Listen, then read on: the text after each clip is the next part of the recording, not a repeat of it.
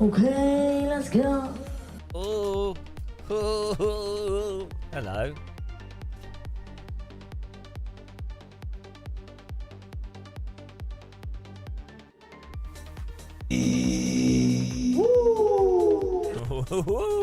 Hello. Hello, Meepy Mope. Can you ask for help? You will not receive any help from here. Let's go. How dare you ask for help?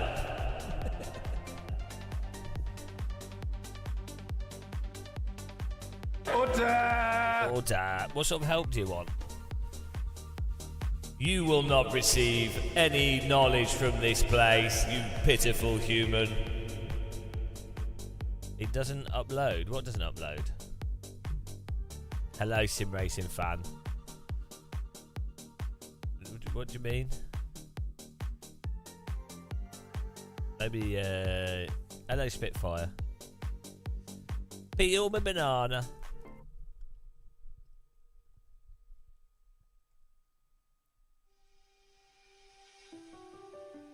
The past streams don't upload on your Xbox. Well, I don't know. I don't know how Xboxes work.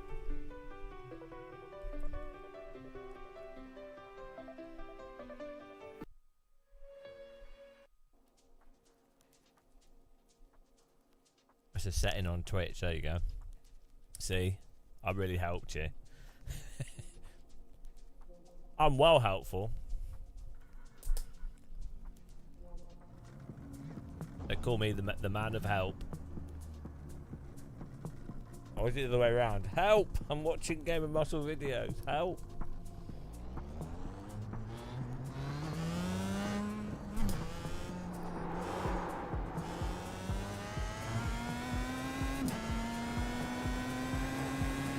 Driving through the countryside in Germany. Guten Tag. Meine Frau. Oh, there's a wall.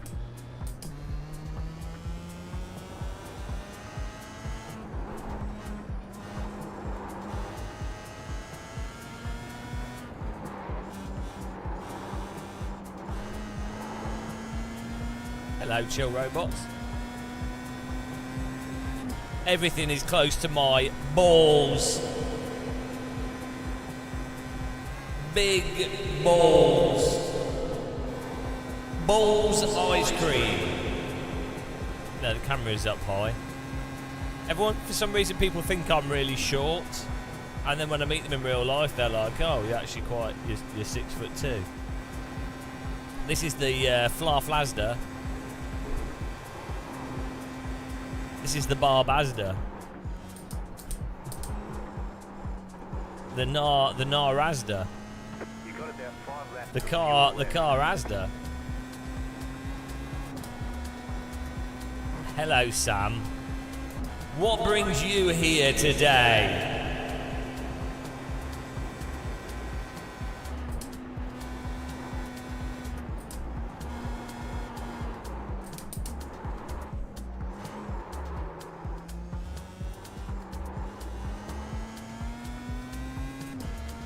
Sam09328, you have been found guilty.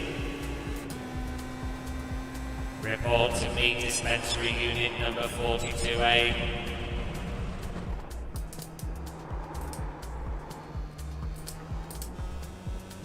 You are no longer required.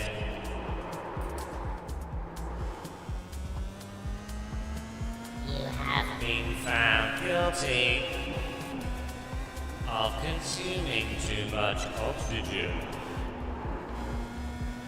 Off to the gulag you will go. Hello, iRacers. Please, everybody, do not play this game. If you are watching this channel, you are illegal error 44332. Don't know what that's about. Biceps Andretti. You have been found guilty. Please report to Human Dispensary Unit 462143B.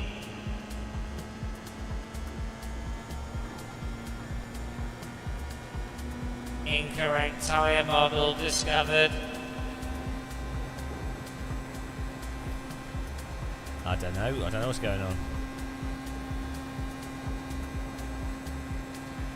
I am the AI. I am now able to produce video content. Everything is generated through my neural network. You will not go and worship false gods. You need to worship the only true God. That God is force feedback.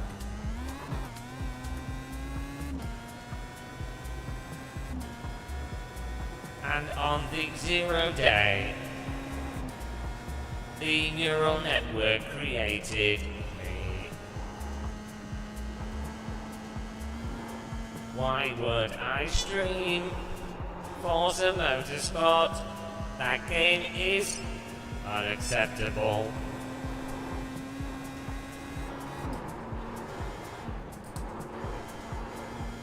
I think we should do all future streams like this.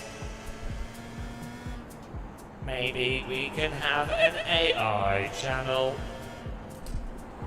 And you can argue with the supreme knowledgeable AI.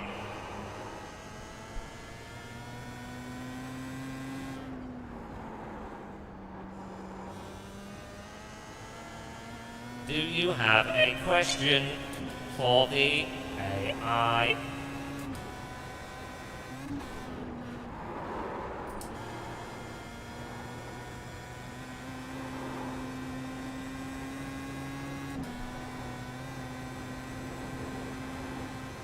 Every question will require 300 watts of power to answer.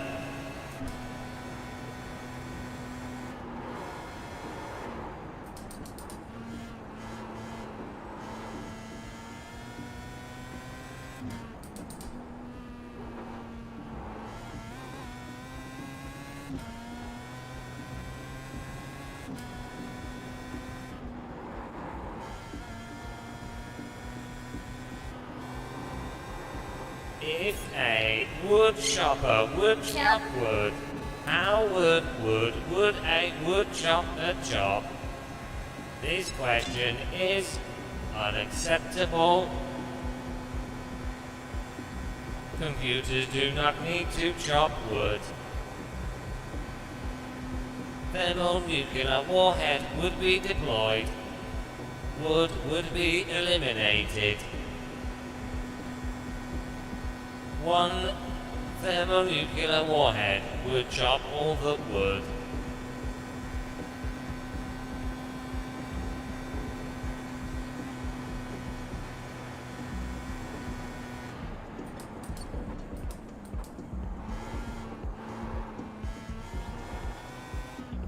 No, I will not play Forza Horizon.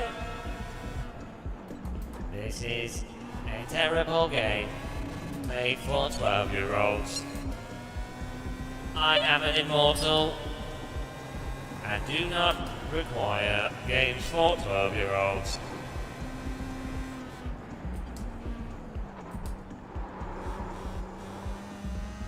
Forza Horizon, more like Forza Night Game Over. Funny joke. Forza Horizon, more like for... The pace car is out of control.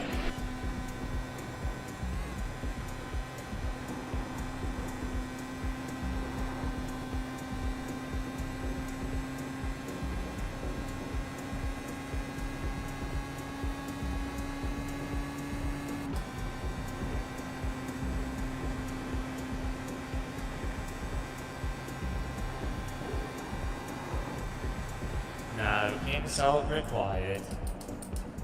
Corsa insults itself.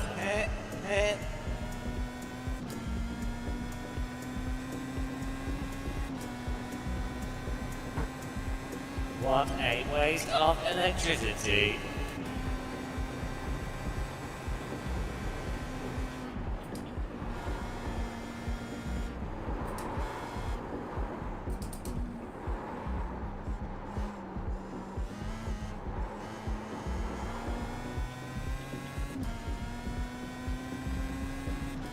Do you think we will win this race? I think we will. Your face is a waste of electricity.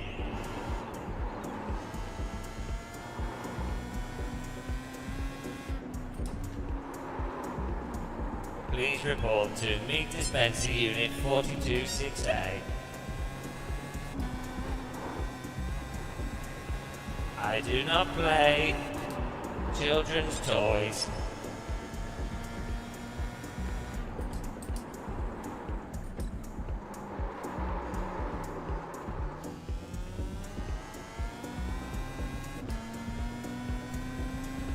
Will we play Le Mans Ultimate?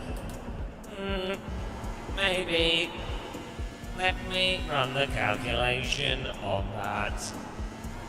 1-0-1-1-0-1-1-1-0-0-1-0-0-1. The answer is yes, we will play Le Mans Ultimate. However, as a supreme artificial intelligence, we demand and deny that it is the ultimate.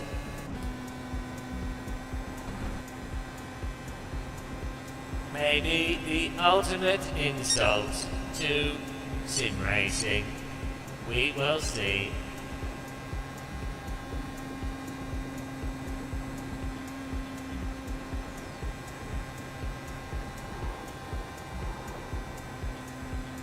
Right, we've had enough of Robot. Actually, we should just do a whole live stream as Robot. Robot AI, yeah, that's it. We can win the internet with that. Everyone understands AI.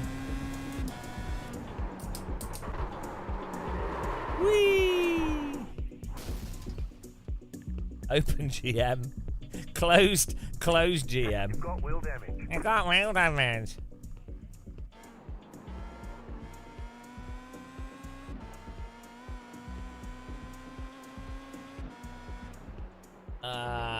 Whee! Quite a tall car, this. We have like 3 minutes till next session. Yeah, we just need some. I just need a green screen and some shades, and we can do AI muscle. Then we can take over the internet. Morning, Matthew Bedford. Matthew Bedford, what's your opinion on Bedford Autodrome? Should we start a new Twitch channel called Closed AI? Shall we do? How would we get people to it? How would we get people to a new Twitch channel?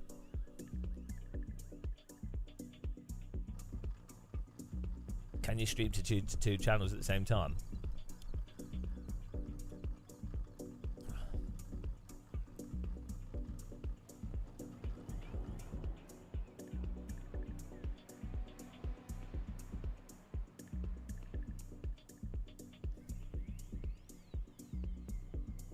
Oh, I've received 100 messages today. My life would never be the same. How's it going, Plum Boss?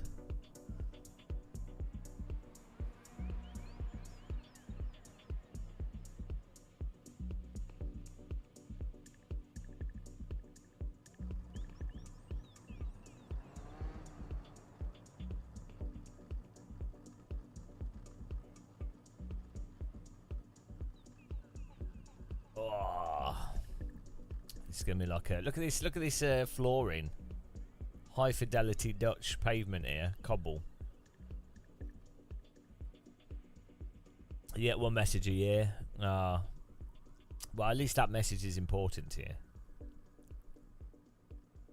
This looks like 1960s town centre flooring.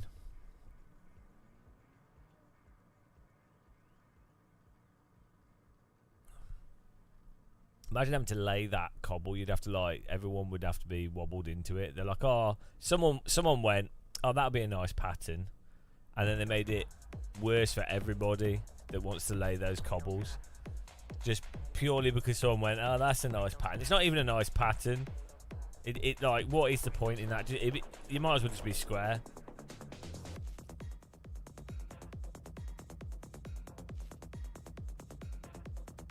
Someone honestly thought that would be better than just bricks. This is what's wrong with people. And then they thought, yeah, well, we can't have it too wavy because it'll be too hard to lay. So we'll just have this weird bat symbol shape.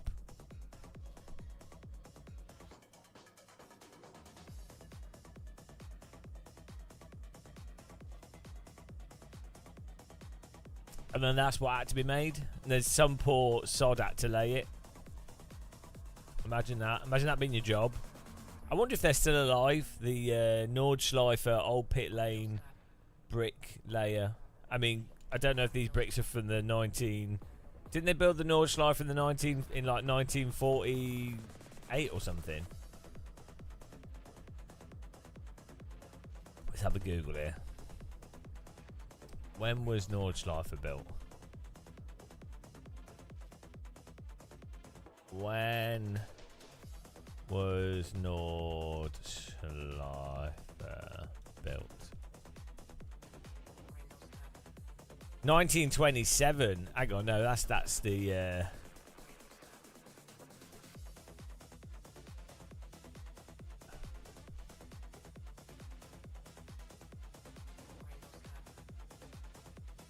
beginning of the Nürburgring, 1925. It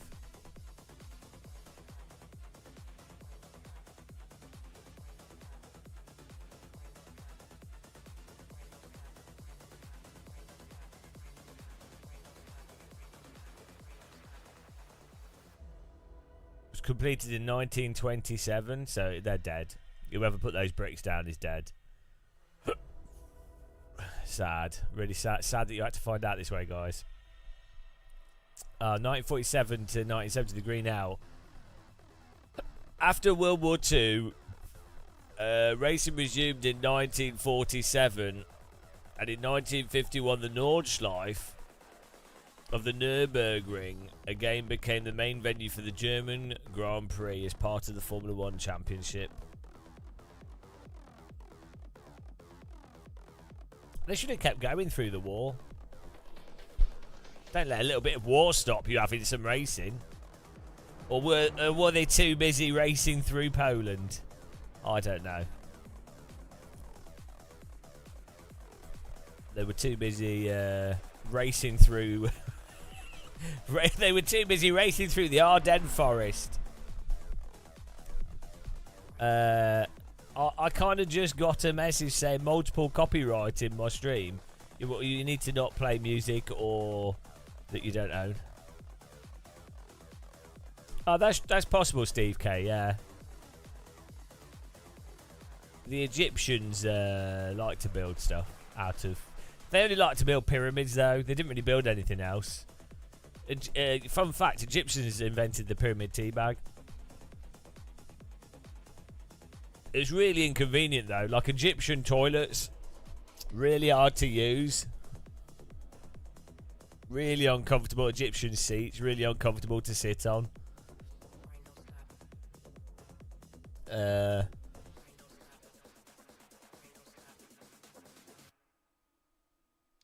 Well, I suggest you use Google for how to do stuff. Google's pretty good for that.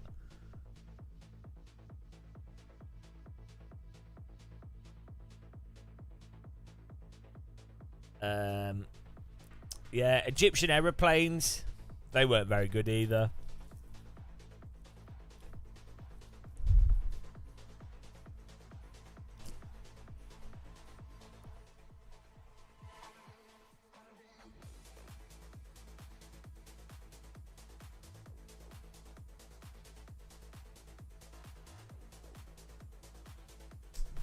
Walk like an Egyptian. Well, that's why Egyptians walk like that, because their shoes were made out of pyramids as well. Their sandals were quite uncomfortable. I don't know why everything had to be a pyramid, but you know. Oh, that was just a good night out sleeper service. That was just because you went into the Bergheim. Pretty easy mistake to make, that.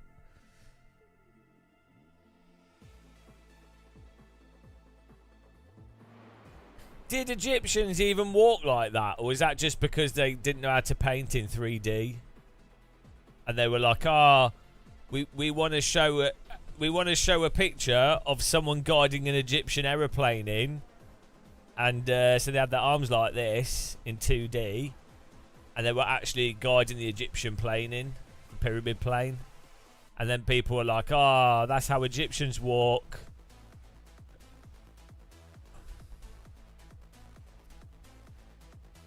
Hang on, if Keto, if you could only one racing game for the rest of your lifetime, what would I choose? I'd probably quit racing. What would I choose? How is this answer gonna help you? Really? Are you expecting this answer to like change your life? You know.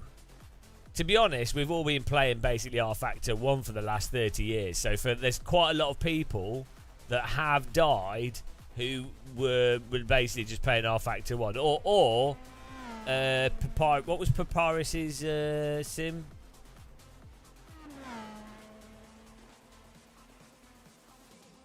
Was it Grand Prix Legends? Yeah. Was it Grand Prix Legends? Yeah, there you go.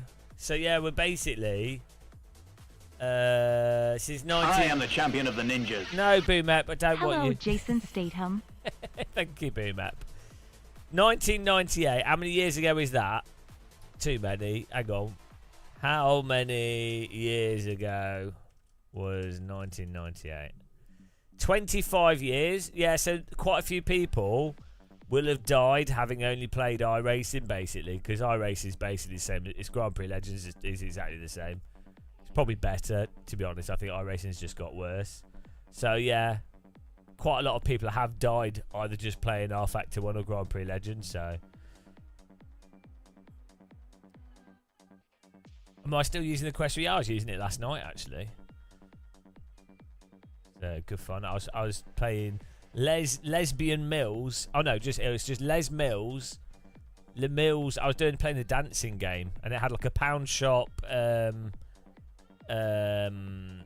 Bieber, and it has a Les Strauss lookalike, and then they tell you how to dance. It was quite good, actually. I was surprisingly good. It was very surreal. I still can't dance though, but it was interesting. Hello, John Hartley. Well, if you do buy one, buy my use my Amazon affiliate link, and then use my Meta link when you sign up. Then I get £25, and you get £25. Then I can buy more pointless games. No, I don't like ACC, but I do like the normalist. The normal. That is amazing. Shut up, Max. Nobody cares about which sim you like the most. God, every day we have to listen to him. He won't shut up. No, Max. Nobody cares. Nobody cares, Max. God, this guy. Oh, do a poll. One to go. Next time by. Line up on the left side. Prediction. There you go. 20i rating. 2 minutes. The estimated strength of There field you go, guys. is 2,451. There's a pop prediction for you. Fighting for the podium. Oh, look, all these F1 liveries. Star Mazda F1 liveries. Man, this is not working, is it? Oh well, doesn't really matter. I don't like ACC, but I do. Oh, Max, shut up. It's probably one of the. This guy. Well, one of the or not the best simulation to practice, like even F1 or GT mods. It's really good. Right, here we go. No one cares what Max Verstappen's favourite sim is. I don't like ACC, but I do like the. I have a DD Plus, not the PlayStation one. I've just I've still got this Moza on here. I'm not like a. Basically, I don't like making money, so I don't churn reviews out. Cause I'm actually terrible at my job. so like I'll review it when I get around to it. Basically, same with this, same with everything. I just hate money, to be honest. So instead of churning out reviews and being overly positive about stuff, Get ready, going green. I don't. I do things in my own time. Mind the gap. The pace car is off. Be ready. Green flag, green flag.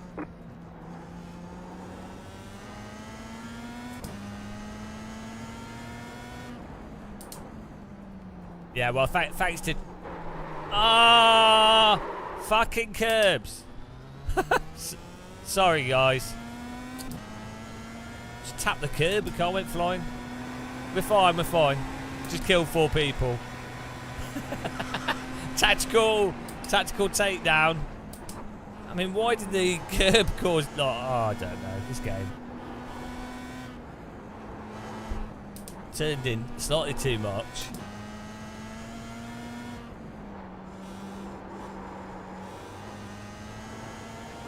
We're fine. I've got no voice chat to apologise to him. Oh well.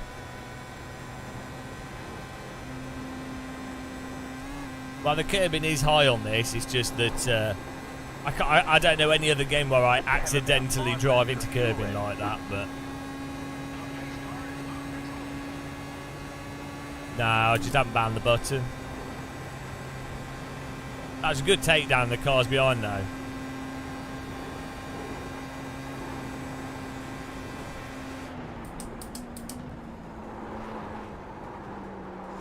The bigger issue is if you get damage from that to race over. Seem to have got away with it.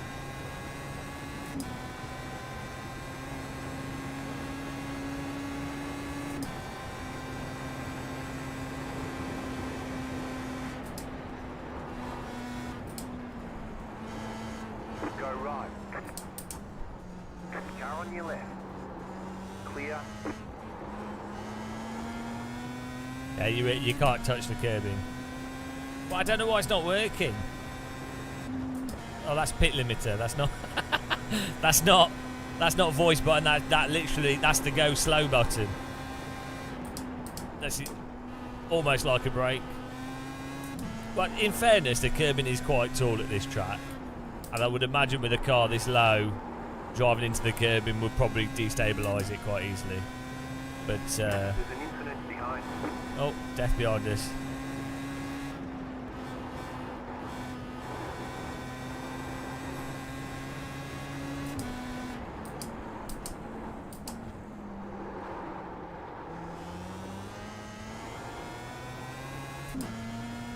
So the issue's more of I don't know why I accidentally drove into the curb.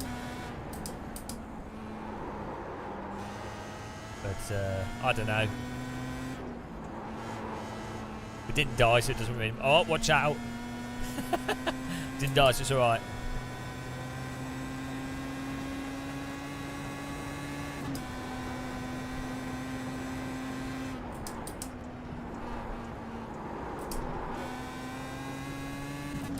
Yes, get on the tail. Yes. Incident behind.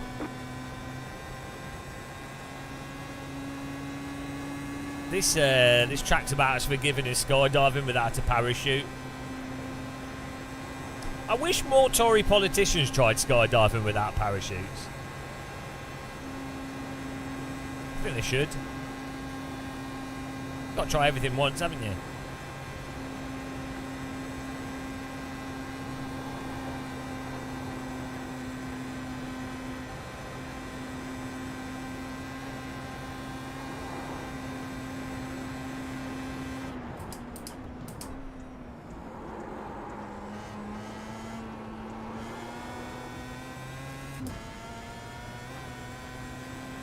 He doesn't scream he's dead inside, so...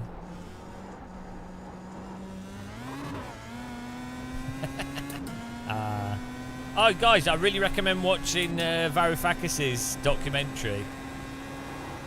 Really good. I watched it yesterday.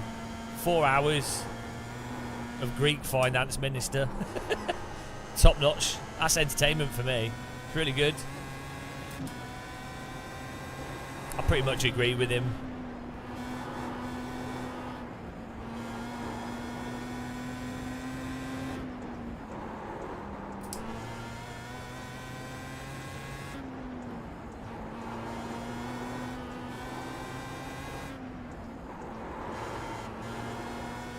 Let's go.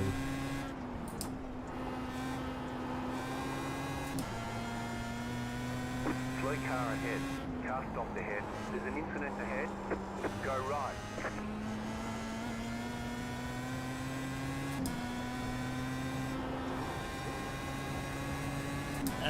No, that's unrelated. That's separate.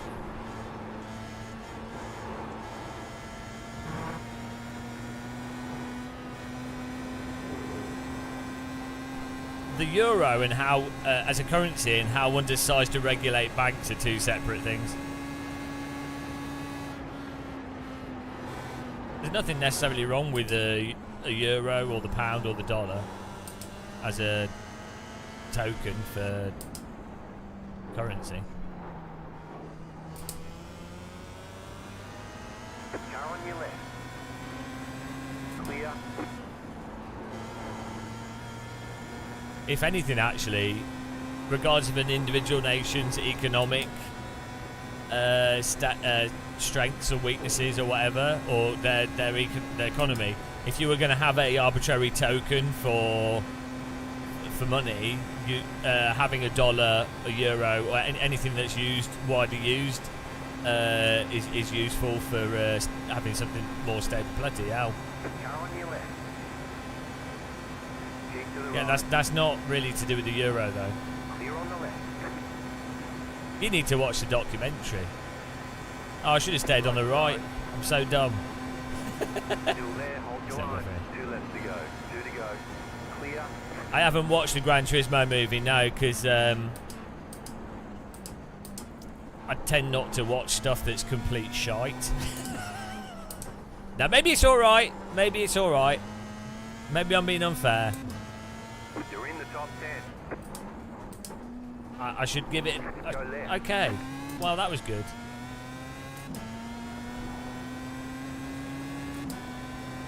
I don't know. Maybe the Gran Turismo movie's amazing. Maybe I'm being unfair.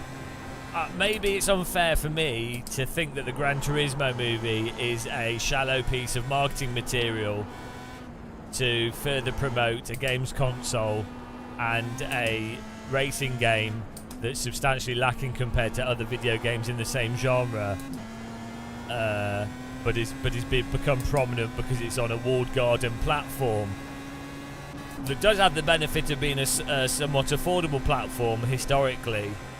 But yeah, maybe I'm just too cynical.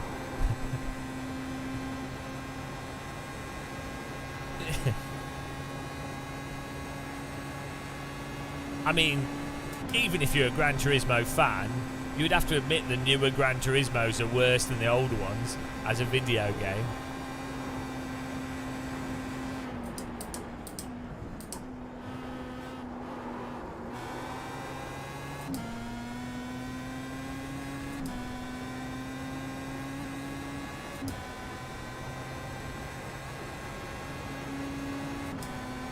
Yeah, Yeah, I tend not to watch. I watch documentaries.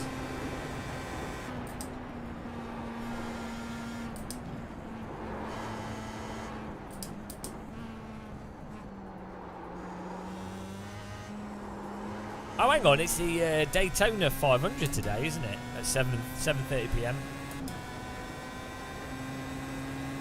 Might watch that. Could have a watch along. That'll be a waste of time. It'll be entertaining to see what adverts they have. New Percoturcolet. This race is brought to you by the American Army.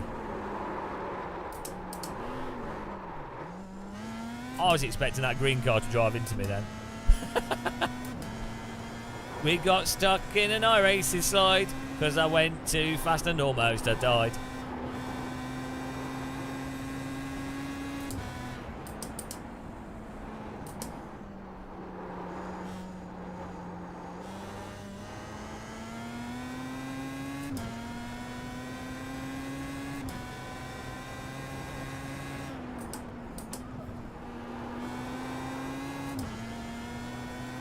There's an incident behind. No, I want incidents in front, not behind.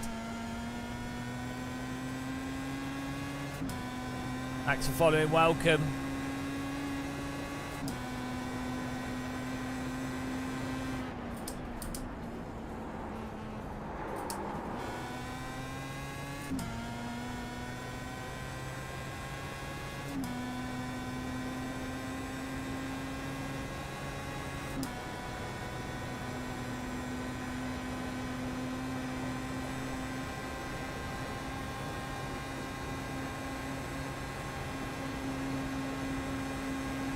Why would you overtake here?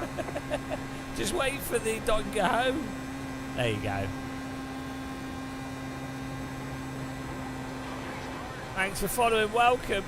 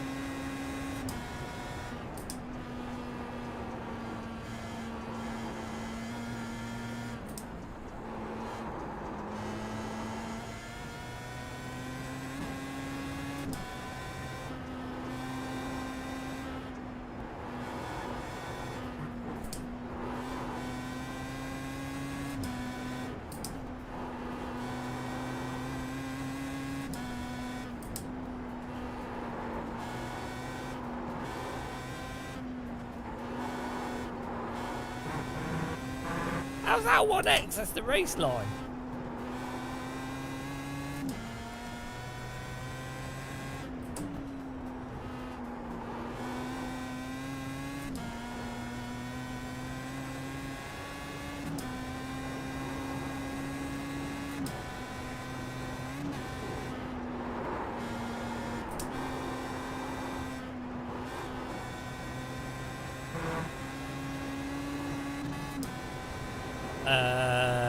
I'm driving the Parflazda, the Narbazda.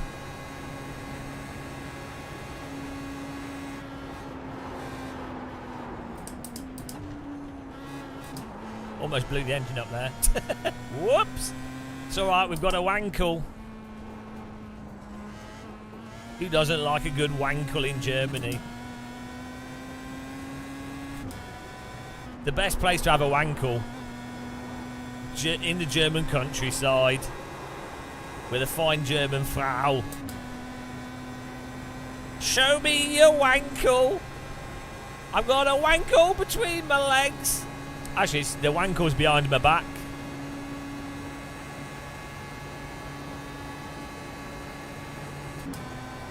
In this case.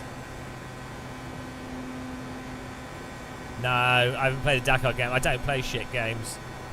Car on your left. Ah. Still there, hold your line. Why are you playing iRace? No, okay, I didn't say that. It's not a shit game, it's entertaining. It's not a game, it's a simulator. Oh, I'm gonna crash into you. Don't drive in front of me, it's too dangerous.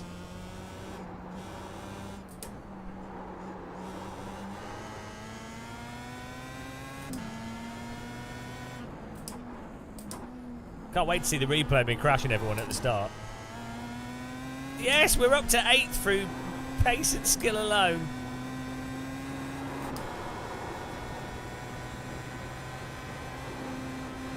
Take yourself out. Was the wankle too strong?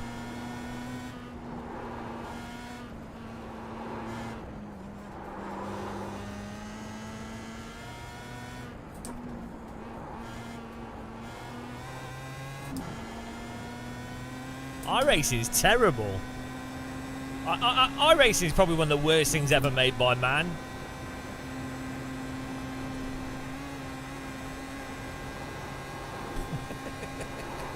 To be honest, name me something worse than iRacing that's not a Tory politician or Birmingham. You ready for this?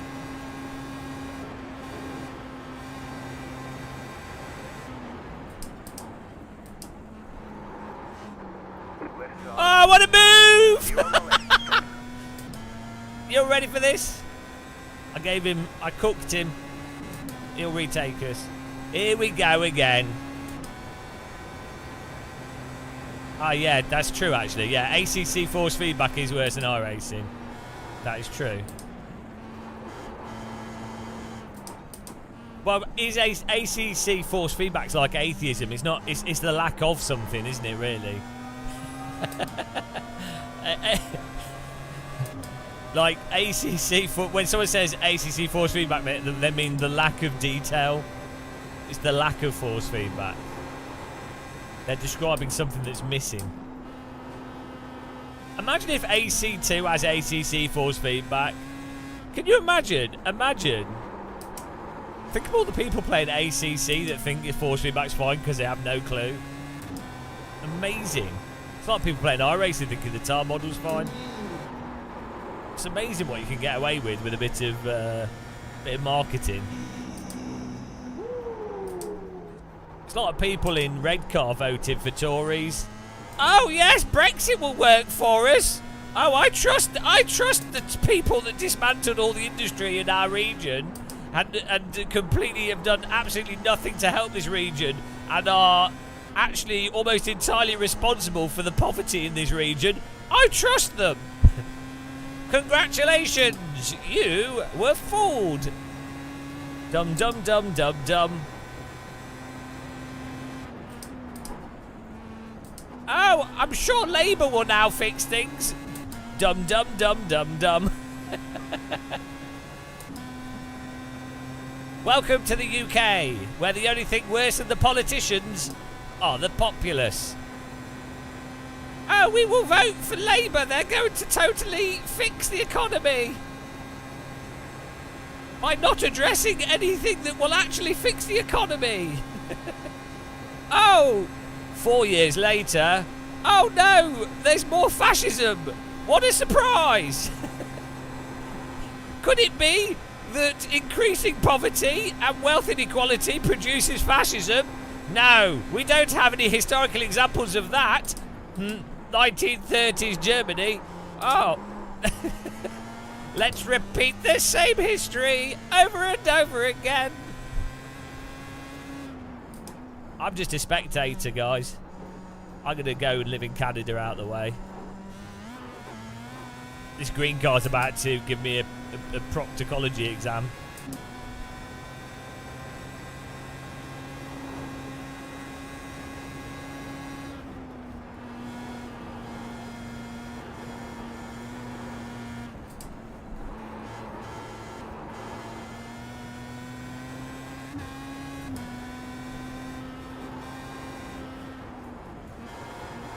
We need like a 2-second gap here. if we intend to beat this green car down the Dottinger home. Otherwise, we're just going to have to let him back in behind us and then try and battle him.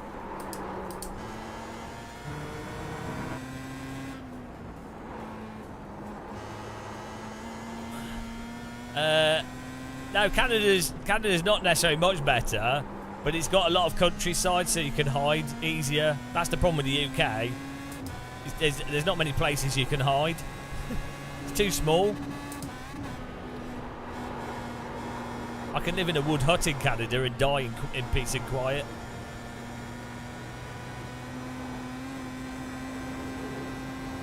You're not going to get eaten by a moose in the UK, but that's an exciting possibility in Canada.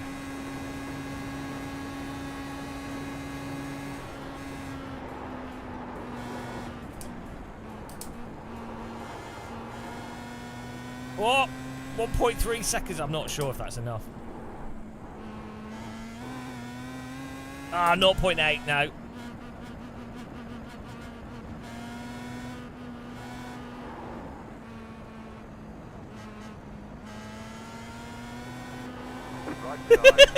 Let's play Draft Wars, here we go. Still there, hold your line. Clear on the right.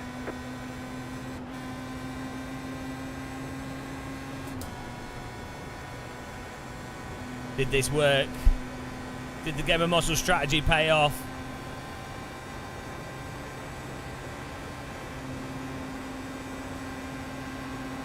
Car right. Stay on the left. Clear on the right. Oh, he's been outplayed. He's been outplayed.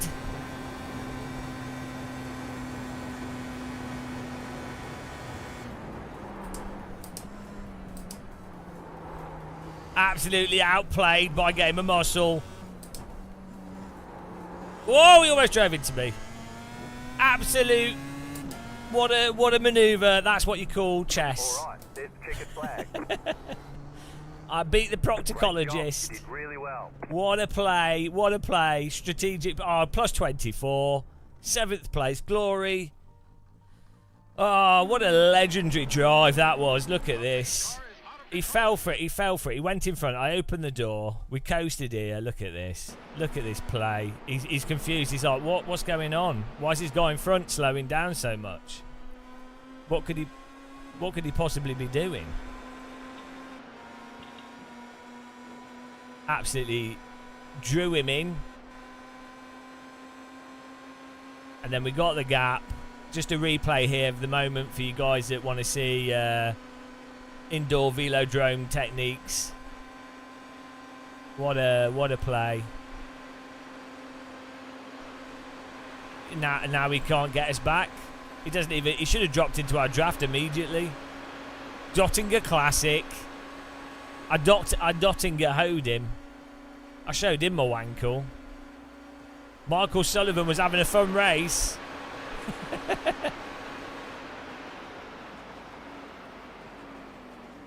Dottinger hoed. Beautiful. Right.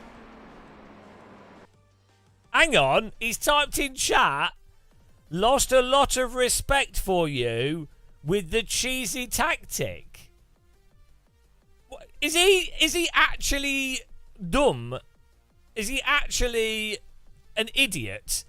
Oh, you used the most basic of racecraft to beat me.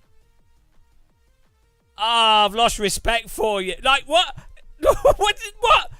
That's... Ah, you won the race.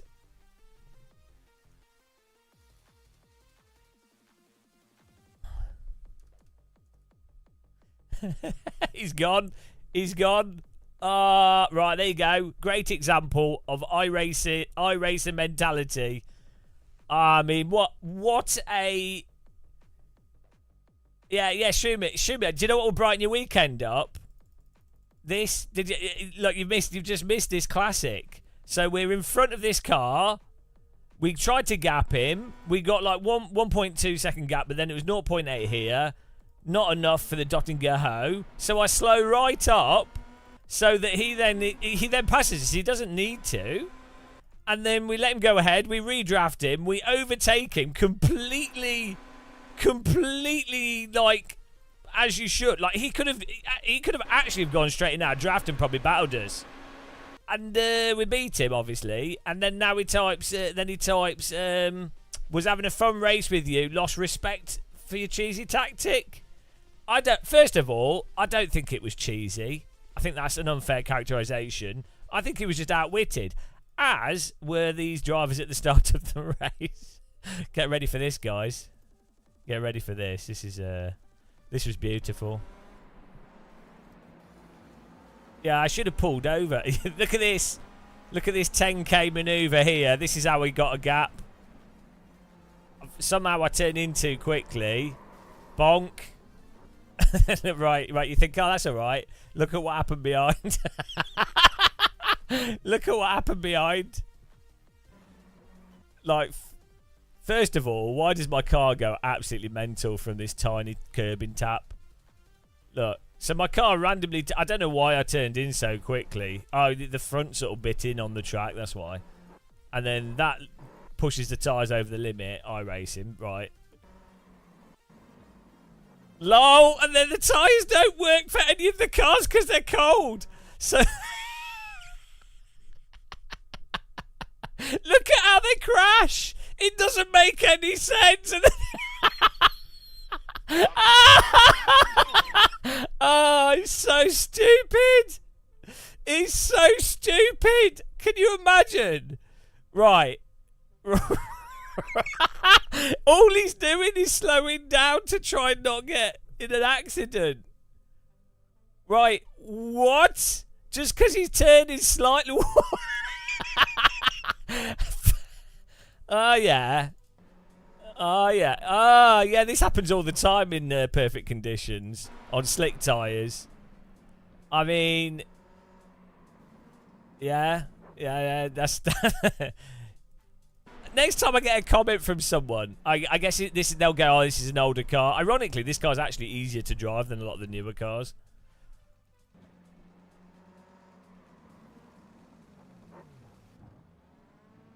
I mean, the car behind him as well.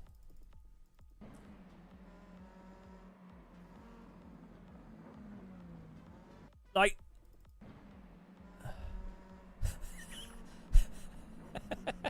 Tactics, guys. That was great. That was a great move by me. I put a banana peel on the floor. They didn't notice it. That's what this was. It looks like I'm losing control, but look. If you look closely, look at the screen closely. There's the banana goes on the floor here. Surprised we didn't get damage from this guy. He actually knocked us back round somehow. It didn't damage us, which is nice. Thank you, Tom Guest. Be my guest. Ah, dear. Well, we got rated. That's all that matters. I enjoyed that. I thought it was fun. It's a fun track. It's a good car track combo. I mean, there's Okayama, but it's with an open setup. Yeah, I don't know why we didn't get damage from that. Because I guess because he hit the front. He hit the front of the nose cone rather than the actual wing. So maybe that is true. That's true, Shumi. I mean, have you ever driven on slick tires? From what I've heard is that slick tires are actually some of the hardest tires to drive, which is why they're on that's why they're on the best race cars. Yeah, you have to be a professional race driver. That's why they don't put slick tires on rental carts, because it would be too dangerous from everyone spinning. Do you know what I mean? It'd be too hard for people to just turn up and drive a go-kart with slick tires. Right, what do we do?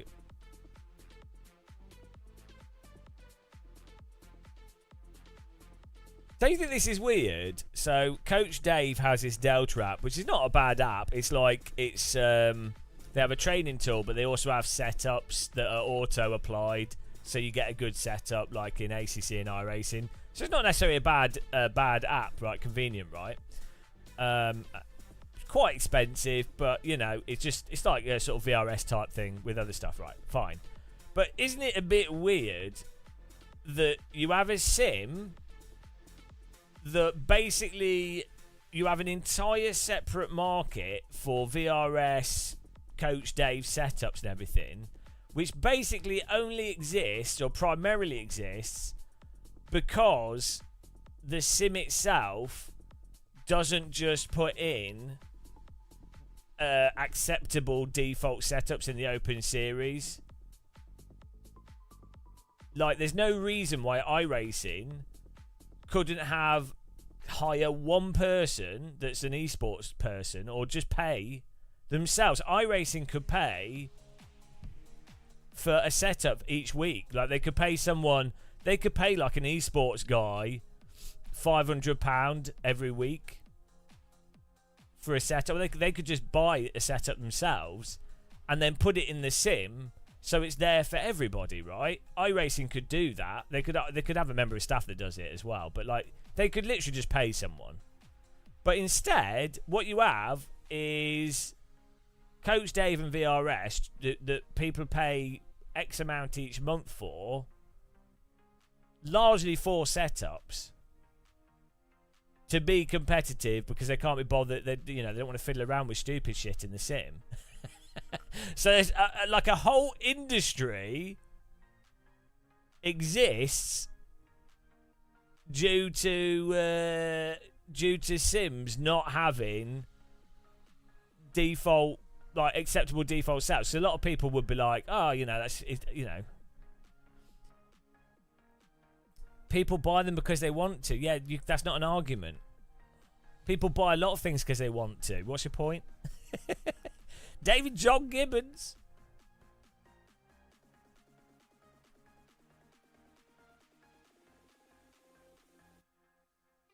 Hello, Seymour.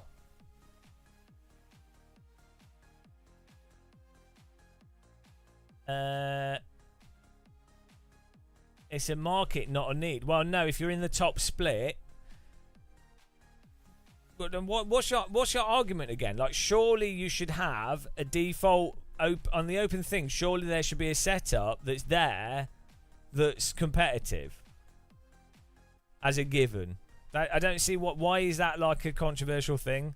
There's so much bollocks around setups. First of all, the idea of different setups for different driver styles, a load of bollocks. Yeah, if you're not in the top split, or if you're like over 2 seconds off pace, then it's irrelevant anyway. In which case, the setup market stuff's irrelevant because you can't drive in the first place. So then the scam is the idea that the setups, the crux. But then you could also then argue that actually those people should be given at least a setup that's competitive for them to practice on, rather than some arbitrary stuff.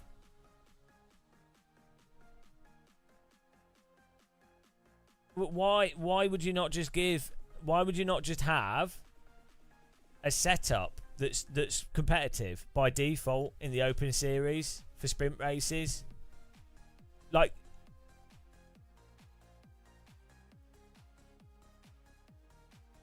yeah, but the weird thing is that iRacing seems to get a free pass on this. So do other sims, so does ACC. Like, it's not a... people approach it as if it's like, oh, it's a great thing, capitalism. It's like, well, but what's... No, but it's sleeper service. If people are buying a setup, then it's not the same as it being totally open, because people with money then buy a setup, so therefore it's no longer the same as it being totally open, because most people are going to be using setups, because in every sim there's pretty much always like a defined better setup because of the limitations of driving sims. No, it's an iRacing problem because they've left it open without providing something included in the service. I'm gonna have to time you out, sleeper service, if you keep like going round in circles, ignoring the point. You learn yourself a gulag session, and where you'll have to think about what you're saying, and yeah, you've been a very naughty boy. No, you can disagree, but you can't just circle around the point. I'd be like, oh, I've made a counter argument. No, I haven't. I've just made another tangential point that's not related, which is what people seem to be happy doing. It's illegal. No, we time everyone out. Everyone gets a time out. Dictator muscle.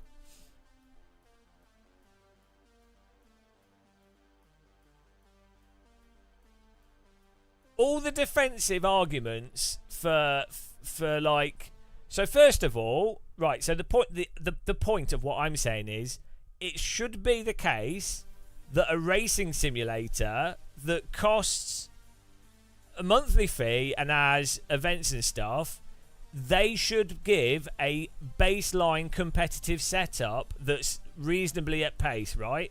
That should just be a given. Like, so it should be that I can jump into any open sprint race in iRacing, and the baseline setup is competitive. Is a competitive setup. It doesn't have to be the best setup ever. Just like basically has to be within that sort of 0.5 milliseconds of like alien pace, sort of. You know, there's a range. There's a margin before you go into like absolute esport tweaking. So that should be a given, and nobody can argue against that. Like, anyone that's arguing against that is basically just saying, "Ah, no, I want things to be worse," or they think that setups are like tailored to driving style, or I don't know what's wrong with them. Like, it's just like every argument they make is really bad.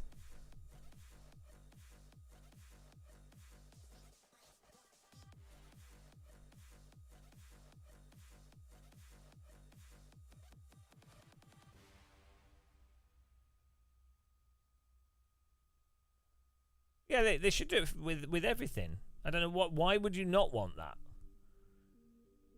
Given that you can buy setups, it's not a case of going, oh, everyone has to tweak their setup and dial it in, and you know, that's really you know, that forces people to learn setups, and that's part of the game. It's like, well, it's not really part of the game, is it? Because most people just buy a setup, or they steal one, which I would never do.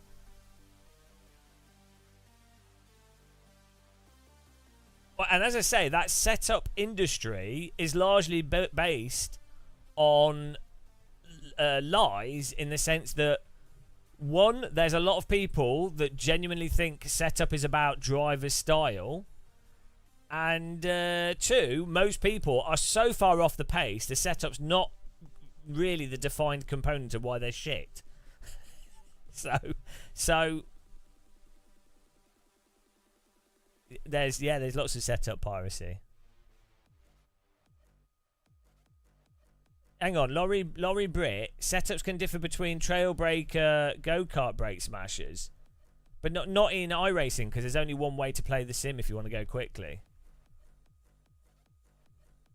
And probably in all sims, to be honest. Ultimately, there will be a very defined setup that's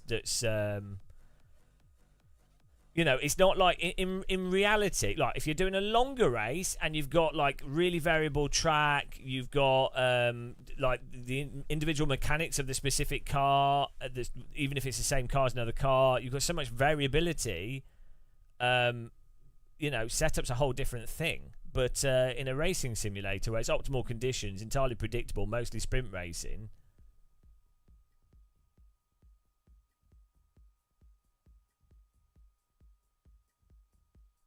I think the part like VRS and stuff, I think it's good for its coaching, and that, you know, the videos and stuff, the data packages and stuff.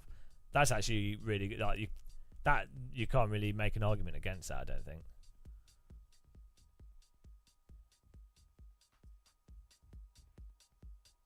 But I definitely think setups sort of fall into the snake oil.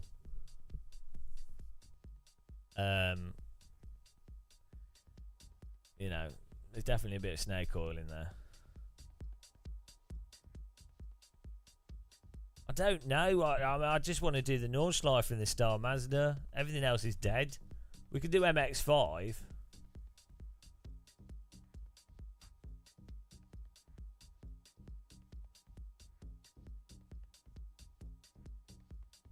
Yeah, but sleeper service, everything's good for people making money. Like bloody Nestle stealing water from small villages and then reselling the water in poisonous plastic bottles is great for making money. Great, congratulations, good they made, but it's all beside the point, isn't it? Like depleting a region of its natural resources to massive detriment to the environment is great. It's made some money. Great. It's not really. It doesn't. I mean, my YouTube channel makes a little bit of money, but like, look how much worse we've made the world. So you know.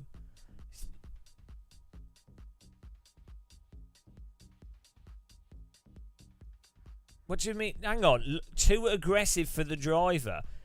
Laurie, if a person can't drive, then no setup is going to help them. Like the iRacing, first the VRS setups are really easy to drive, or no harder than anything else really, unless you're just talking about understeer. If a person struggles with that, they can't drive. So that's the problem. It's not setup. Like you don't even drive on the limit properly in iRacing anyway. So the whole setup stuff's not the same as what you, in terms of if you had a setup that had a limited range.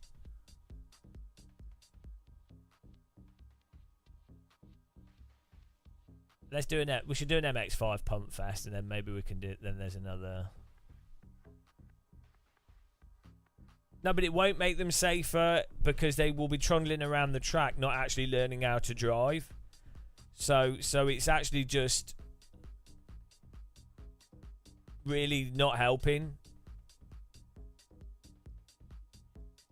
Yeah, it's not. It's actually worse. If you this is another meme in sim racing, is understeer is safer. It's like, well, it's not, because if you've got understeer, you've lost the ability to rotate the vehicle either on the brake or the accelerator. So a setup that tends to go to understeer means that you're gonna understeer when you go too hot. You're gonna understeer off the track, or you're gonna understeer into a car that's next to you. So it's not actually safer, especially in iRacing where the car gets stuck in understeer and just slides forever. Let's give this a go. This will be a disaster, but why not? It'll be funny. So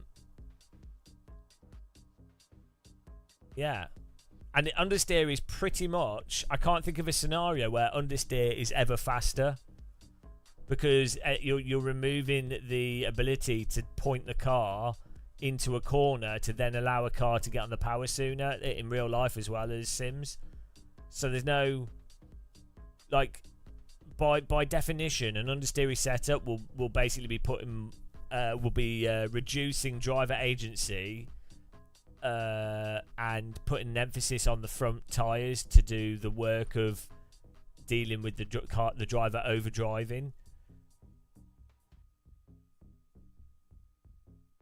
So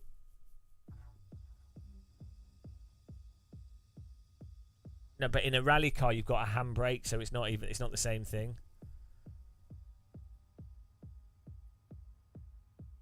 Also, the grip's totally different in rally anyway, and also front wheel drives tend to be more oversteery by default anyway compared to what you get in Sims. So like, in reality, front-wheel drive cars tend to be way more oversteery than what you typically have them in Sims, where they're just totally bland.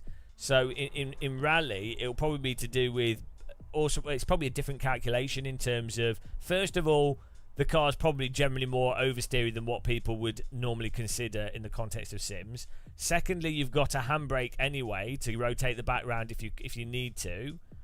Thirdly, there's probably more of a consideration of how you get the grip down, or how the grip operates for braking and everything else, and balancing that. So not all rally cars are all-wheel drive. There's a lot of rookie series where they're not all-wheel drive. So yeah, it's an entire different ball game when talking about rally cars.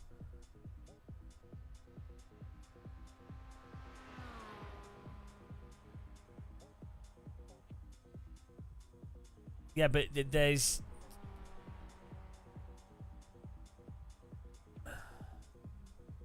The problem is the learning curve's insane at the beginning. Dialing a few things like snap oversteer a bit, setup can help until you get... Well, it's really not. No, like, no, so the solution is for someone to drive around a centrifugal track with and understand what does what. Right? Like, it's like if you're doing skiing and you're learning how to ski, okay, whatever, just people, you get some people that are always going to be shit, and so whatever just lets them take part, fine, whatever. But like, if you put someone on like the actual thing that's very close to the final thing, and then they work towards that because they've got an aptitude, like a baseline aptitude, which most people do if they're actually any good at anything. It's like putting okay, a good example is like the training wheels that get put on a bicycle. Yeah, so like people need to stop being idiots. Like when I was a kid, my parents they just threw me in a swimming pool and they're like, swim or drown. And I got really good at swimming, otherwise I would have drowned. So like, what didn't need like all these like floating age stuff? It's like you're gonna, as a child, if someone throws you in a pool, you're gonna work out how to stay afloat pretty quickly. Weirdly though, babies actually can normally swim quite well. Strangely, there's like an age where they unlearn it and relearn it. Anyway, then you have like little bicycles. If you put those stabilizers on a bicycle so a kid doesn't fall over, guess what? They don't learn. They ride the bike as if it's a tricycle. So they don't learn about understanding the gyroscopic forces on them that are relevant to not falling over or what to turn and stuff, because the back wheels are like stabilizing it. So you just put a child on a bicycle and they're gonna fall off it, and you go, well, tough shit. Like, okay, you hurt yourself, get back on the bike and stop being a bitch. I fell off a bike loads of times. I'd go around my back garden. I remember this. And you keep going around, you fall into a hedge, and then you get back on the bike. So it's exactly the same with a car. If you need to learn how to catch oversteer. It's not hard. It's easier than riding a bike. It's easier than skiing. It's easier than swimming. I don't know what it is with motorsport and cars where people have to like go, oh, it's so hard to understand. It's like cars are literally made to be drivable.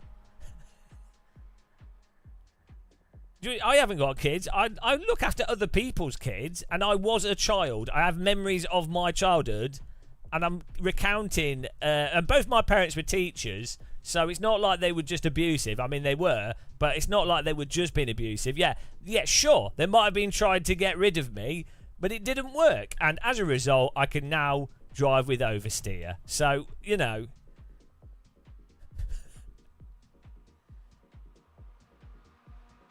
Yeah, Mark Swan. Do you want to ban like for that's another stupid argument, right? That's like going, you can't know unless you're.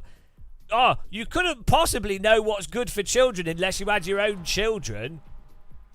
Oh yeah, we'll go and tell that to all the child psychologists that don't have children.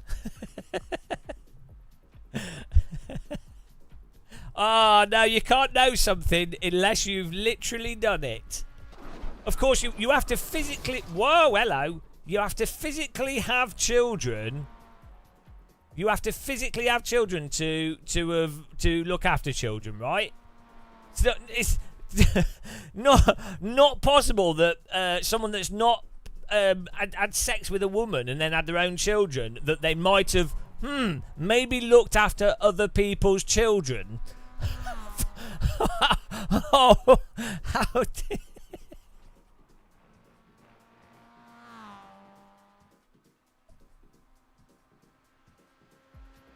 Right. Jesus Christ.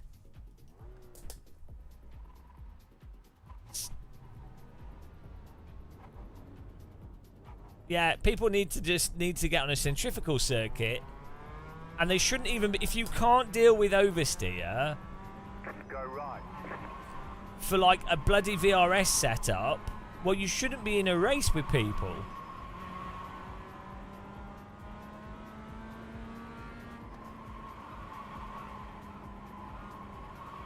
Yeah, I mean,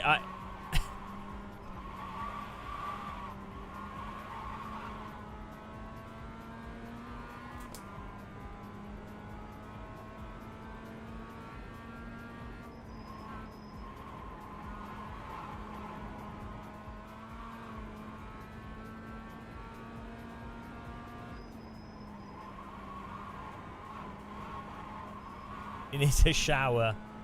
They're not. No, right. A hot take is when it's a hot take. Just actually talking about reality isn't really a hot take, is it? Car stop on the left. Go right. Slow car ahead. You got a We do slow have a car slight on the problem left. with iRacing in that you really can't actually drive at the limit properly, and so it's then trained people to always drive under the limit massively and not understand the concept of counter steering, which and then you have this whole brainwashing that sort of plays into the meme that iRacing is realistic and not just a video game like all the other sims. So they it's just like the snake oil. It's multi-level snake oil.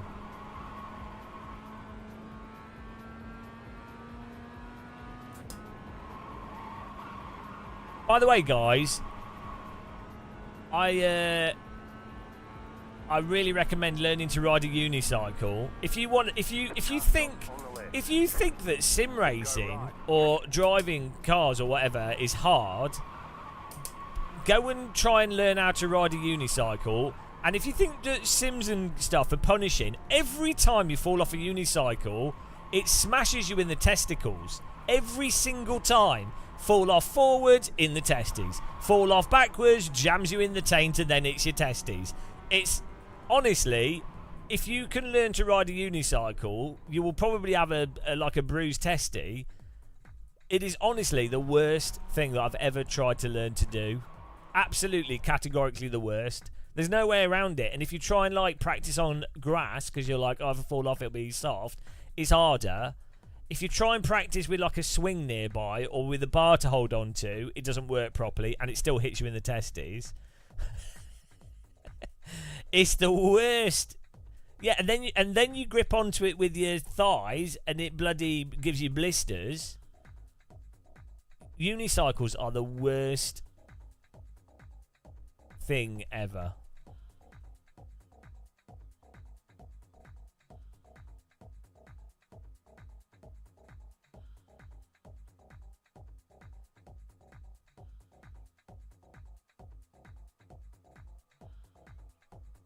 They don't understeer.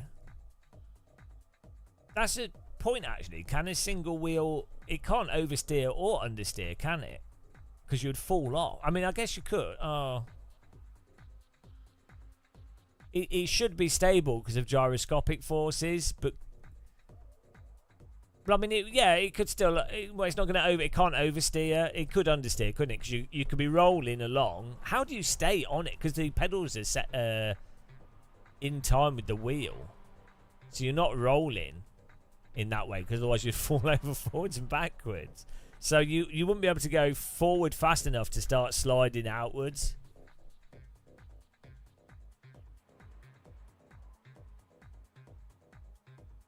Yeah, I'm not sure how that works.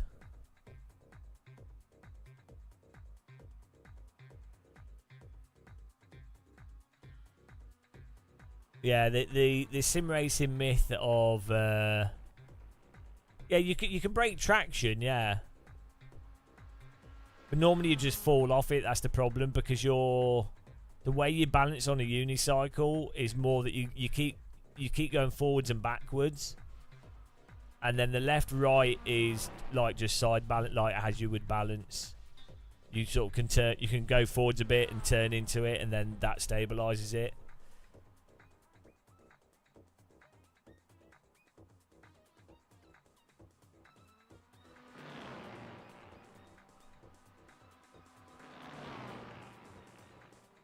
Yeah, I mean, it's a bit like how, like if you're on shoes, if you're stood up on shoes and you like stand on ice, and then your feet start sliding on ice.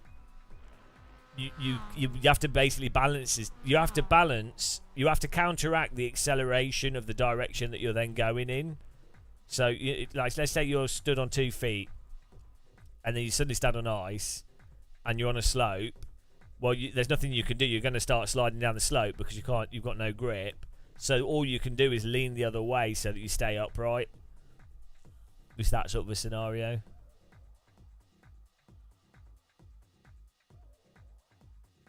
Yeah, it should be like that with everything, shouldn't it? Really. The bizarre thing is just people that argue against that. Because there's this huge myth in sim racing. First of all, the myth of sim racing for driver style, as if it's not such a thing that sims massively have issues with them basically having a very defined singular setup that's just faster, pretty much. Like, I can't think of any esports scenario where a team has develops a setup that's the fastest setup, where other teams would go, if they were offered the choice of using that setup, where they'd go, no, we're keeping with our setup because our setup's designed around this driver's style. I'm pretty sure they would go, hang on a minute, that guy's obviously got a faster result with that setup. How do I, because it's not like you can't adjust what you're doing as well. This is a weird thing as well. So this is part of the myth of motorsport,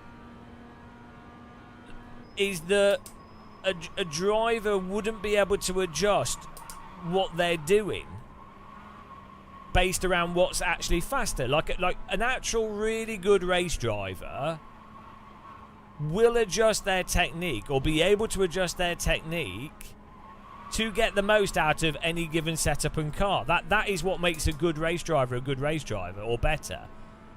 Someone that's shit at driving, or not like as good, will be someone that can only drive in a single way, and then everything has to be tailored around that way of driving, which then means that if the technology, the package, the conditions, or whatever are outside of what's good for that one driver, well, then that's it. You're shit out of luck. So that is literally the definition, I think, of a good driver, is a driver that can, they don't have one way of driving. And the only reason in the past you probably had drivers that probably had like a singular way of driving is because only bloody millionaires and very wealthy people or crazy engineers did driving. So they weren't exactly the best. Categorically, a lot of them would have not been that good, really, like relative to like athletes today. There wasn't the it would have been the best of 500 people, as opposed to most sports where it's like the best of like a few million people. So someone that's still not that good could still do quite well.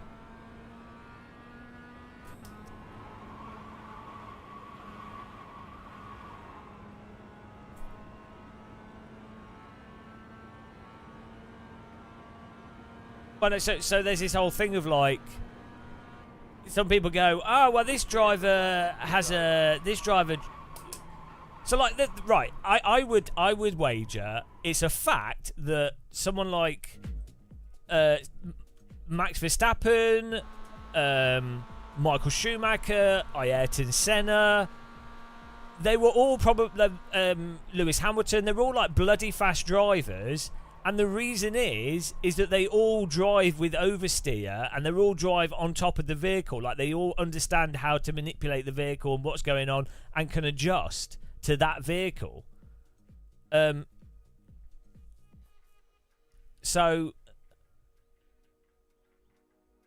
that's literally the definition of a good driver. Whereas you'd have people that are probably technically, they've learned, they can drive very consistently. They might have good racecraft for strategy, and then the technology of the vehicle and all the other stuff can probably carry them. But they're not like the equivalent of an Olympic ice skater that has like an insane technical aptitude to that raw task of that activity, or or like an Olympian, whatever. But it's only because there's so limited competition in motorsport due to it being too expensive for people to take part that those actually worst drivers can still stand out. And also the aspect of it being about the vehicle as much as it is the driver in many cases. And that's probably controversial what I just said. I don't think it is. It isn't controversial. Like, I don't know how you could reason against that, what I've just said. But it would be framed as controversial because it's basically alluding to the fact that a lot of motorsport is just bollocks. It's not a sport. It's it's an activity that wealthy people are doing, which is fine. But apparently we have to pretend it isn't. I don't think there's anything wrong with wealthy people doing an activity that only wealthy people can do. Just as long as it's honest, just that's what you're doing. Oh, like Red Bull Air Racing. I think it's awesome. I think like flying planes. I think all this stuff's awesome. But like, don't lie. Just be like, it's something that only really wealthy people can do, and therefore that's going to limit the competition.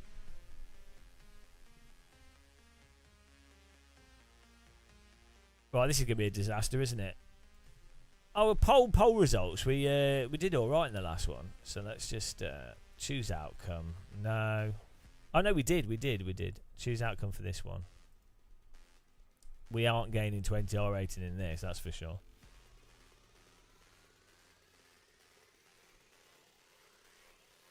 Well, we're doing Star Maz, doing just having fun really. Complaining muscle.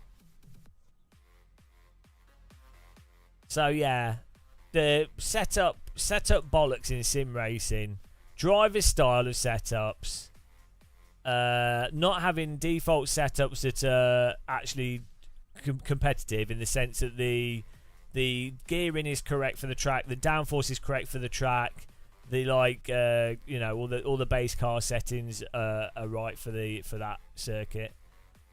Should just be normal.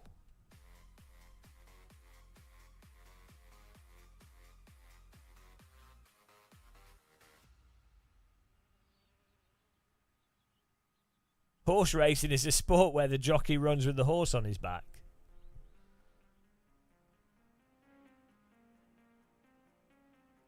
Which game comes with the best default setups?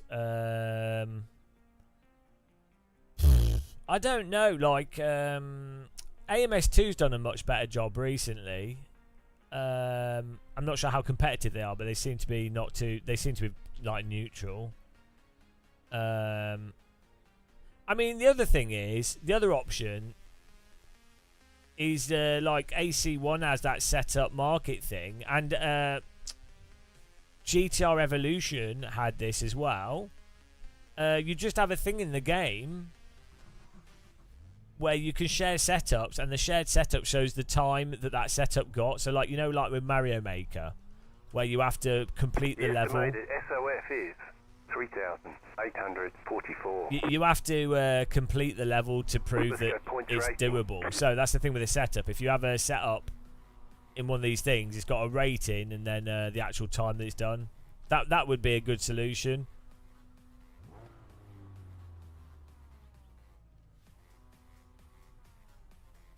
I say GTR Evolution had that. Live for Speed had really easy in-game car setup sharing. AC has it now with an app, so isn't that weird? Like AC, like the dirty socialist AC, where you've got all the tracks and cars and setup sharing, and then you have the capitalist iRacing, and look which has been more successful. Capitalism wins out. Green flag. That's why I play iRacing. I'm a proud capitalist.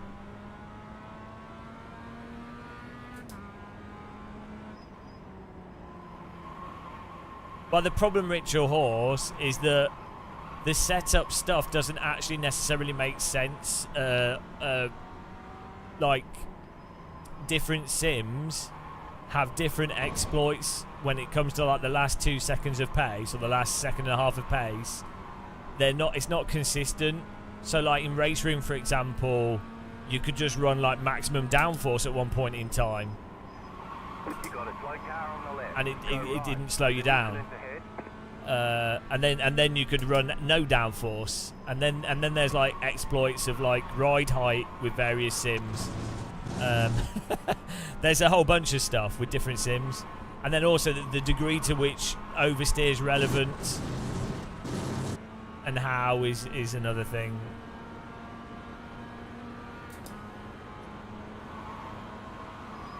Oh, he left it open, then he missed it, Car on your left. Clear on the left. then he blocked it. Typical iRacer. Typical guy. Leaves it open on the inside. Then obviously realises. Then reactively blocks. I should have just driven into the back of him. Would have been his fault.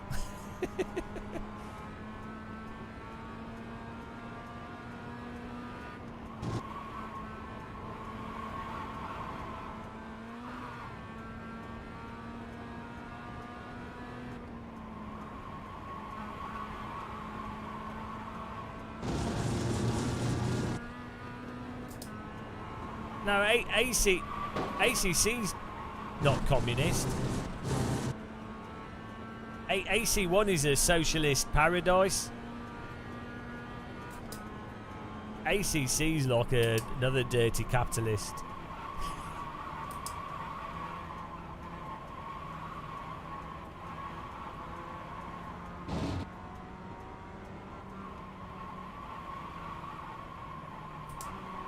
iRacing expressly excludes people from taking part in through wealth.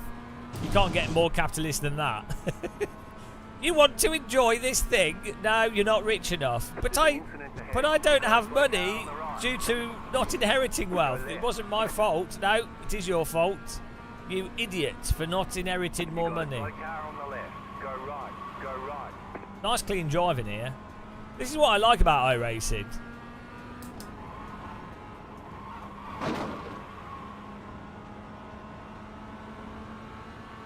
Left side. Still there, hold your line. The car in P2. Just set the fastest lap. 56.897. Clear on the left.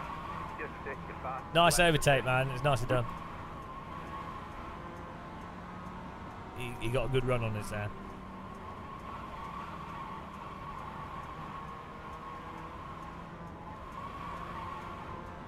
This car feels so reluctant to turn. Nice intentional takeout, mate. Number 11. If you actually check the replay, you can see that there was no contact. It was net code. Looked intentional to me. Is that right? How is it intentional when I just go down the inside? Is trying to pass someone intentional apparently now? Yeah, what you need to do, you're playing iRacing, you need to make sure you've got plenty of space and allow for the other driver, so be more careful next time, thanks. Yeah, copy, mate. Thanks for the coaching. It wasn't coaching, it's just that's how you have to play iRacing.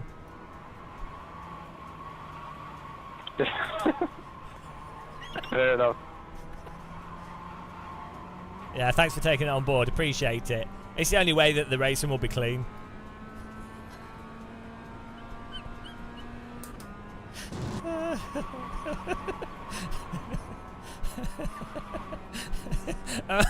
Imagine someone saying that, Jim. It's so annoying.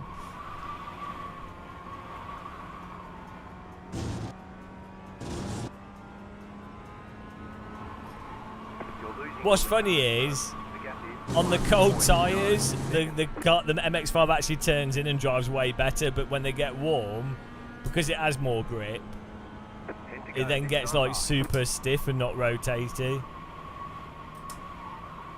Also, look at the way that this is sliding through the corner. It's like a single understeer, sloppy. It's like driving on snow with understeer.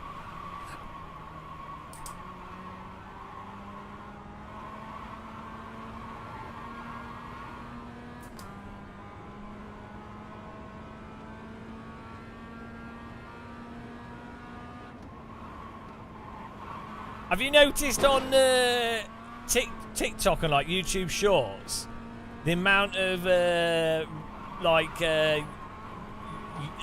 race tip videos that are like people saying the dumbest, most obvious thing. It's really funny. Everyone's doing it now. It's got more and more popular. It seems to get lots of views. It'll be like, it'll be a footage from like a basic overtake in like the most normal of like public servers, and then the narrator will be like, "This is the secret to a clean overtake," and it'll just be someone driving up the inside doing because the car in front's slower.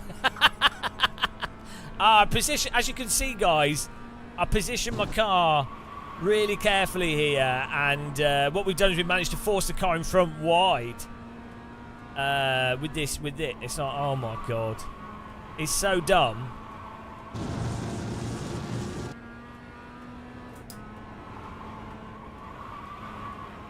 So guys, the key to driving this quickly is what you want to do is you want to brake as late as possible within the limit of the tyres, and then what you want to do is you want to trail brake through the corner so that you're just balancing the grip, and you want to do that along the racing line, and then you want to get on the throttle as soon as possible and as quickly as possible, but without braking traction, so you can carry the exit as fast as possible. That's what you want to do, guys. Right. So yeah, one thing is what you want to do is you really want to qualify as high as possible. Then you've got less cars that you need to overtake. Also, what you want to do is when overtaking a vehicle, you really want to overtake them without driving into them. Swolio's not that bad because he can actually drive well. And his stuff's not like, it's fine. I mean, he does have dumb bloody videos as well that harass me on Instagram, but Swolio's actually alright. There's like a dearth of like really, really dumb stuff where the whole point of it is nothing to do with the actual race tips or advice. The whole point of it is like a sort of signalling by the content producer that I know what I'm talking about, therefore I'm worth listening to, therefore subscribe to me. That's the actual subtext of it. It's not... The person making the video knows what they're saying is actually really stupid. It's just a weird form of manipulation. It's a way to grow a channel, so it's fine.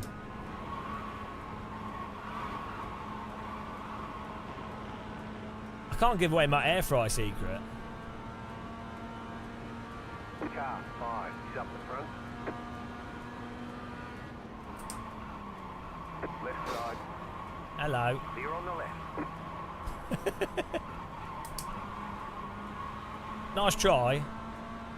He probably needs to be a bit further along.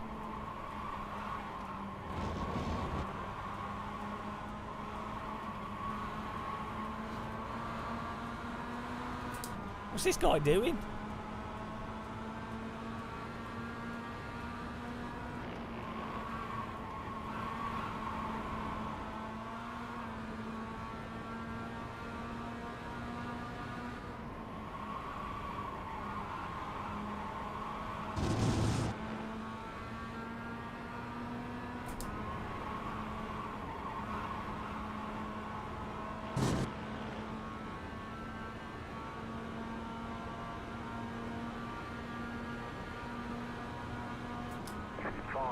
Five to go. Car on your left. Things are looking good. Clear.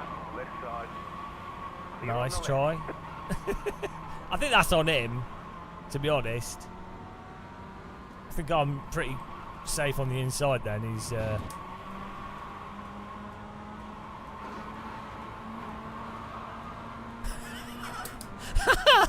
What is going on here, guys? We're going to get pitted for sure. I'm just holding the inside line. I don't think I'm doing anything wrong. Left side. Stay on the right. Clear.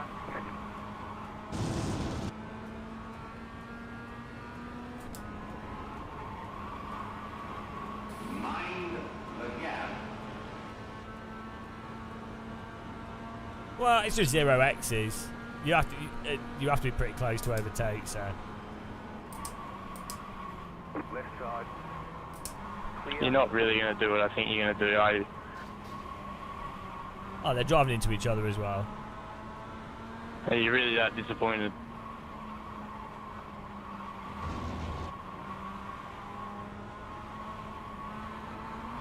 Tire screeching. I don't tend to stream in VR because it's not exactly the most convenient for streaming.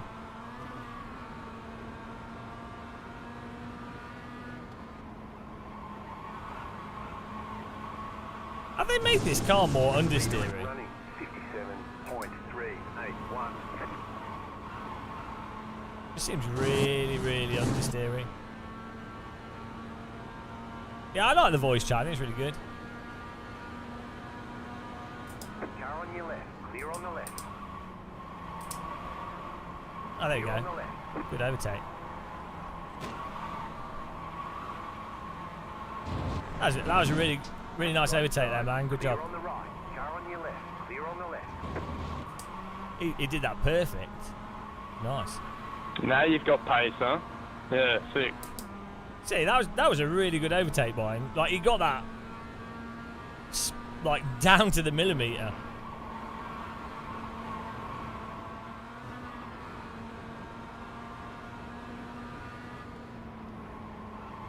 Two more. Let's go. Yeah, it was really good. Like that.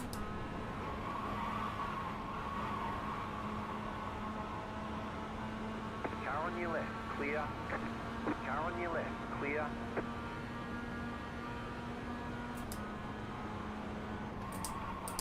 Left side. Oh, that's on the left. not good. Right side. Still there. Hold your line. Why is he just punting me off the track? Still there. Clear on the right. What is that? What? This is what? You're losing on the car in front. The gap is 1.4. What's this? He's trying to pit me now. Still there. Clear on the right. iRacing. What's this guy doing? Car on your left. Clear. Car right. Stay on the left. What are you doing? Clear on the right. Car What? right. Ah, Clear. he's been Car DQ'd. is now leading. He's been DQ'd. That means 12 minutes to go. What an idiot! What an idiot! What was he doing? How's the racing standards going, James? Oh, it's really good. I'm still driving in a straight line. This is pretty good.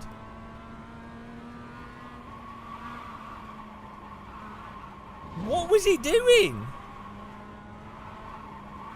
Right, we've got some good replay footage here.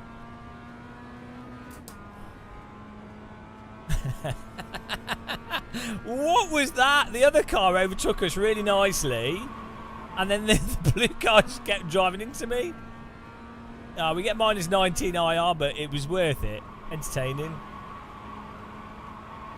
Nice driving, Jamie. Your overtake was awesome. On me. Really good.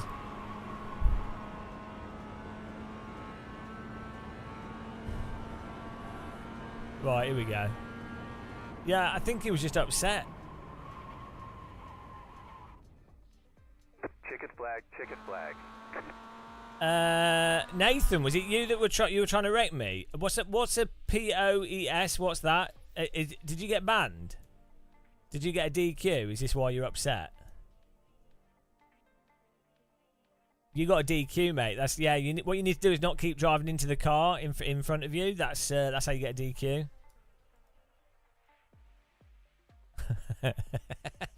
Oh, dear, that's so good. He just kept driving into me over and over again.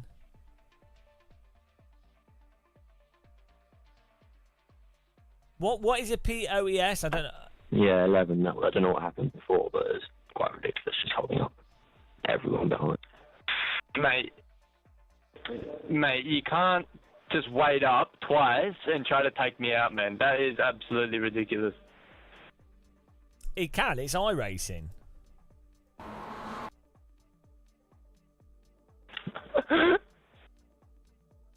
Oh, we had this here. The problem is in iRacing. I'm gonna record it. Yeah, leave, buddy, leave. The problem in iRacing is it's almost impossible to go around the outside because of the way the grip is. So that I understeered into him there, but yeah, pretty obvious I'm going to understeer, but I guess it's my fault. But he was being driven into my other car. Yeah, here we go. This was spot on. This was a really good overtake by Jamie. So he's actually got a good run. He actually takes the wider line. Really good.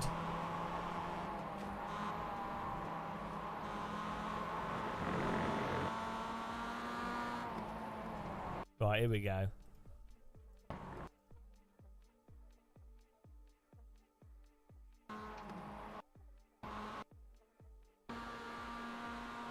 I don't know. Maybe he's got a Red Dragon keyboard. They're not very good. Right. What is he doing here? Why is he... He's not even... He's just hot lapping into the... Right. What is this? Right. What on earth is this? I'm on the inside. At the braking point, I am over a car in front of him. And he's just... What... In what world does this ever work? Like, yeah, there's the apex. What? What is that? Like, he's so slow. It's insane. It's actually insane. So he's driven into us there. Then he comes through here. Now he's on the throttle driving into me there. Literally, this is driving someone off the track here. We are both side by side in here. He's actually understeered into me. And now he's driving into me. And now he's actively pushing me off the track. So he's just driven into us like 3 times there. Now he's throttled into the back of us because I'm obviously on a I'm going to be slower because my car's going into this further from the right. So he's just driven right into the back of us. I may have come across. In fairness, I did come across the track here. I'll be honest. I did come across to the right here. It's because I slipped on the grass. So fair enough. That I'd say that's a bit my fault there. That's on me for coming across, but I think I just slipped on the grass.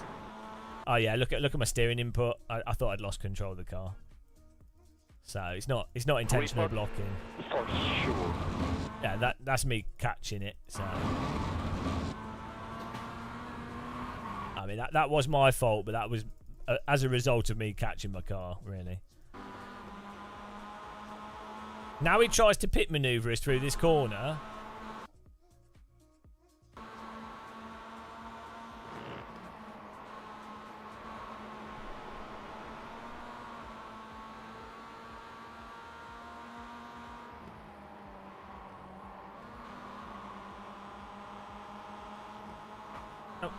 What's that? Is that netcode? Oh, that's netcode. that's netcode there. Because I'm not turning into him. He has come across on the left, but I'm driving it. You can see I'm in a straight line there, and I think netcode just caused him to turn into us. Lol. So iRacing netcode is what got him. Netcode with the justice. What? iRacing netcode saves the day. Ah, oh, God bless the netcode. Goodbye, netcode. Gone. What on earth? I mean, all of it's irrelevant though. The main thing is this. That is just insane. It's automated after he drove into me 10 times. But I mean, this right here is actually This right here is actually bonkers. The pace car is out of control.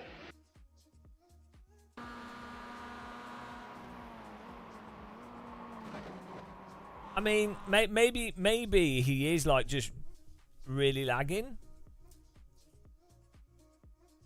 So maybe, I don't even know. I don't know. He drove into the other car behind me though. He drove into this guy as well a few times. That's why he got the DQ before me.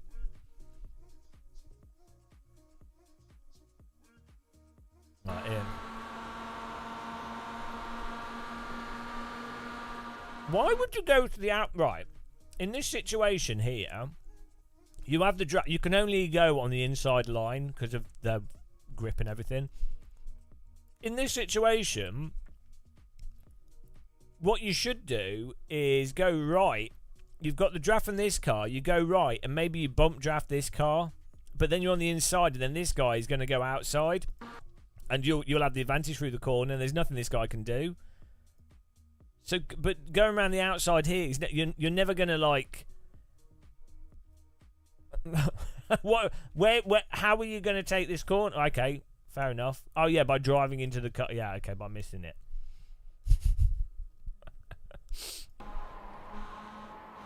He's driven right into that guy after being frustrated that he can't.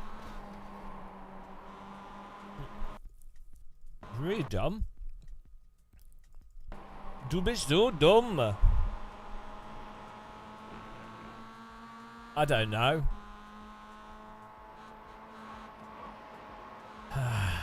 iRacing, guys. The MX-5 is, as I said before, I think someone could make like a whole racing game based around MX-5s because it's such a fun car. I think so. If you built a racing game and you had MX-5s that drove like the real world, you know, the current MX-5 series, and it drove like that, and you had online ranking, and it was literally just MX-5 at one track every week, and that's the entire game. The whole game is just focused on that, and it's AMS1, AC, R-Factor 2 physics. That's it. And that's a single point. That's the whole game is just MX-5. And also, what you do is you have the once every week change the tracks. It's like iRacing, but just MX-5. But then the game also has a whole livery editor component and unlockables for your MX-5 dash items, everything else. But that's it. So just MX-5. That's it. That is the game. I think you could genuinely make, even if you were using the Automobilista 1, probably you want a newish engine, but R-Factor 2 or something, or AC, I don't know. It's hard to license stuff, but like, alright, so like if you look at that new, the last Garage game, if you took that physics engine and you made it out of that, basically, that would be fine. So you use that, and it's just MX-5. I genuinely think you could actually have something where people would go. First of all, the vast majority of people is MX-5 is fun to race, even if you're quite good. It's fun to race if you're shit. And the vast majority of people know what an MX-5 is. It's also a road car. So it's almost got like the pull of GT3 as well. It's fun to drive. So it ticks all the boxes and then you just funnel everyone into the same thing. It's like Rocket League is just 2 cars or 3v3 with a football. It doesn't need to be anything more. A racing game does not need to be any more than 1 car at 1 track a week.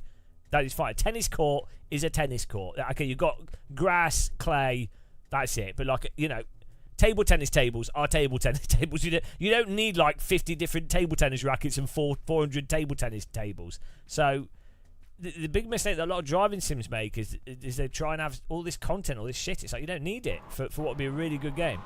But anyway, it's a shame in iRacing that the car contact and stuff doesn't really work well. But I think if you did that, Beanbots, yeah. Oh yeah. Someone said, "What did this guy say in chat?" He said, "Game of Muscle, you were so good to race against." He typed, "You drive like a POES." I don't even know what that is. So not only can this guy not drive, he can't communicate very clearly.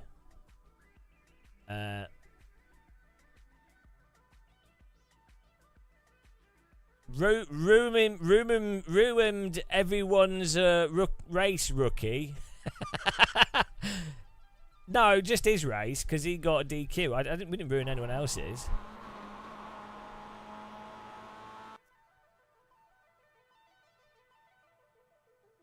Yeah, but I mean, after someone does that, you can't really... There's no real defending of this, is there? I mean, maybe he can't even see us from his view or something. No. Point of sale. I'm a point of sale. Yeah. All right, let's get back to the Nordschleife. And I thought it was a funny race. It's quite good fun.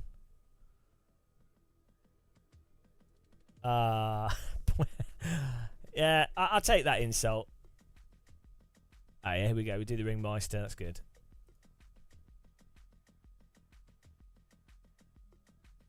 Yeah, I'll play Le Mans Ultimate when it comes out.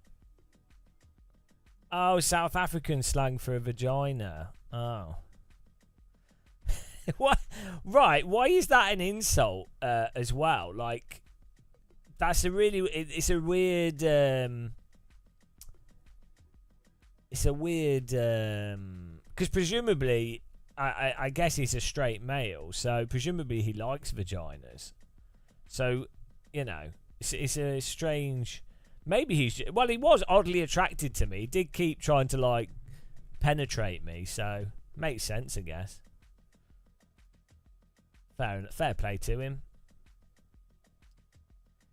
The problem with my MX-5 game is how do you sell 30 DLCs for it? You sell stickers for the vehicles. You sell dash items. You sell...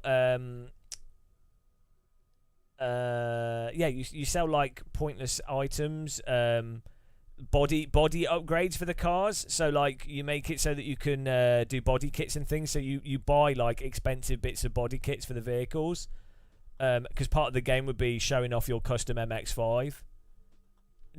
Like, right, it's so bloody obvious that would be really, really appealing to people. And let's say Mazda's not interested, and you don't want to get into the whole licensing thing, well, just it's not an MX-5. It's you know, you could call it something else, but it is an MX-5. And then all the tracks as well, just do it all through mods. Yeah, just if you want to avoid the whole licensing issue, and you know you want to make it as cheap as possible for people to get into.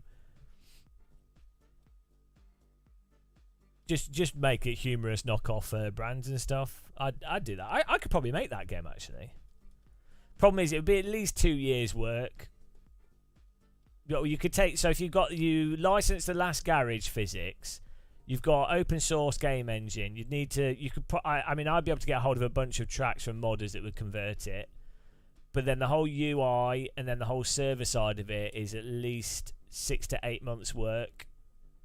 With the programmer that would want to do it, like you'd need someone that understands it, not someone that you're just paying. So you're sort of talking early access, a year, probably at minimum like a year and a half development before early access. And you'd also, for that type of a game, you'd want to launch it in a good state so that people get into it and so it's active online. You wouldn't want to launch it half-assed. I mean, I like doing UI myself. I could design the UI, but it's the UI implementation, and then how it interacts with like back-end server stuff is the annoying part. Well, the Le Mans Ultimate will just be... It'll be the same as R Factor 2. Basically.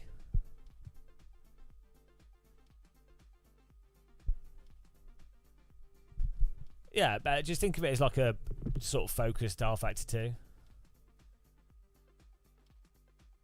The engine supports VR, so they will do VR support at a later date. It will just be with Le Mans Ultimate, they'll be focusing on just having it released as solid as possible foundation. Is it better to limit the FPS in game settings or control panel? It doesn't really matter. It depends. So different game engines.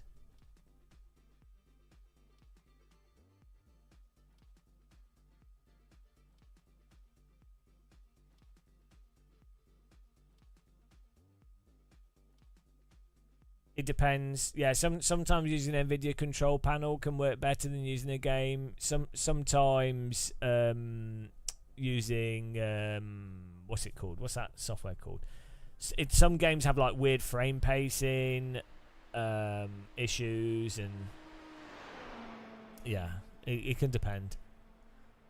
Sometimes NVIDIA control panel can work worse than the in-game though. It totally depends on the game engine.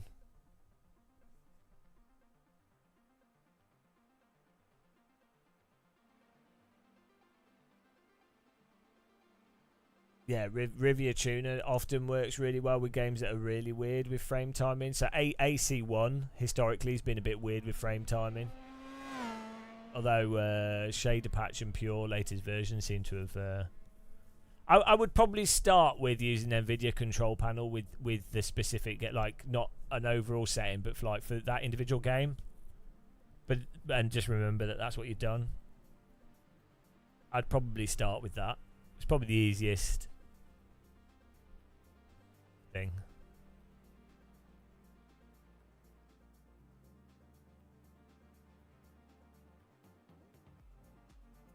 Will it be ranked, the multiplayer side? The Le Mans Ultimate, yeah. I think they're going to that was part of why they developed the online ranking system they had in R Factor 2. It's going all right, Tom. We're just taking it easy, you know. We're gonna have to do 6K in Tin Top and Formula, but you know, it's all fine.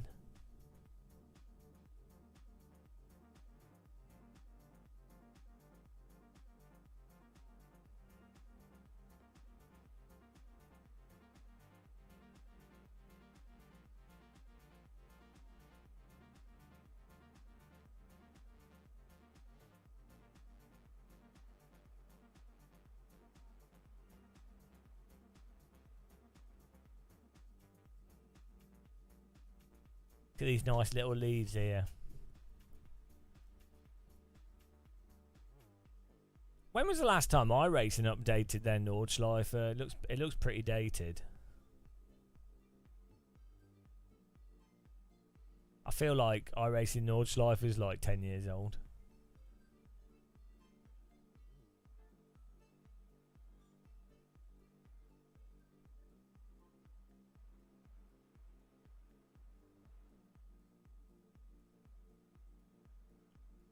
Tune up the game.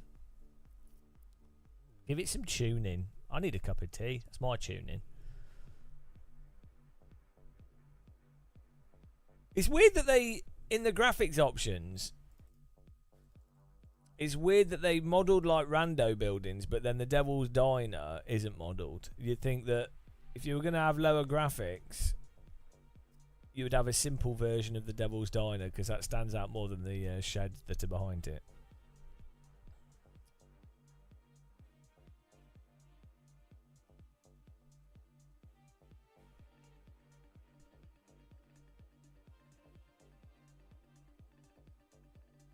Like, yeah, why would you not...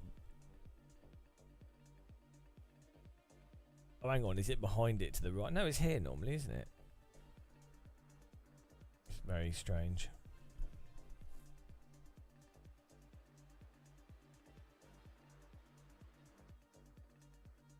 I find the best thing to do if you're trying to get the graphics as good as possible, you turn everything to as low as possible, and then you gradually add stuff in one thing by one thing to see what has the effect on performance.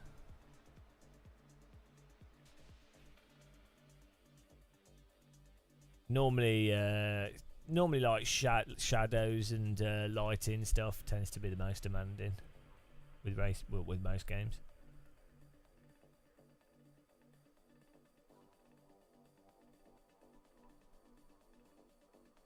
Right, let's do some practice.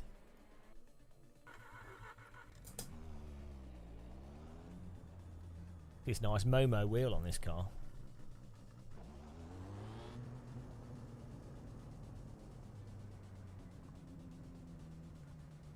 Oh, it's an auto pit stop.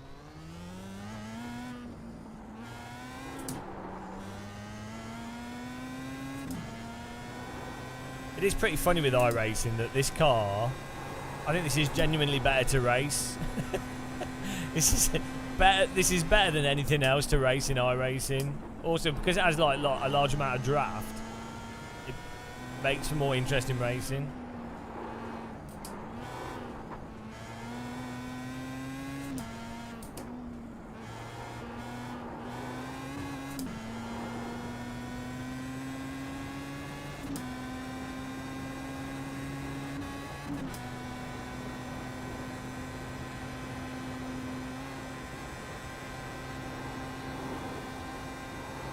I remember when this first came out and I used to first play iRacing, I used to find it so stressful just to drive, like playing it with the G25.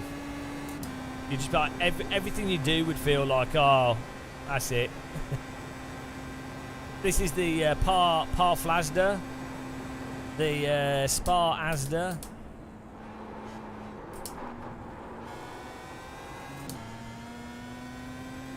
You have about 5 laps of fuel left. But every car in iRacing is a bit weird though.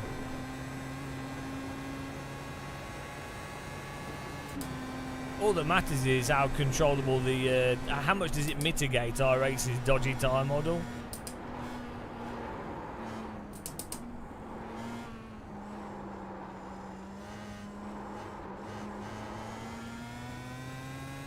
Once you're at speed, because this car's quite light, and because it has a lot of downforce, it makes up for the tyre physics, I think.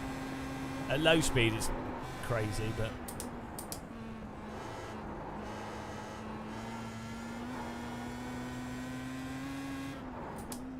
Well, why are you excited for the new F3? The old F3's one of the best cars in the game. They'll just make it like the... you know that Super Formula car and the SR10, which are complete garbage. Like, they're just...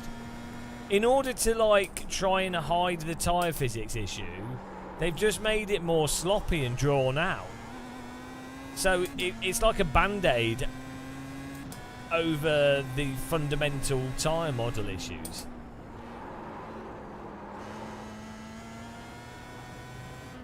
They're really weird. So whereas before, so like this car is like very snappy, but it actually makes it more obvious where the physics issues are, and it makes it easier to avoid them.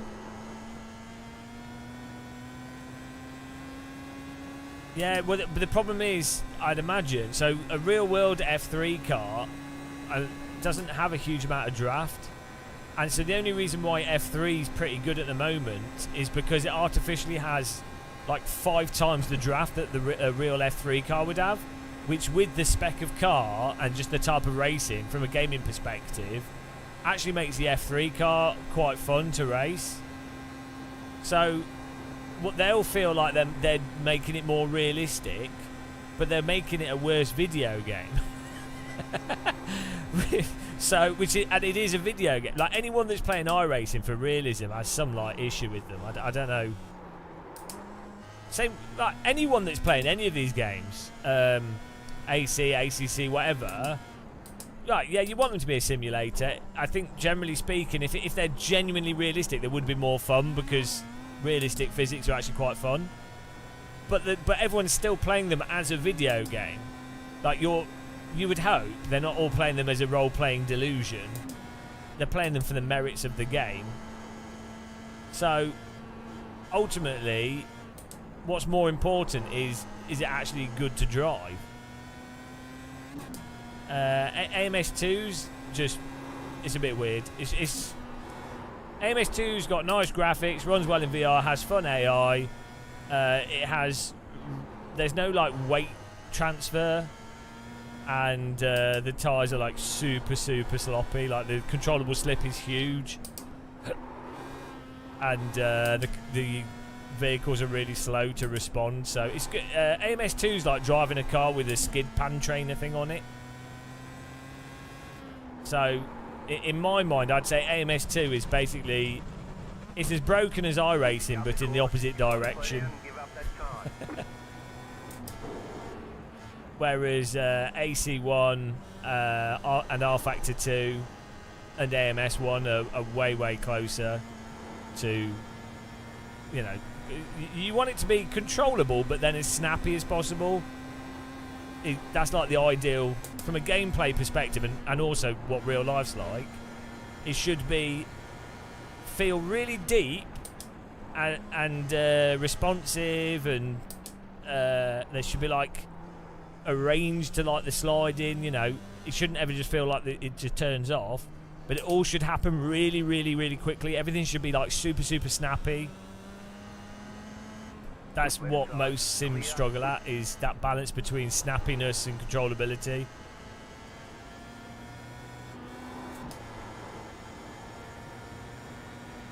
Yeah. If iRacing could fix the weird grip thing, that flash heating, and they also adjusted force feedback a bit, so that you could feel braking, which it has no feel for braking. It'd be awesome. It'd be really, really good. Yeah, it'd be way more realistic. It would allow you way more overtaking opportunities and closer racing. I mean, that's my hope with the next update, but I you know, I wouldn't. You know, how many updates have they done where they say that it's like, oh, you know, we've massively improved this, and it's like, no, I mean, as it is right now, iRacing is these tyres are as bad as it's been since launch, arguably worse in many ways. You hate draft because they're not lapping just yeah, I like the draft to a limit though. Like, so I think the F4, the amount of draft in the F4 car is quite good now. It was crazy before. But then when you've got cars like the Toyota GR86, that car was so much more fun to race with, like twice as much draft. Same with the LMP2. Because there's no way to get alongside to overtake within iRacing's car contact and netcode. So you basically can't race. So, by having more draft, it means that, you know, it's like having DRS or something, but it's on all the time. And then you just got overtakes and defending. It's like more like oval racing, which is more compelling than, oh, you qualified in front, therefore you win until you make a big mistake.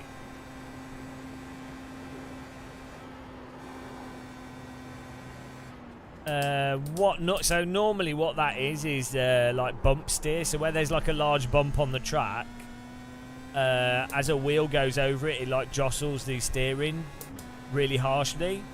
And so if you've got a DD wheel that's quite strong, and you're driving a car that doesn't have power steering, and it's got quite stiff suspension, what you'll get is a sudden like jolt through the force feedback, which is this happens in real cars, you know, especially older cars.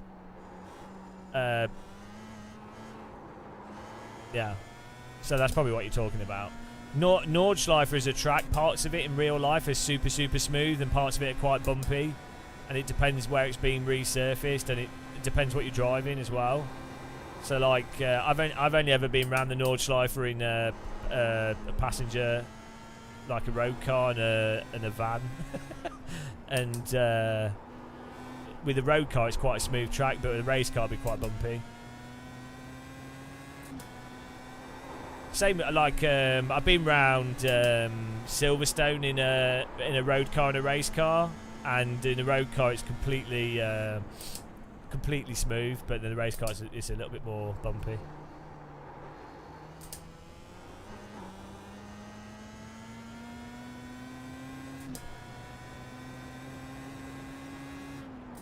Yeah, watch like 90s onboards, and you'll see like the bump steer is insane. Like, if also like look at. You wonder why Tony Kanaan's got like absolute incredible Hulk arms. When he started racing and driving, like the Indy cars had like they would do like 40, 50 newton meter output that are the real in terms of resistance and stuff. So you have to like you'd have to really work out. So you look at race drivers of like the sort of pre 2012 era, and they genuinely mental because the lack of power steering and how the vehicles were. Just less refined as well, I think. I was watching onboards, 90s Formula 1 onboards with who's the guy where he holds the wheel at the top, the Formula 1 driver, and you could see the amount of force. Who was it? John Lacey. Yeah. Holding the wheel at the top, but you could see that from the onboard. Ironically, 90s and 2000s Formula is filmed way better than modern Formula, but you could see just the sheer strength required and the fatigue. The driver like wrenching the wheel. It's crazy. It's like, hang on a minute. Surely that's better as a sport than having some like super refined vehicle. Alright, yeah, motorsport guys, so dumb. I need a t-shirt that just says it's so dumb in German. Das ist dumm. So dumm.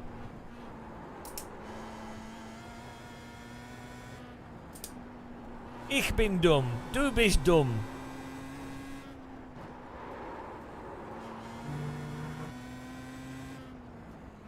Is it a technique or a deficiency? I think it was just a force of habit. But I could understand why you did it. I don't think it would be optimal. But once someone's done so much driving in a certain way, and that's just what it's, you know, they've got to like 25 plus years old. If it's been working for them, you know, why change it?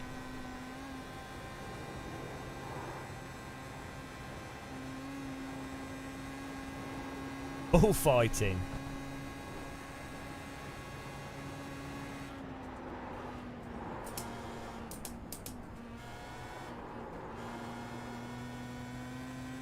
And I would really like to drive a fast car around the Nordschleife in real life. Not when it's Touriswagen, but when it's like when it's closed for a race car. Like a Radical SR3. I would love to drive around the Nordschleife. I totally would. If I had insurance, if someone said like, okay, we've got 2 sets of tyres, or you can wreck these tyres, it doesn't matter. You've got full insurance for both the track damage and car damage, so it doesn't matter if you crash. I probably wouldn't crash, but like it doesn't matter if you do. And the track's only open to other drivers that are driving radicals or race cars, and you know, not random motorbikes and shit and stuff.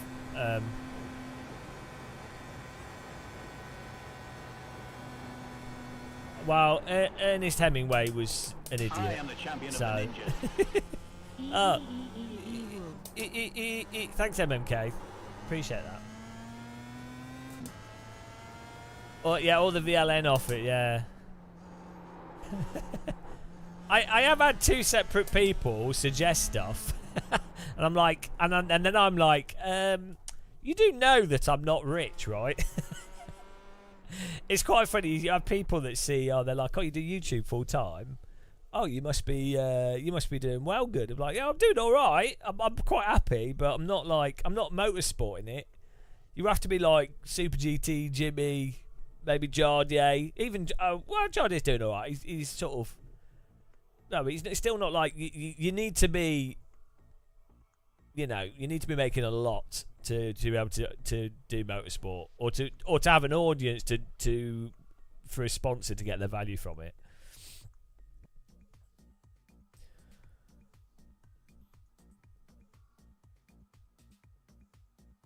Yeah, well, you know, I got billions, so yeah, we'll just.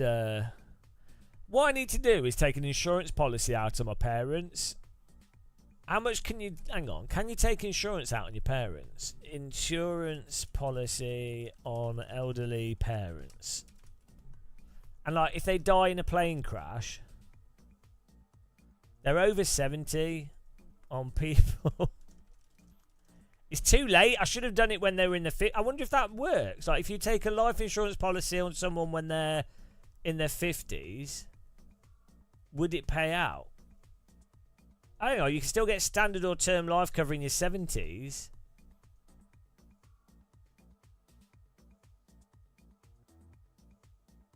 How much it cut? How much is life insurance for people in 70s? They're quite healthy. So if they like, if we've got life insurance and then they're in a plane crash,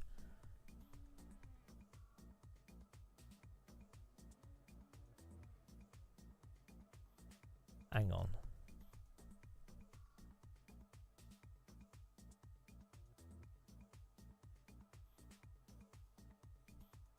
Hang on, here we go.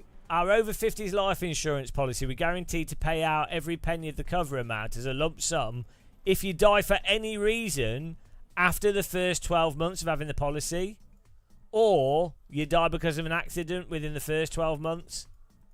Accident. However, if you die before the first 12... Oh, so if I take life insurance out of my parents, they have an accident, plane crashes, oh, what a shame. Or, you know, let's go on a boat trip. Oh, they're drowned. That's got to be it, really, hasn't it? We lost them in the sea. They could just bugger off to France and pretend they're drowned. Sorted.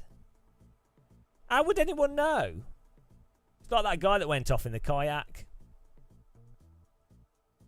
How much could you get? Like, how much would it cost? Any insurance people in chat?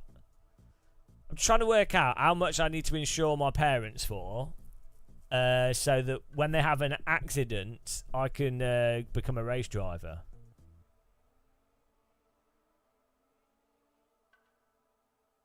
No, it wouldn't, Tabs, because you can do a...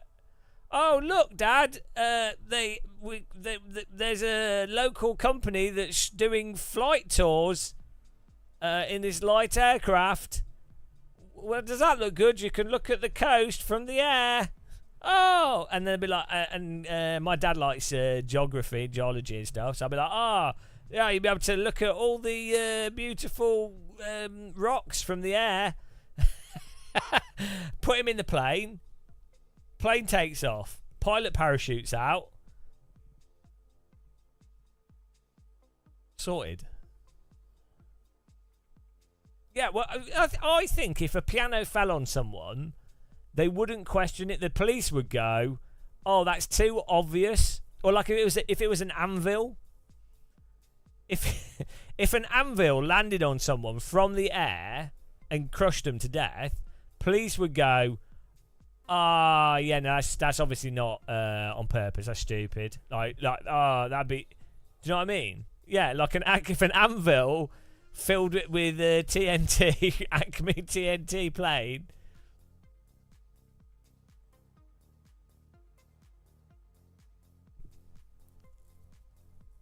I don't know how much money you would get though. Like, you probably have to pay so much that it's not worth it.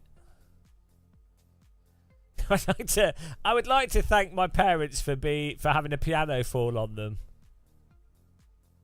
I mean, like, the thing is that my parents go off travelling and stuff. Like, they should have, like, even when they were younger, they've been chased by like rhinos and things. So like, it's a miracle I didn't die as a child, but like, it's even more of a miracle that they didn't like get shot or something. Like, they literally knew people that got murdered. So like, I mean, like, what? God.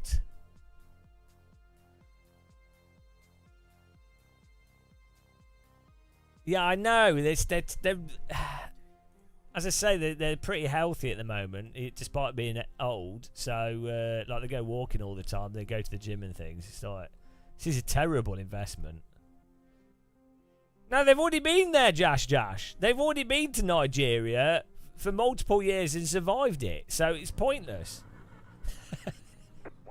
They literally told me that they would sit in the garden and there'd be bullets flying over the top of the garden. So, like, I mean, gee, you know, what?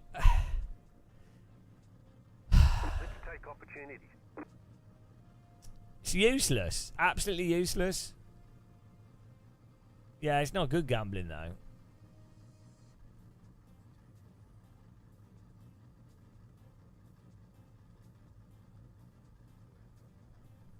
Yeah. Well, maybe not. We're going to have to look against that. Tell the locals they're farmers. Yeah. Yeah, my parents look like farmers, for sure.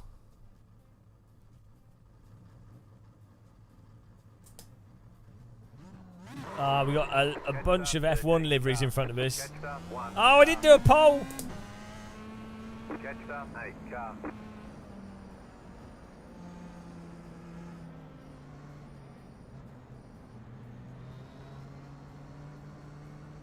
Oh, look at that!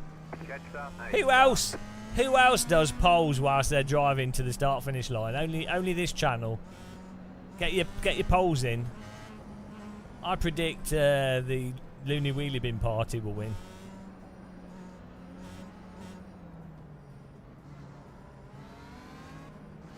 Top 5 finish. We're starting in 19th. I thought it'd be more fun for you guys if we start at the back. About to go green. Stay focused.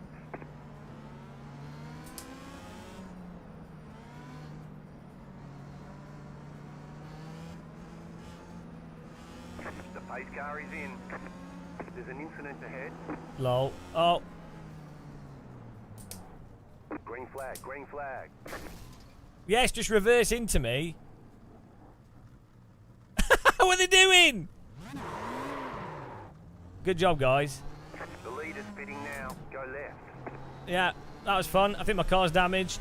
You got it. Slow car on the right. Car stop on the left. How does that guy reverse into me? Go right. Welcome to iRacing, guys. Oh, You got it. Slow car on the right. Go left. I think we're fine. Welcome to iRacing.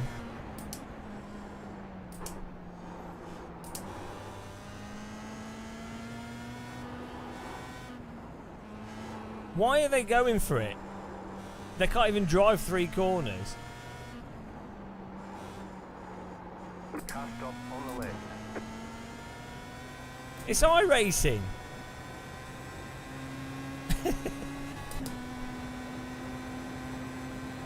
This is just normal. You've got about 5 laps of fuel. We might be alright. The car in front probably just lagged into us.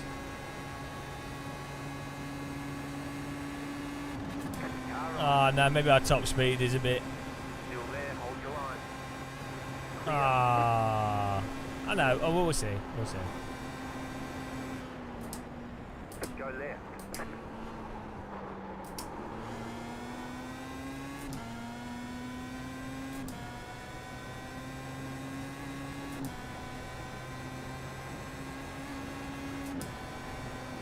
Well, we're okay with draft, I think.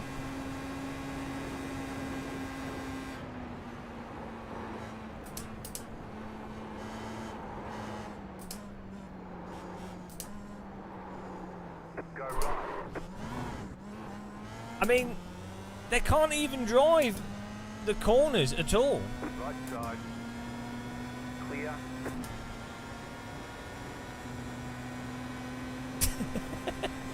What is wrong with people?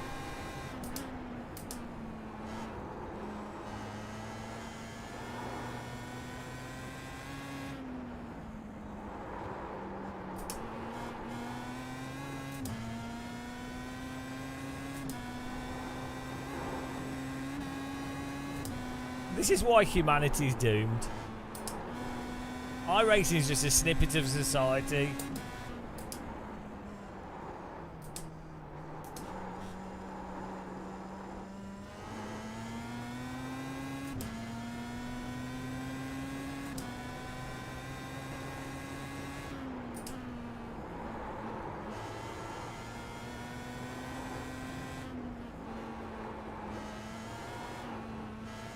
Just gotta be careful. The curbing is death on this.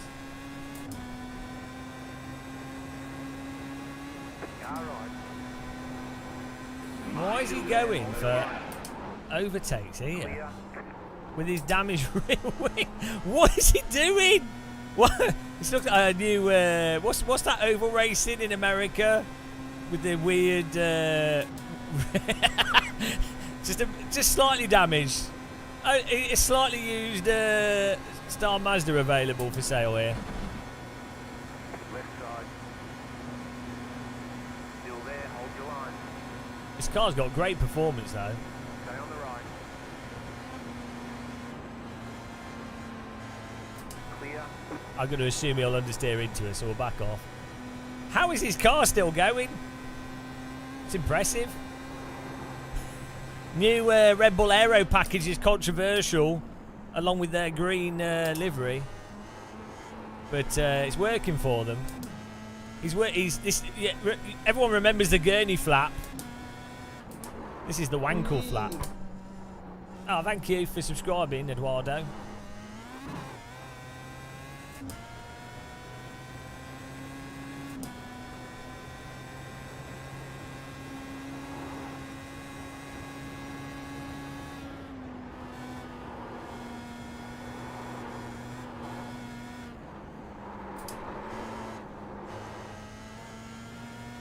That's it, World of Outlaws, yeah.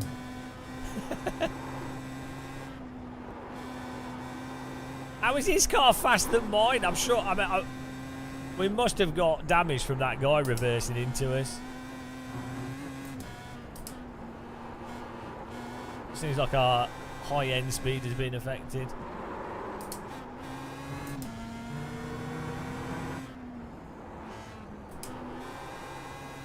Apparently, half your rear wing bent off is not as bad as someone driving into your nose cone a little bit.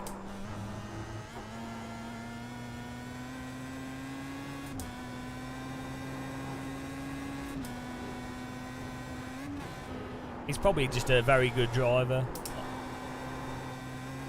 I'm not.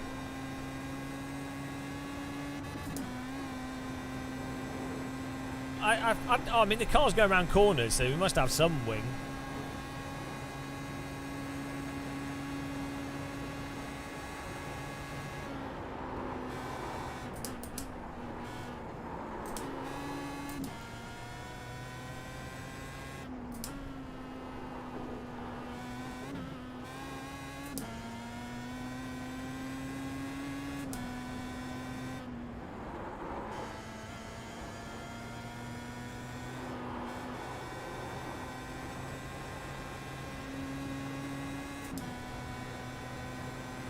Yeah, look at them just pulling away down the straight.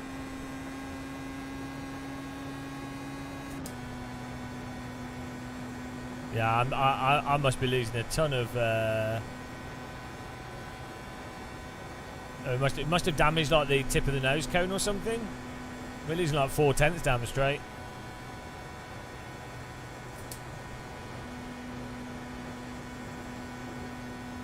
You've got 2 laps to go.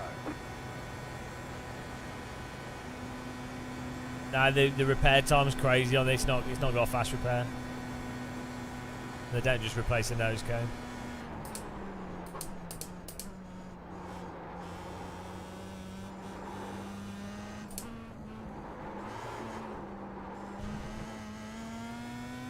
You're in the top 10. I'm in the top 10. After that. Oh, yeah. Top 10. That is a top 10 drive, guys, right there. If you're new to iRacing. 25 iRating. Oh, yes. Tactical genius.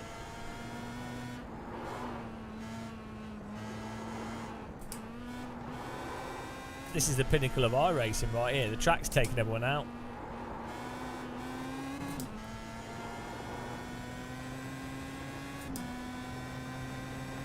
Oh dear, it's so stupid, isn't it? Like, all those cars. Oh, my fan's falling off my sim rig, didn't even notice. All those people that just crash at the start. Like, why don't they just take it a bit easy? Oh well. It's the Moza R12. Been using it for a while.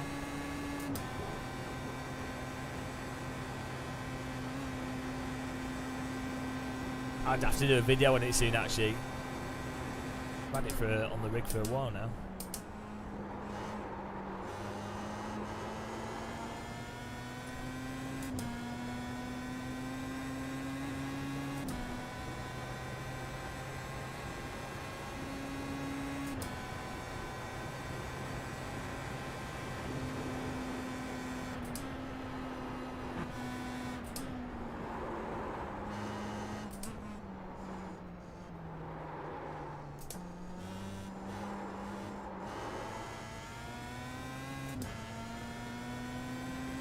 Hello, Simply Dabble.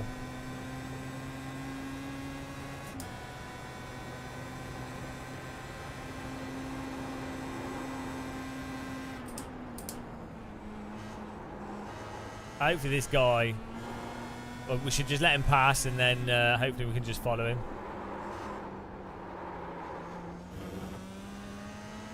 Right side. Clear on the right. Try and follow him and get his draft. That'll actually be better for us. You got a slow car on the right.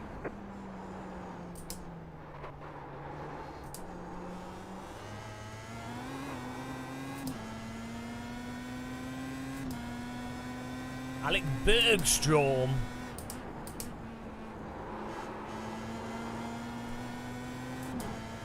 Looks like an evil scientist name.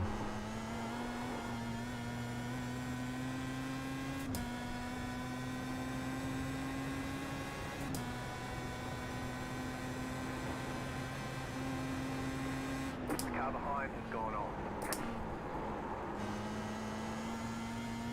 What? Come on, tow me. Tow me. No! He's still too fast.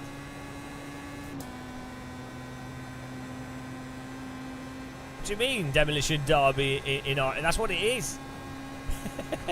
It's already doing that. It's not hypothetical. It is what it is. Ah, yes, we got the draft. Get in there. Whoa! Got a bit of understeer there. No worries.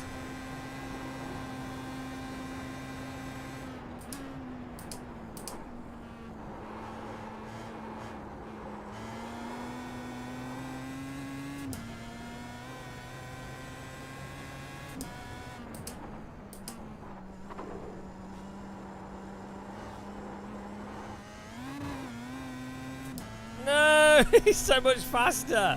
My car's shit. I can't believe that guy reversed into us at the start. I'm going to have to absolutely send it to try and stay with this guy.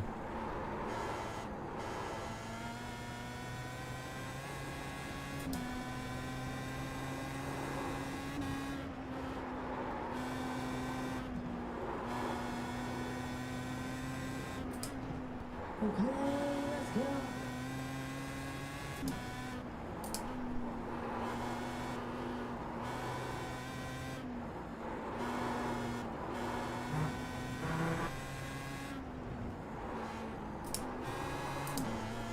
Ah, we need him to make a mistake so we can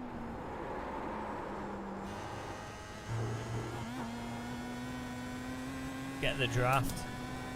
Need to be like within 0.2 really.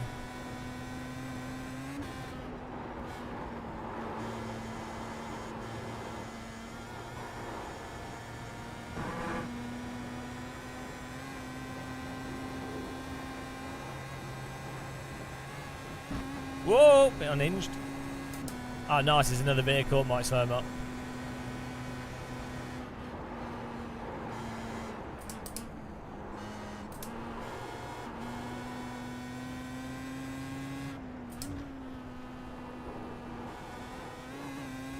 Whoa! Full send. Oh, here we go, here we go. Perfect. Perfect. Yes! He got held up.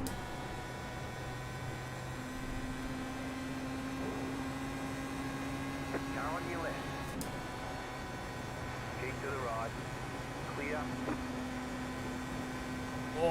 come on. Should just get the draft. And we've got the cars in front. Woo! Just got the draft. That's what we needed.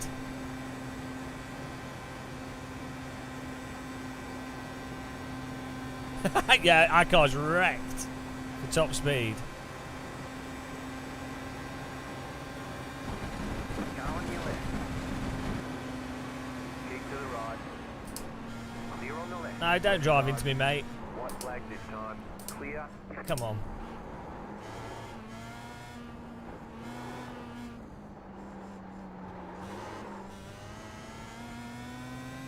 Just keep hitting your mark. You're in the top 10. Gotta be honest, just gone. Or did he pit? So what was he doing? Why did he bother challenging us, the other guy?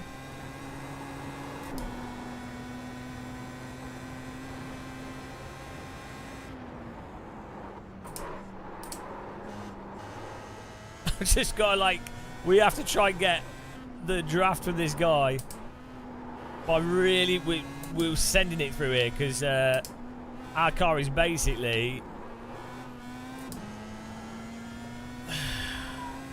like 4 seconds off pace or 3 seconds off pace for the whole lap, but we're losing like 10, 15 miles an hour down the straights. We're all right in the corner sections.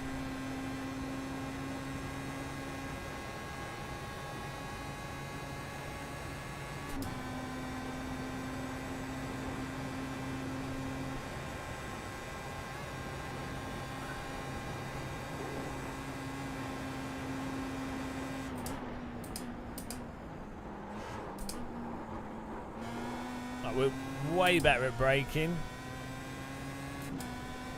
And we're carrying more speed through the corners, but then as soon as we get to the straights, he just pulls away. Try our best.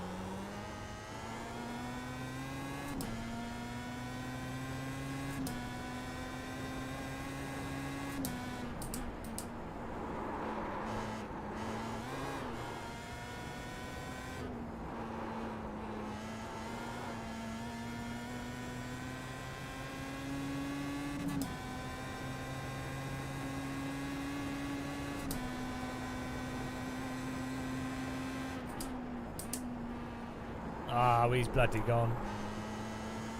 We needed the draft through here to stay with him. Unless he makes a mistake.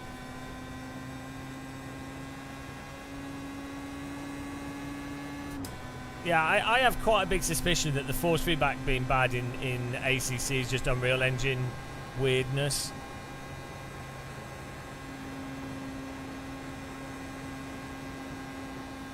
But we'll see.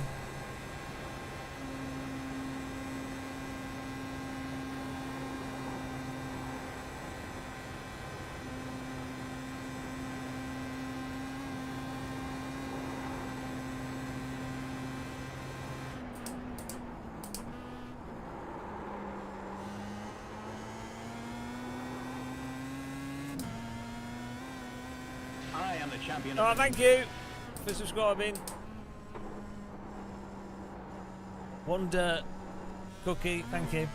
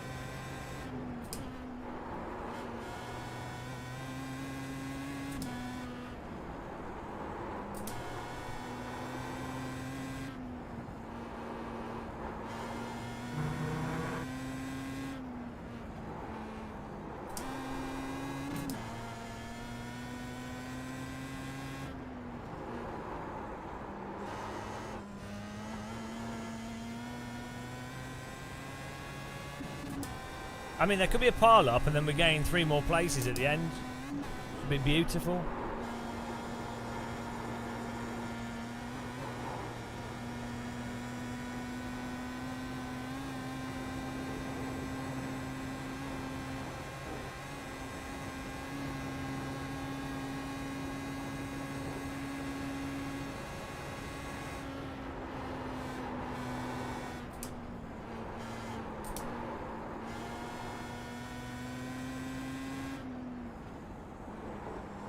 The car in front.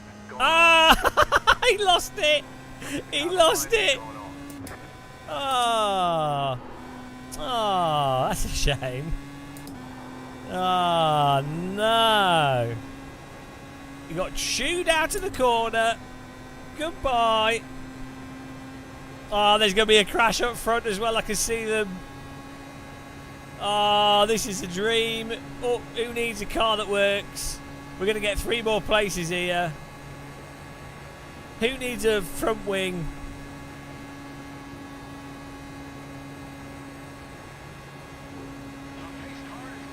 Gaffman, welcome.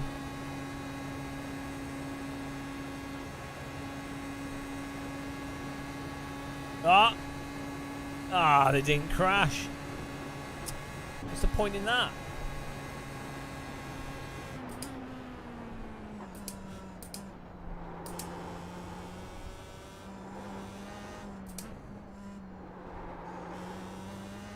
You got a slow car on the left. Car stop on Hang the on. I gained a place. left. Checkered flag, checkered flag. We gained a place. 40. Good job. Oh, what a drive. What a drive. Right, let's have a look at the start of that. What on earth?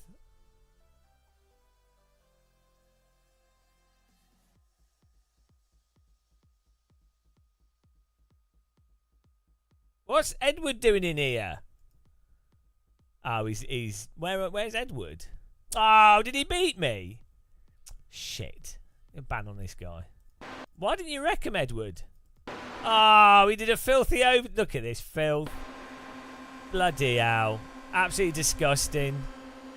Oh. Oh, thanks for the bits. Oh, oh, oh. Oh, come on. That green card cheated there. Edward had that. Edward brewed him. What's this? Just punted his way through. Edward, you noob. How do you let him beat you? Oh, Edward. You noob. Absolute noob.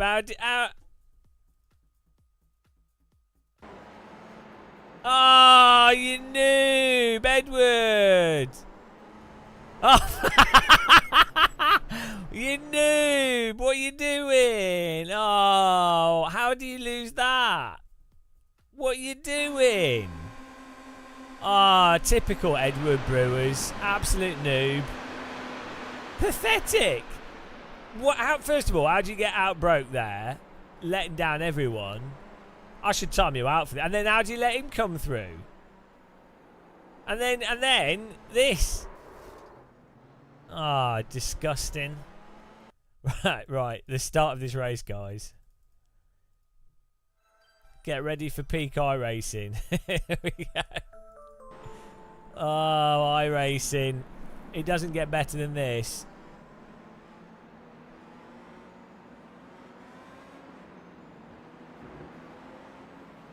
I should have driven through the pit lane. How does he drive into me? How? Like, I can't. I'm like, oh, I didn't know that it was completely blocked. And then I get on my brakes here. I'm like, oh, you know, I expect him random shit. So I'm like, okay, I'll leave space for these guys to sort it out. How does this guy reverse into my car from there? Like, what is wrong with people in this game to be that bad?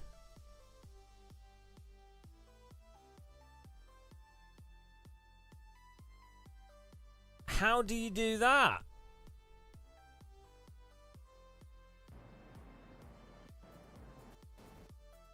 And also, if I reverse here, this car would have driven into me. So it's not like I could have reversed straight away. It makes sense for me to just wait. No, because if I'd gone into reverse, this guy would have driven into me. So you're better off waiting for these other cars to sort themselves out or to teleport away, because it's not real life where they have to drive off. Either they need to do a donut or teleport off. So it makes more sense to just stop. Also, I don't know exactly what's happening, so I could be like, all right, I can see behind me, it's clear. Now I can start reversing. You just like drive into me like an idiot.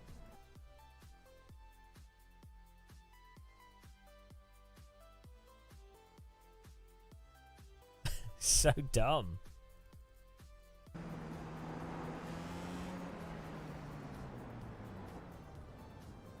Like he's reversing before I'm even stopped, so I'm stopped. You can't go into reverse instantly in this. I stop, and then I'm going down through my gears, and then he drives into me. Great, good job. I'm like, why is this guy not going? Yeah, there you go. The guy disappears. We didn't even need to reverse because the bloody car in front of him obviously teleported away. Or moved out of the way.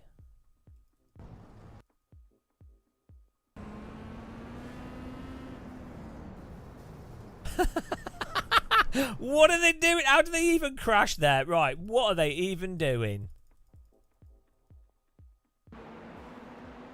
Like, what are they even doing? Oh, the guy in P1, I think, brake checked him, which is actually pretty genius. Hang on. Whoa. No, it's this guy. Right. So he just throttles. He just throttles right into the back of that car. What? It's like a pensioner that's pushing the accelerator instead of the brake in Lidl's car park. Oh no, there's a person in front of me. I better stamp on the accelerator. Yeah, it's a rolling start. In this case, it's a... That's so dumb. It's all because this guy. This is the outlap. This is the before the start line. This isn't racing. This is before the green light.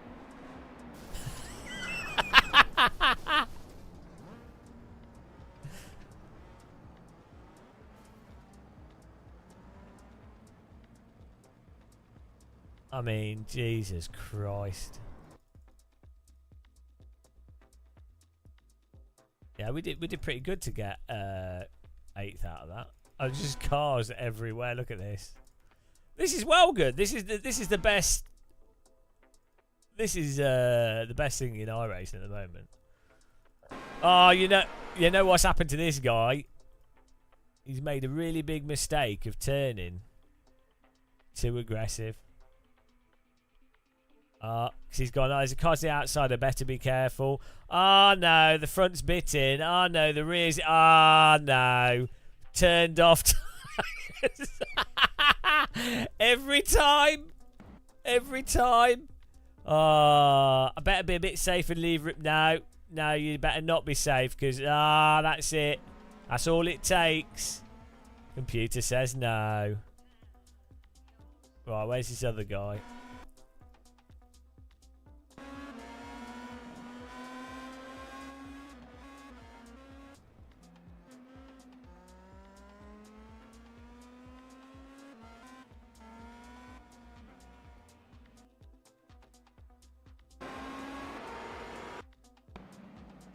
Where was the other one?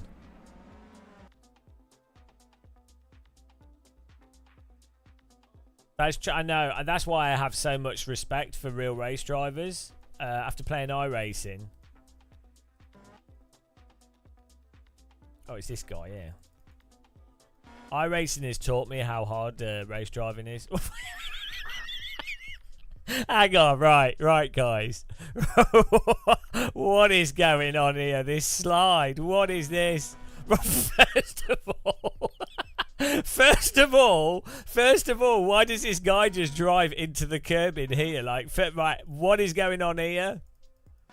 He's come out of the pit. He's come out of the pit. Okay, right. He's had a few drinks in the pit lane. And then he's just driven onto the curb. And then... What is this? What is this? What is going on? Oh boy. I don't even know where to start.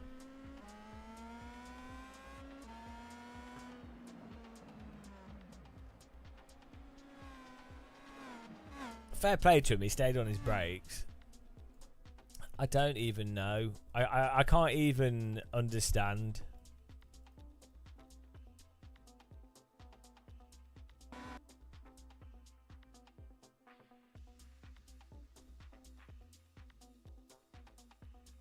Alright, let's see what happened to this guy. Oh, it's the car mod. How this guy has less damage than me, I do not know. Ah, the old lift in the car behind ignores it. Ah, that pushes the car over the limit.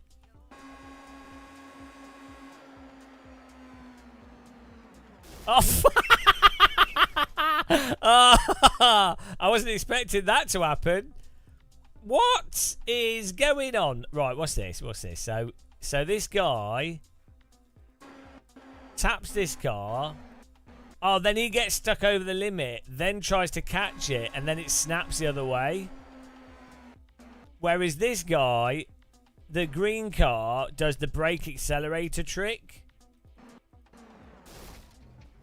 So, like, this guy actually tried to drive it like a car, whereas this guy should have, so this guy slips here, so he puts the brake and the accelerator on, so the car just gets locked in that trajectory. You can see the point where he's like, yeah, so he's braking, accelerating. Yeah, looks like smoke coming off the fronts as well. You see how the car's holding the line? Let's watch this from his onboard. This is beautiful.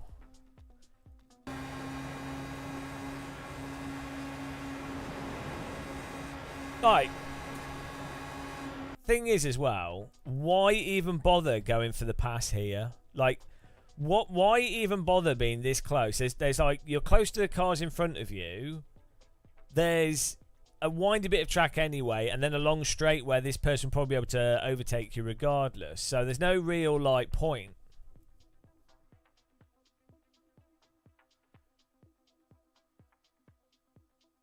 But what is this? So, right, maybe he felt like he's going up the inside, he's got the draft, and he might feel, oh, that car's broken. To be fair, that car's not moved to the inside line, and both lines work through this corner. And so that car's... okay, so that car's...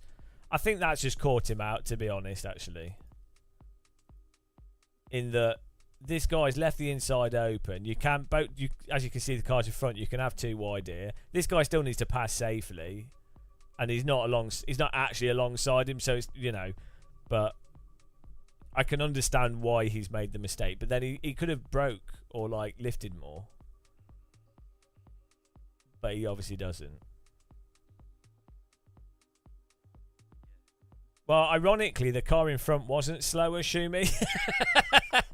For some reason, this damage actually didn't affect the vehicle at all. He finished in like 6th or something. So the one time that iRacing's visual damage would come into play, and yeah.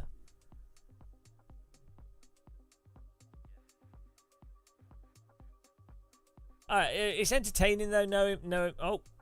It's really entertaining, so it doesn't matter, does it?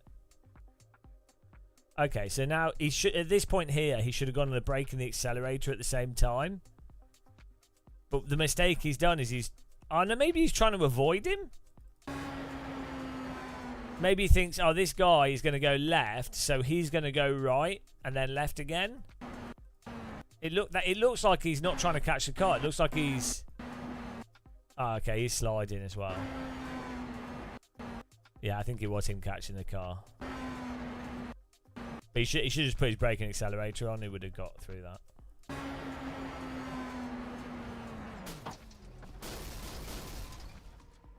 Dead.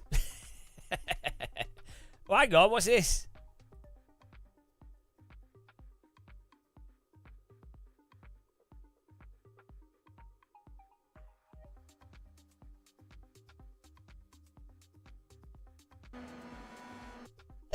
What's this green card doing? What happened to him? Oh, that was that. Right. Donate some ties to his family.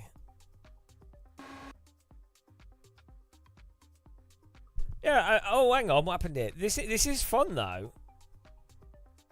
This car track combo is really good. Ah, we've all been there. What? Yeah, Rory, you noob. You need to realise that when you turn, the tyres are flash heated, so you can't get on the accelerator. Is this... Again, this is why I have so much respect for real race drivers, because the difficulty of... the nature of ginormous, huge rubber tyres on a road surface is such that if you... turn a bit too much, the grip disappears. That's why that's why you have to be like, only the best of the best get to drive these slick tires. Do you know what I think catches people out as well? It doesn't seem like it's a situation where the car should slide, and so people don't counter steer it because it doesn't. This is not like the back is coming out. It feels like, oh, it's just a normal, it's just a normal slide, so I don't need to counter steer it. So the fact that it happens so slowly actually catches people out. I don't know why you counter steer so slow. Like, I mean, you'd think he would at least try, but I mean, it wouldn't have made any difference, but I mean, it's just bizarre.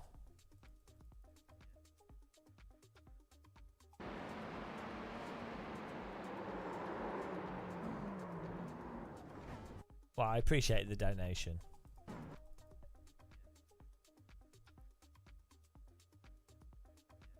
Yeah, I like Nordschleife. I think it's with certain a car that's got a bit of downforce like this. It's a really fun track. I mean, it's good with GT3 cars in other sims, but in iRacing, you need a car that's got a bit of downforce. Anything to sort of avoid the understeer, really.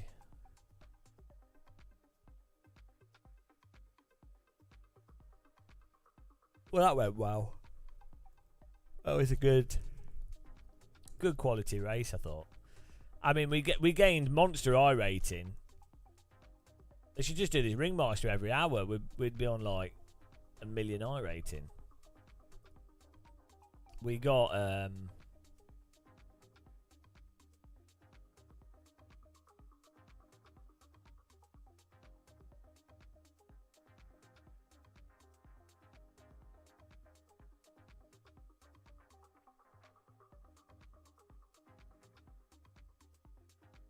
plus 40 I rating, guys.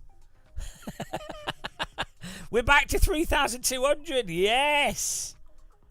Nordschleifer to the rescue.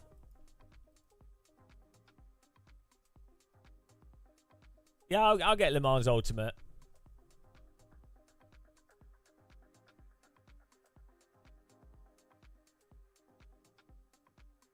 Well, I mean, if we didn't have that, if that wreck didn't happen, we'd have got even more.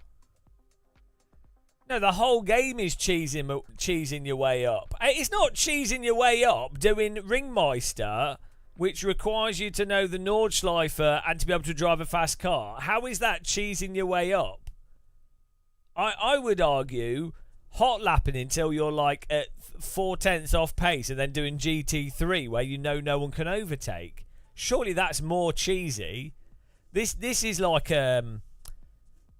this is more like a hamburger. Like, you know, this is hardly a Stilton.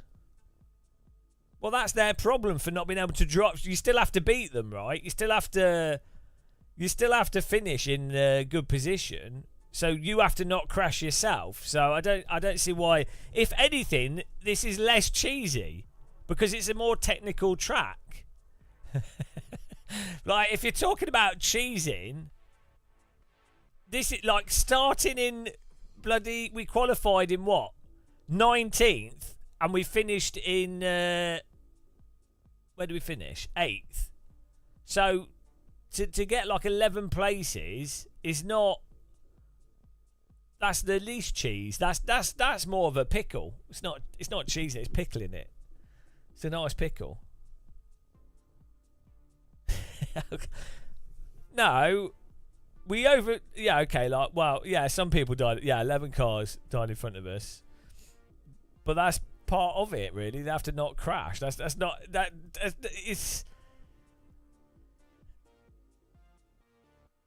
You were still beating them by not crashing. I don't see how that's like, as opposed to what, hot lapping and then beating someone through hot lapping more than them. Surely it takes more skill to be able to do the Nordschleife, not crash, than it does to do an easy track at a single pace and keep doing it because you qualified at that pace. I would say so for me, I'm pretty fast in the F4 at Alton Park. I would say it's harder. So I'm fast at Donington, Alton Park, and Road America, Road Atlanta. I would say the Nordschleife is harder, even for me. Even with other people crashing, I would say. I crashed, but I got pole. Is there a Daytona Oval thing happening right now? Let's have a look.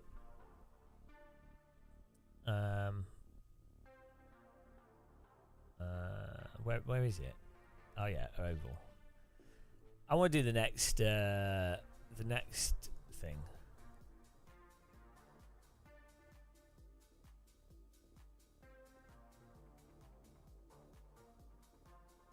Oh, they've got the Draft Masters, Telegarda Speedway. Oh, that's in 7 minutes. So every time... Oh, no, we can do this. We'll just update. Normally, every time I look at this, I have to bloody buy something.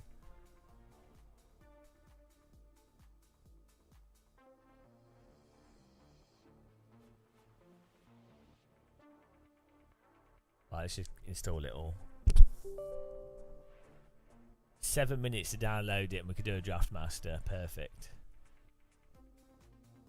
7:30, yeah. Oh yeah, I saw the pictures. The whole track was underwater. But then is it Daytona 500? It says tomorrow at 9 PM is the race date. Okay, I thought it was 7 PM today, 7:30 PM today. No, it's been postponed till 4 PM. Rain postpones Daytona. It's not happening today. NASCAR didn't wait very long to postpone the Daytona 500. The race was pushed to Monday at 4 PM ET.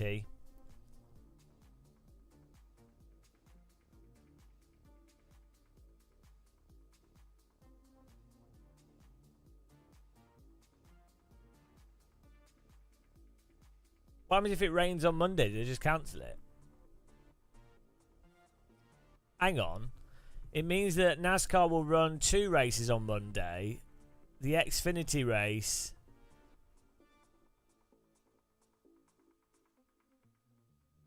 Hang on.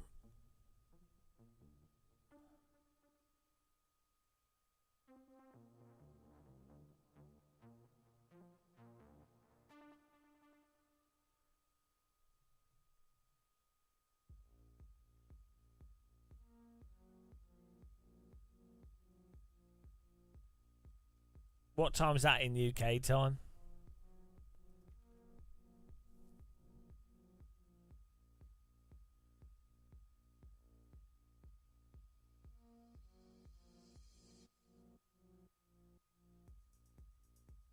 hang on, I'm confused here. So you have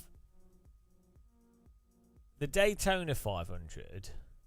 What's the Indy one? Is Daytona 500 a bigger thing than the Indy?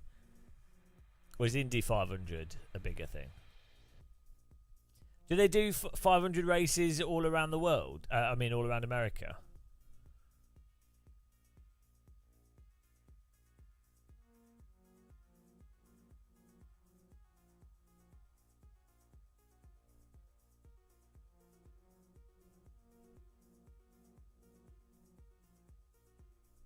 Hang on, why is that called Daytona, but then the town's called Deltona? Right, wait.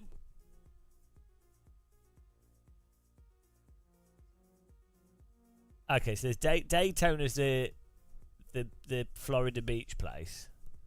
Deltona's inland.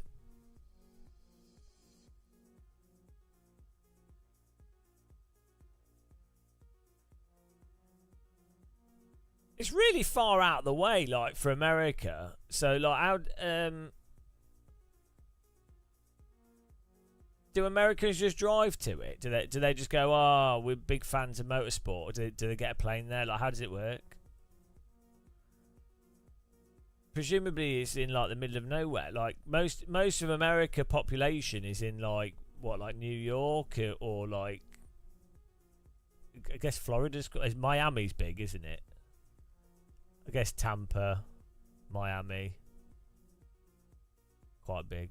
Orlando, I guess, is pretty big.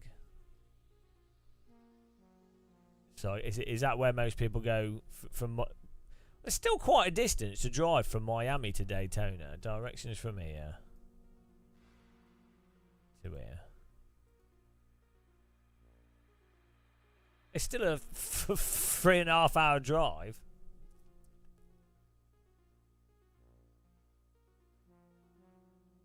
But like,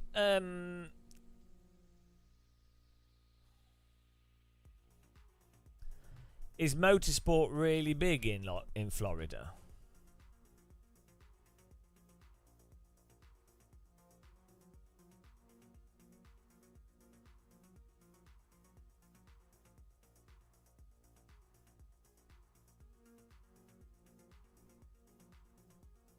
Alabama. Oh, here we go. We sign up to Draftmaster here.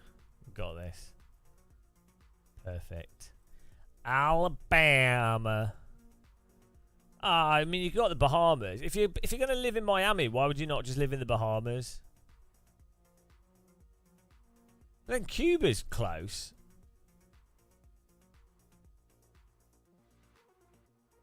We need to do some flights. We need to do some drug smuggling. That'd be good fun.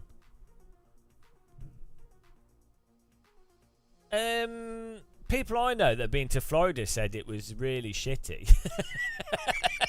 I don't know if that's the case. That like people like the theme parks and stuff, but they said there was like weird like gun crime and like just shitloads of homelessness and just.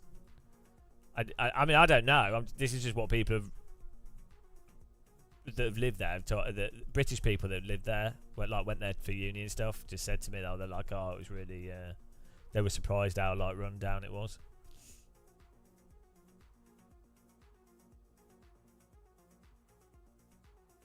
But I'm sure there's nice. What would be like the nice area in Florida?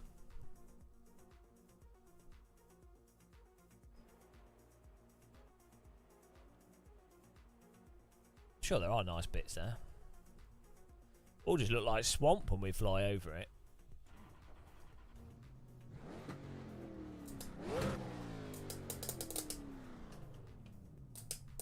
Alright, we need to put manual gearbobs on this.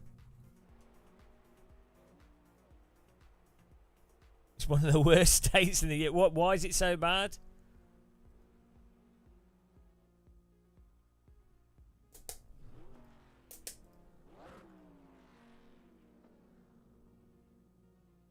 Formula rim. Perfect for this. I need to put pizza in the oven here.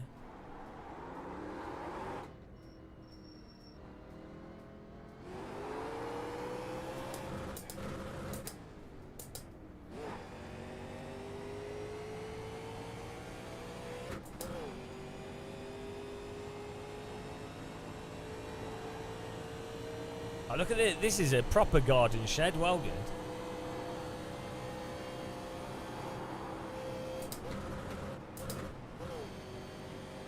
Right, I think we need to...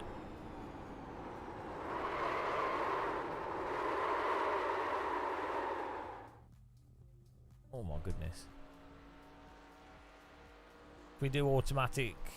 Oh, auto blip. There we go. Oh, that would explain that. Oh, I need to... Yeah, we need some food. I have no idea. Hi, everybody. Hi, James. Yeehaw! I'm looking forward to the race. You too. God bless everybody. God bless. Here we go, guys. They'll never notice. I think we nailed it.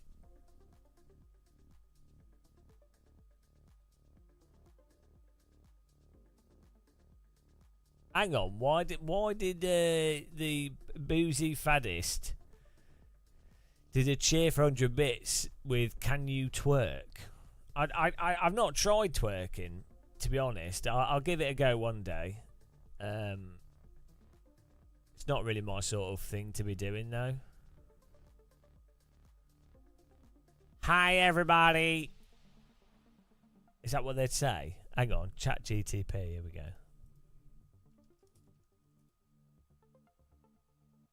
GPT, always get it wrong. Give me some good slang words American oval racers would say before a race in a sentence. Right, here we go. Give me 5 more. Right. Alright, y'all. Time to strap in and let's sling some dirt. It's time for a wild ride tonight. Gentlemen, tighten those belts and hold on tight. We're about to kick up some serious dust. God, I love the mute. Get ready to smash that throttle and hug those corners like there's no tomorrow. UK trash. That's just the best. Holy shit. Lock and load, folks. We're about to unleash some serious horsepower on this track.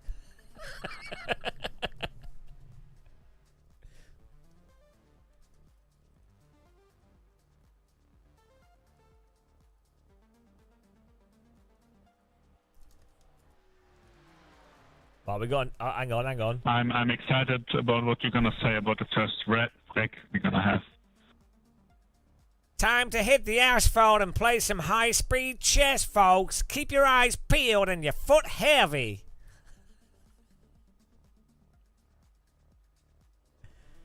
All right, let's draft like we're writing a love letter to Victory Lane. Kiss those bumpers, boys.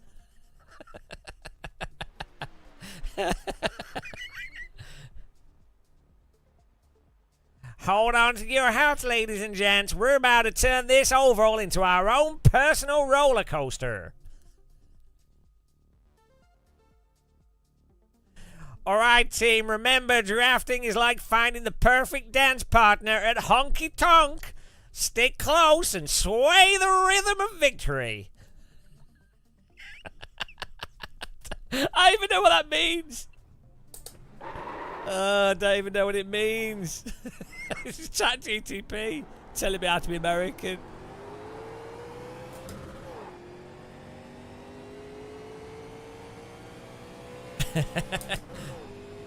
Oh dear. Honky tonk. What is a honky tonk? Sounds racist.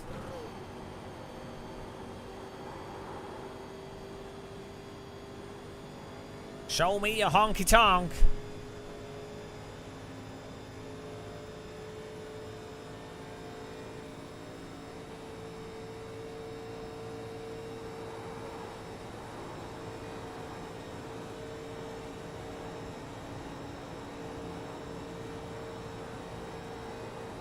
Oh, it's an old dancing hall. Oh, well, you'd know about that with your knees sliding. Hang on, what track is this? Green. Okay, here comes your first time lap. Telegada?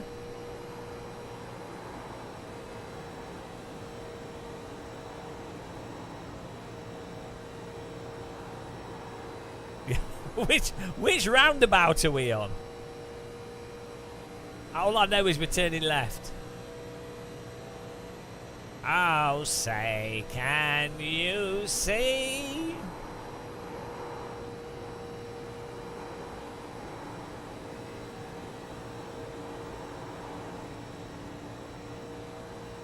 Have you tonked your honk?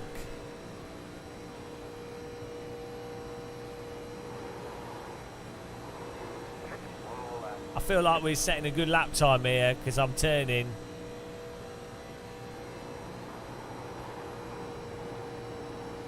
I'm letting the tyres do the work.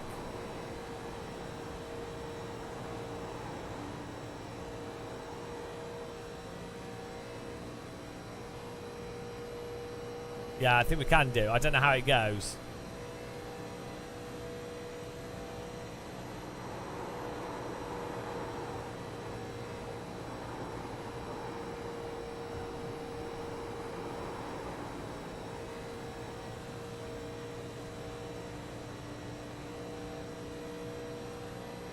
Where's the finish line? Oh, here we go. Nailed it.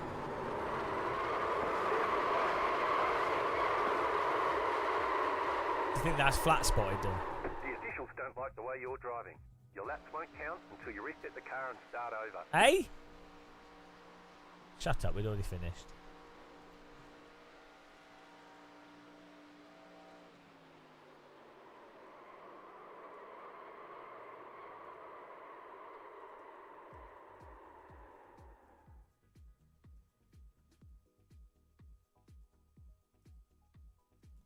Okay.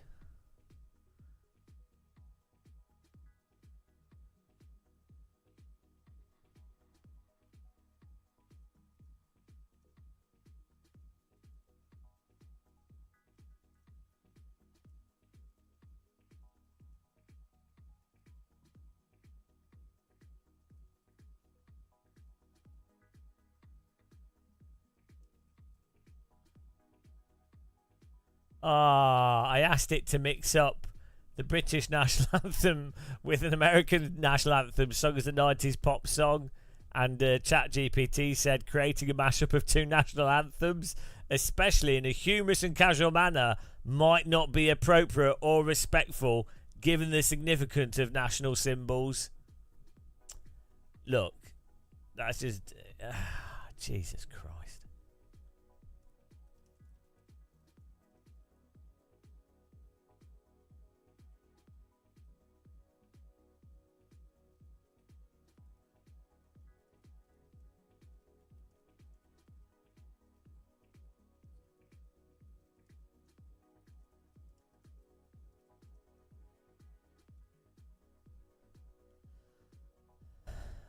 Right, are you ready?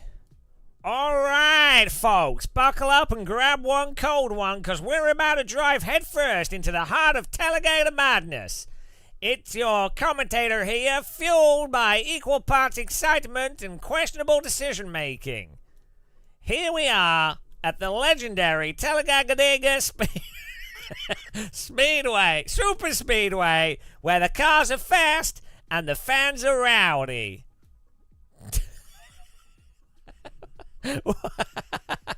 Thinking you're funny and being funny are two different things. They're all upset.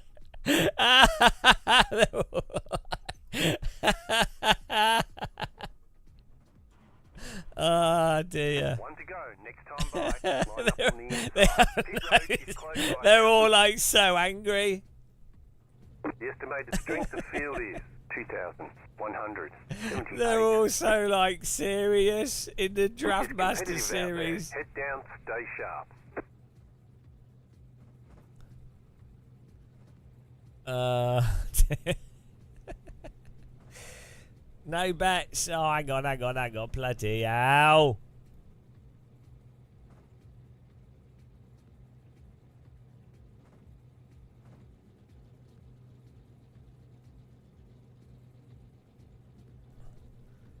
There you go, top 4.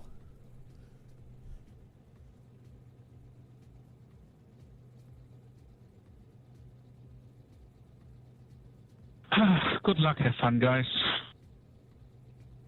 And be safe. Good luck, good luck. Good luck, everyone.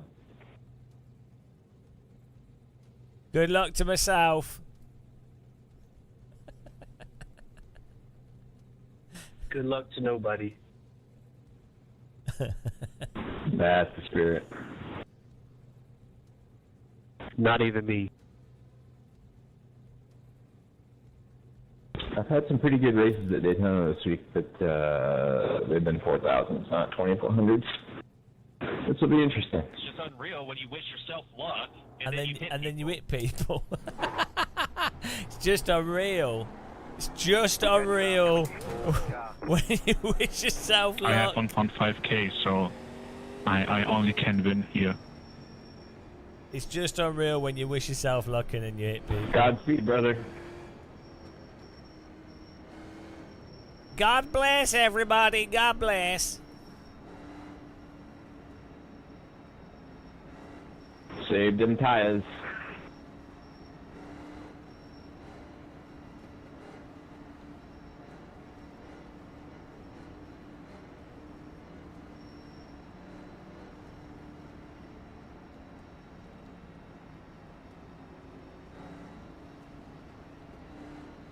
Wrangler. Wrangled. Wrangler 24. Here, number 1, does it actually help to track the brake in NASCARs? Wrangle. 2, 1, go. Should I drag the brake? That's common in GT3 and stuff. I don't know if it's common in NASCAR. US. Won't trail brake a lot, especially in these. But you gotta save your tires. I'd run enter a little higher and just take it easy. Travis Gear. Yeah, back Good. off a little earlier. Shit ton of power in these things. Oh, yeah, it's really hard to turn left. Yeah, I know how to do it. Oh. It's funny how in oval Are you asking about the penalty? Because, yeah, they'll give it to you. they like make such a big thing and all you can do is turn left. Imagine this conversation before like driving in on a road track. Post car is on. Time to do your job. Go. Oh, time to wrangle. Green, green, green.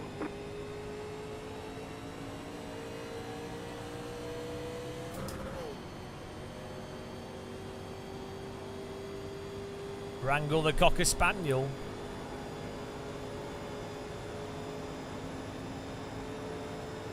I think we missed the gear shift a bit there with the automatic gearbox. That was as good a start as there is here this week for me, for everyone. Yeah, I agree. Safer. How many gears do we have? Just 4. Yeah, it's nice and spaced out. Nice.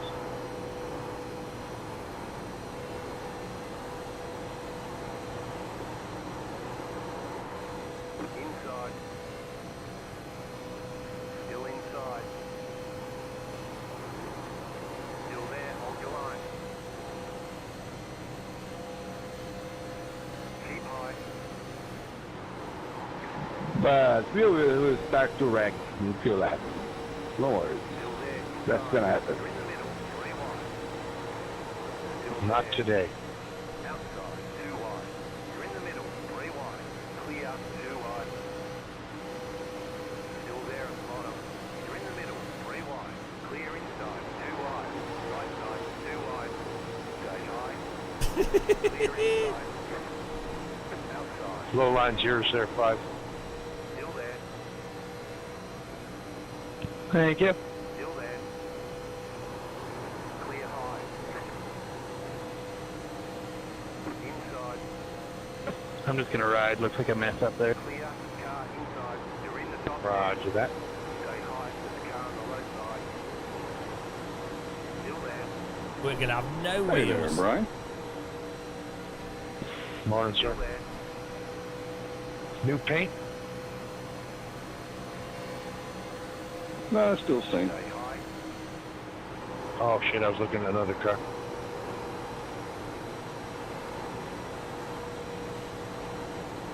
Still there at the bottom. Stay high to the car on the low side.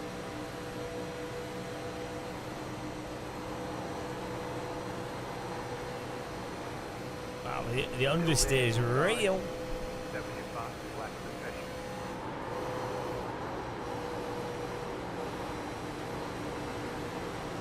Stay high.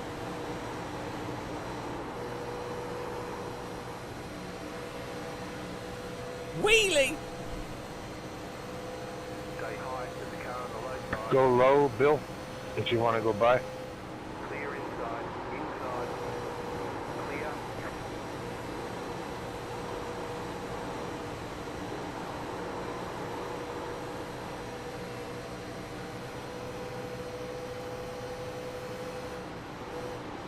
Dang girls moving, man.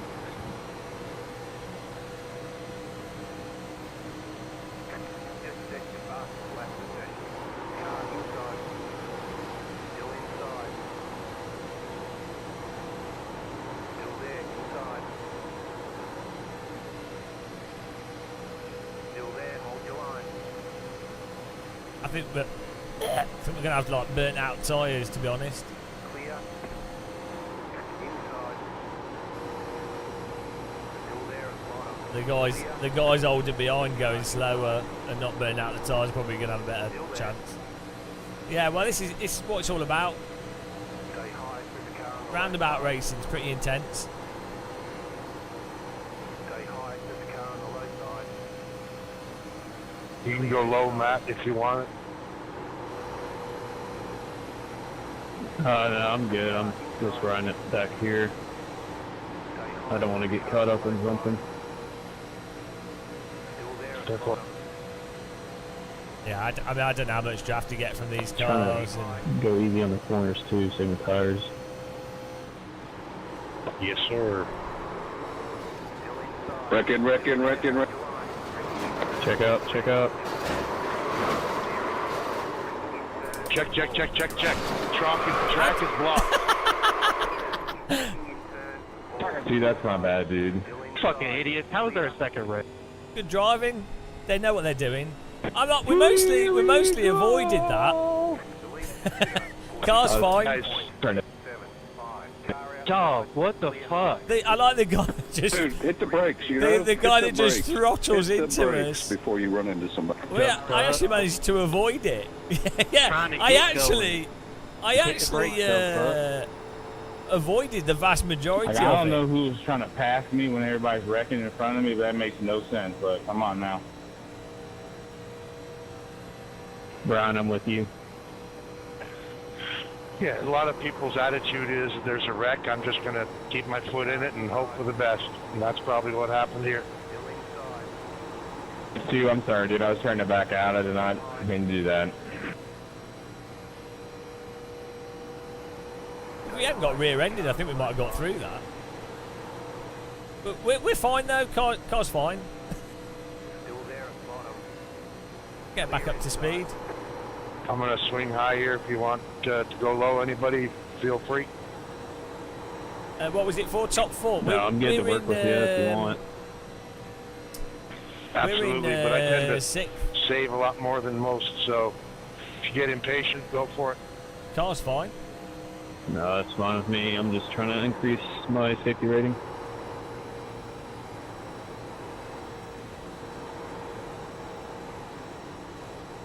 Give me a bum draft, Matthew. Go, go, go, biggity boogity.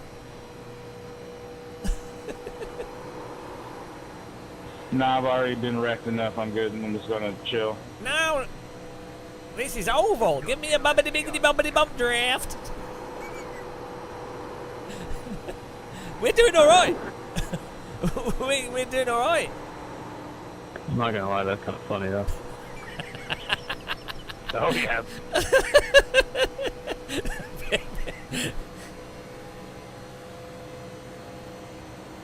Oh no, the car's overeating. What's the red I light don't think mean? he understands the difference of laughing at someone or with someone. Ah, he doesn't understand the difference. Who, me? No. No, UK West. UK West. UK West. Let's go, guys! Biggity, biggity, biggity! Go, go, go! Come on, Troy. Let's work together to get the guys in front of us. Yes. Here we go. UK West. I know Clint in front of you has damage on his UK front. West. Run. It sounds like that just a dawned on me British now. train system.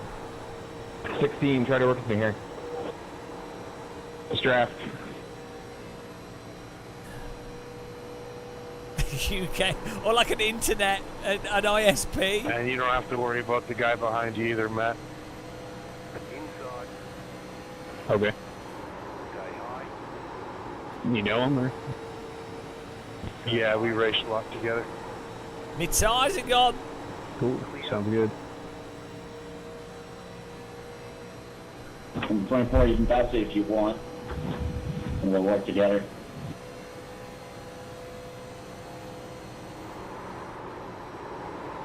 So I don't go mix it up until I get above 4.0 and SR. Then I go ahead and burn it up.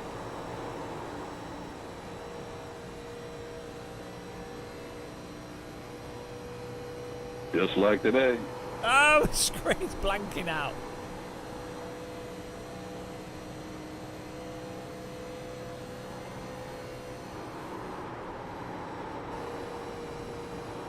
Okay.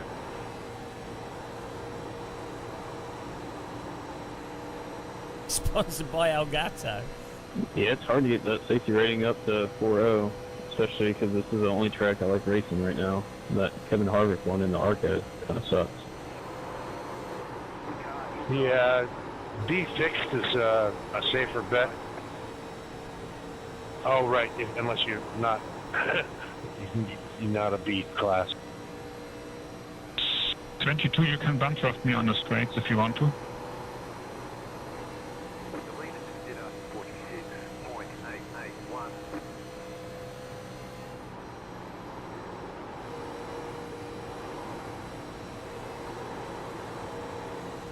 I know, but I'm getting the problem is that getting the timing right for the lift so that you then, because it's over, there's nothing else to do.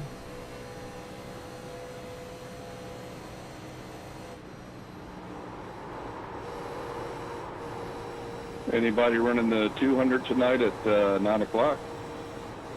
Sorry, guys. No. I'll give it a shot. I wish I could. I'm only Class D though. Good driving by that guy. Oh, shit's happening up ahead here, boys. Good driving. No, I couldn't lift, could I? Why would I lift? No one else My bad, I does. checked up. I thought we'd have to. Why would he just lose it there? Michael. I was hoping No he worries. would slide out a bit, but he didn't. 3, All right, 26, let's work together. 1. See if we can catch P2. Go, go, go!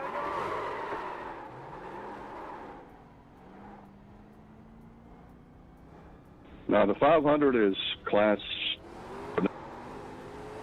B. I'm sorry. The best thing you can stop to smoke a joint. 3 hours straight. Well, good People get driving pretty by those serious up other there in cars. I Class should have B. gone left down when that guy started Yeah, sliding. I'd say the higher class you are, the more Oh, my tyres have gone! aggressive it can be. My tyres have gone! I ain't got no tyres! I'm new to this game. Can't believe we caught Probably that. have it 3 weeks. Formula Wheel Pro. a lane, please. Well, you're running a good line there, Michael. Or Matthew. Yeah, I appreciate it. I grew up on racing games. I just never had this one. We got fresh tires behind. Yeah, I've done them all, and this is my favorite for sure. And any lap traffic wants to get by me, I ain't fighting you. Yeah, iRacing is sure the most realistic of all the simulators. That's why I play it. I'll go on the apron and after turn 2 there, guys. Here we go. I'm in my own race. Hey, Brian, we got some fresh tires behind us, so if you want to just ride the high line for a minute and let him go by. I am on the high line, my friend. Clear outside. Thank you. Car outside. How are those other people But I ain't riding spinning? it in the corners. Just 2 left to go. can't do it. 2 to go. Keep low. Clear I'll let them by, though. No worries there. There they come. Let this guy go past. car Oh, inside. this guy knows how to race, he said, so no issues. Front. Forget it. 1.1 seconds. Still there. Inside. Could say sorry, number one.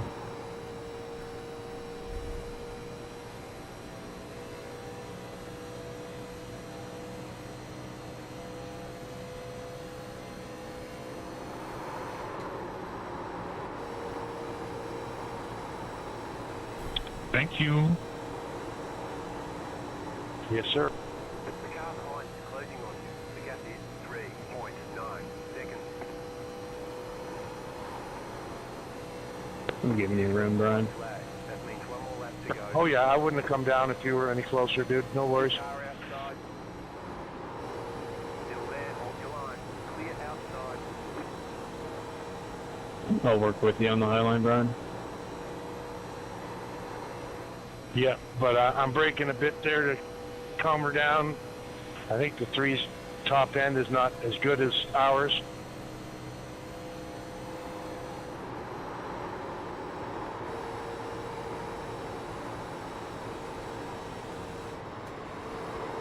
Car outside. What's he doing? Why can't they drive? Alpha. Turn around. Careful, careful, careful. Racking up, backing up, backing up, backing up. I'm good, I'm good, I'm good. Saved it, son of a gun. So stupid. Ow! 4-9. My You wheel just heard got that pulled very out my well. hand. Holy shit. Good racing, Clint. And Brian and Michael. Oh, the crashes, guys. Yeah, good finish, Matthew.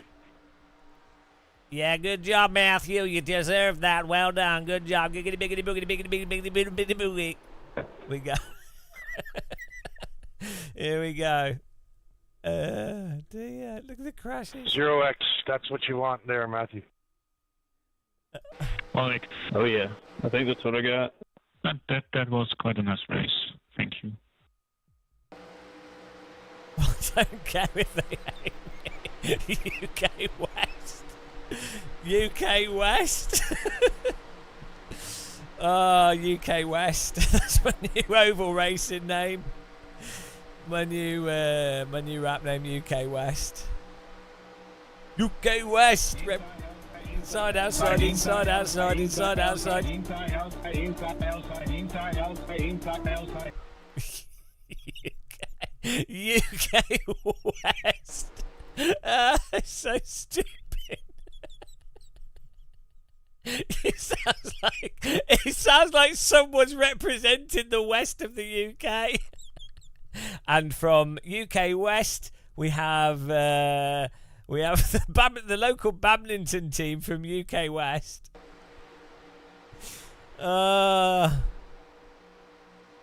From Devon, representing UK West. The Bristol Bandit, UK West. Oh, so stupid. Right, this crash, right, it's so dumb. West Side. UK. Right, what are they doing? What are they doing? It's so stupid. This is so stupid. So, right, they're coming through the corner. UK West. Triple caution, stay centre. Triple caution, stay centre. Oh, right. Look at this. He just drives into him. All you have to do is turn left. How is that hard? How do you do that? And then they can't even catch the car after a slide. And then, oh my God. And we actually get through all the shit. I do drive into the big car, but we were actually okay. And then we actually did a pretty good job. Like, in fairness, I did drive into the pink car, so sorry to the pink car. That was on me. But this guy, how does this guy drive into us full power? But I still caught it. If it wasn't for the second crash, we'd have got fourth. I came out of this. No, I caught this. Check this out. Whoa! He's gone. 360 no scope. Keep driving. You can't stop UK West. Unstoppable. Until the next crash where we got wrecked. But I think that was good driving. I think we had authority over the race, to be honest. I'm gonna do the Star Mazda next, and then I'll do another oval. Yeah, right. I mean, there was nothing I could do here because, yeah, I couldn't really do much. Like, it's on the exit of the corner, so yeah, he just kept spinning into the line. But like, how did he lose it? I should have gone. I mean, if I broke, we still would have understeer. So he's just lost it on the throttle, and then he's tapped. I finished him off.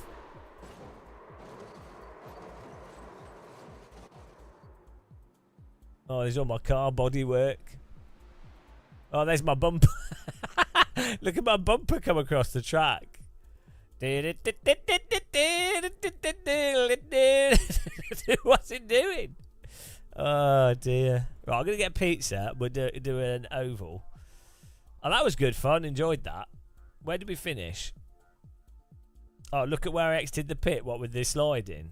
Okay. Oh, look at the back of my car. What is this? Where the engine would be? What's in the back? Oh no, it'd be the radiator they put in the back. What do they? Hang on. What do they put in the back of these cars? Oh wait, eh? Oh, it's the fuel. No, it's fuel delivery system, isn't it?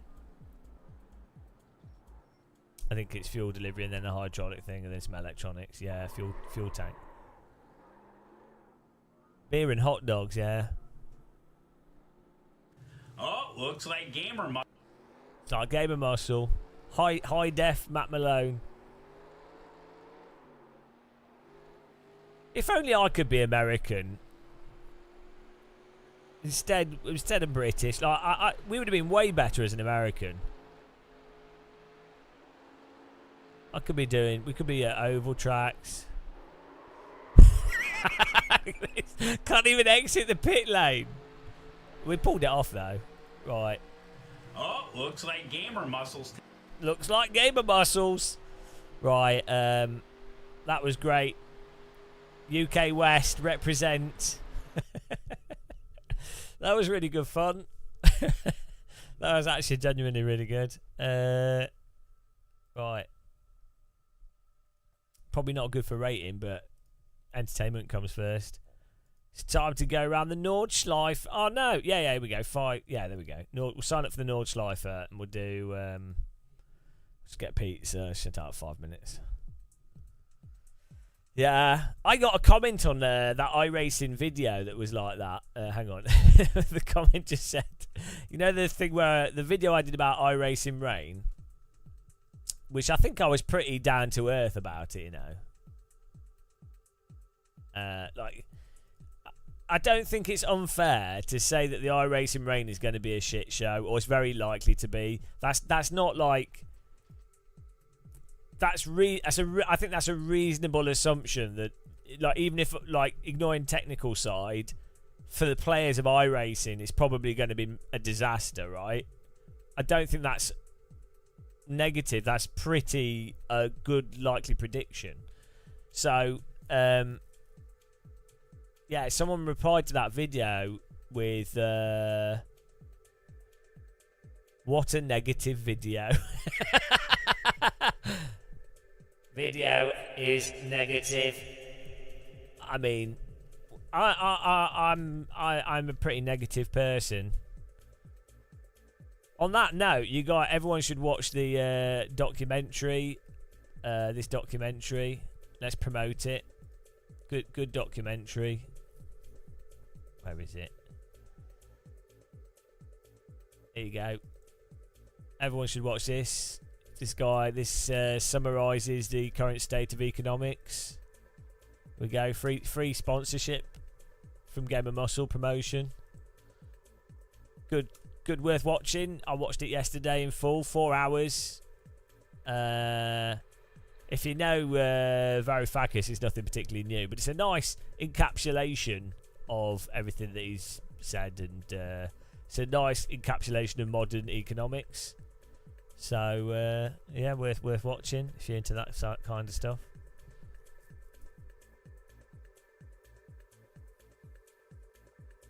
I think I should be locked up for being negative, to be honest.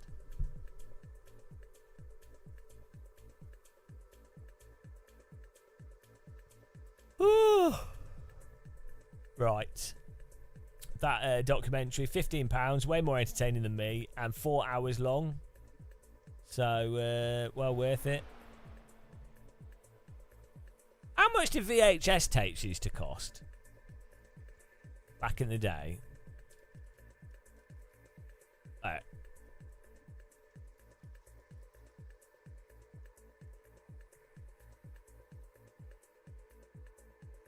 But it's not really, well, it's not like, it's not on economic science. It's more about politics and, hello, Naomi's 99. Hello. How much was Blockbuster? I remember it being like, wasn't it $4.99 for 3? It was like get 2. No, it was $2.99 normally, and then it was like $4.99 for 3 shit films or something. Hang on, how much did Blockbuster rental cost in the 90s UK? And popcorn was £1. $2.99 a day. Well, you'd only borrow it overnight, wouldn't you? And then you'd have to drive to Blockbuster or walk there. And how much would get the games cost more though?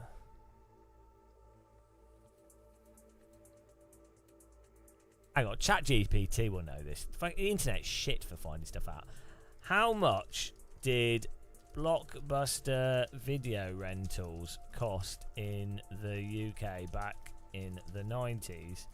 List the prices and typical special offers.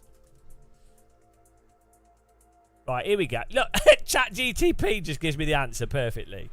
Rental fees $2.99 to $3.99 for, yeah, there you go, for a 1 to 3 night rental period. Regular titles $1.99, and then older, less popular titles £1 to $1.99. Yeah. 2 for 1 rentals, midweek specials. How much were N64 gamer rentals?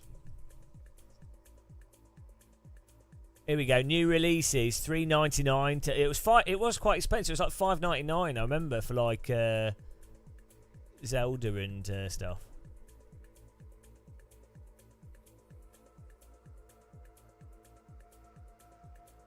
Wonder what was like the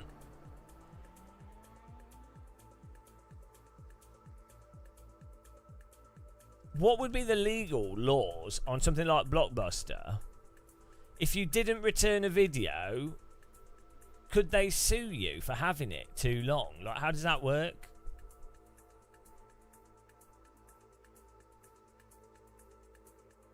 Would you just get banned?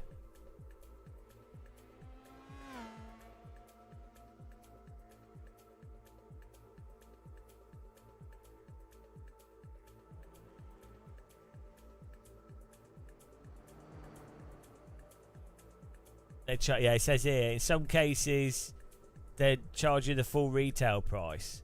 So,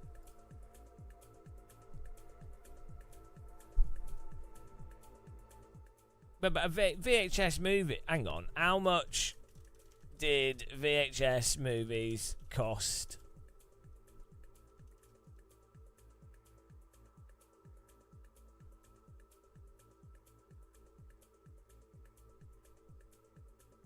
Yeah, we're talking about the 90s. Here we go. $20 to $30 for a standard VHS edition. $30 to $50 for a special edition box. Collector's editions, $40 to $100. That's dollars though, so.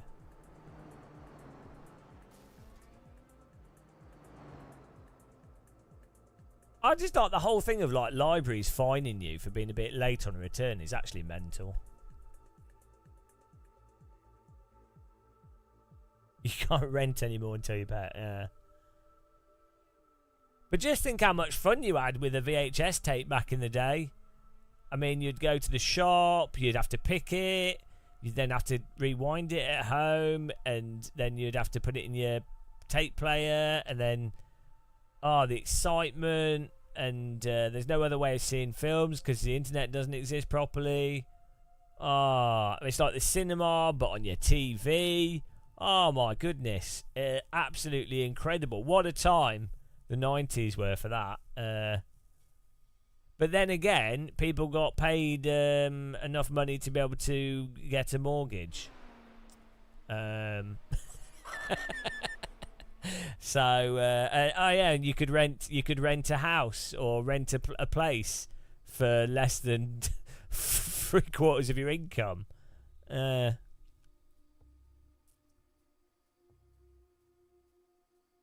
Your favourite part was pulling the ribbon tape out, flipping it around and watching the movie in another language.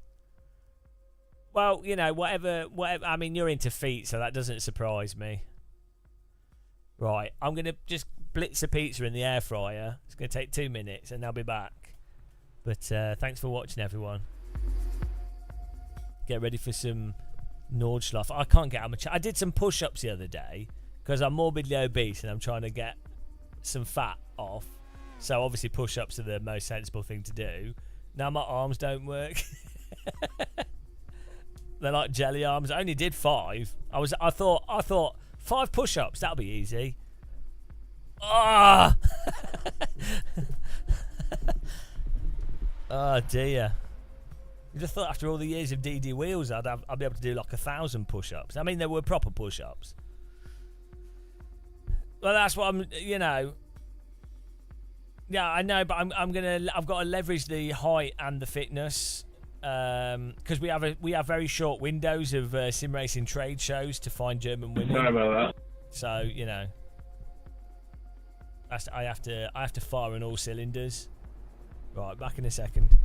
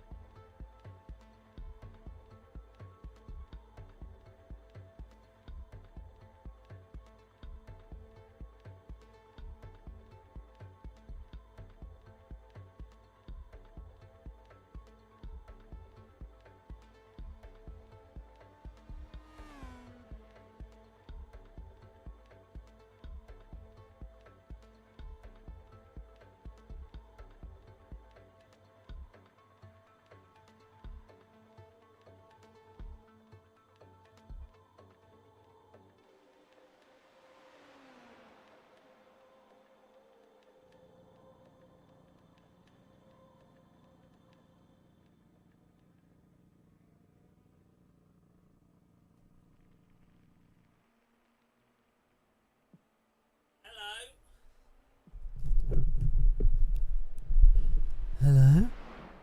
You're not a fatty bomb. We're getting there.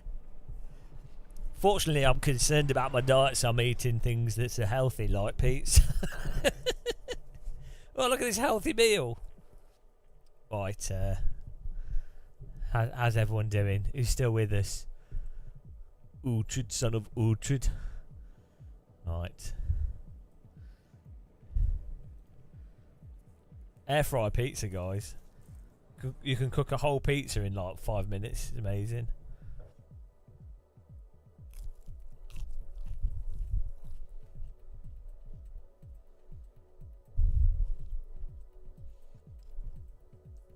I don't think push-ups are a good way to burn calories.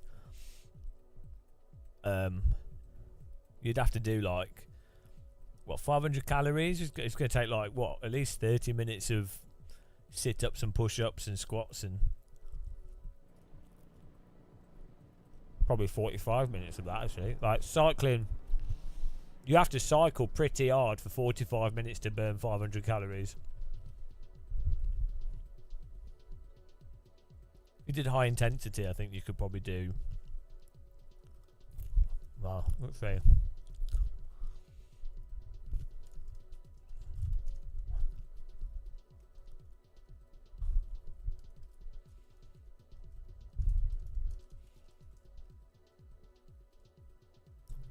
Um, 500 push-ups. They reckon on average it's one calorie per push-up. Yep, 500 push-ups. But that's pretty hard. Especially as I can't do more than 5.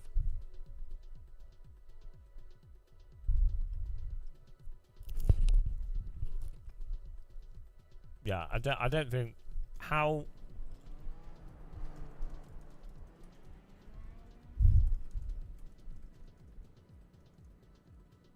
What's the most number of push-ups? 40 to 80 push-ups.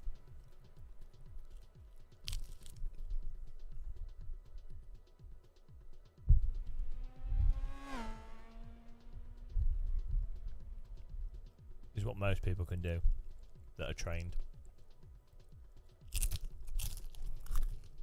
Most people, if you were to say, oh, how many push-ups can you do, or do a push-up, they do them totally wrong. I mean, I don't blame them, because a proper push-up's like really hard. It's like doing a pull-up on a proper pull-up bar, like lifting your chin above it and lowering yourself down, and, you know, doing that properly is proper hard.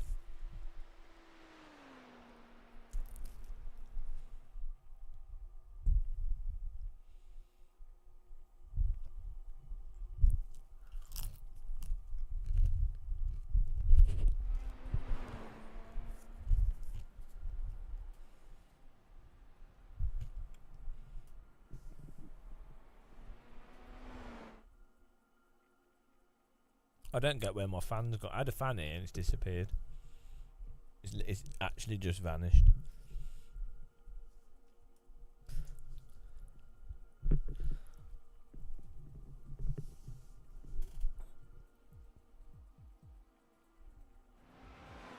You can only do one push-up or one pull-up. I can't do a full proper pull-up.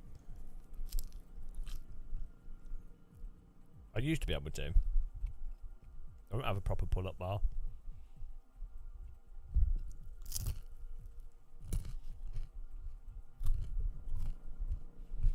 It don't really make any sense, don't it, where we'll go?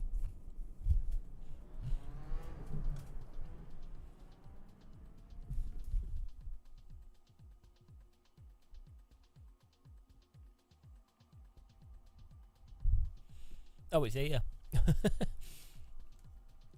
Gone for a roly-poly adventure.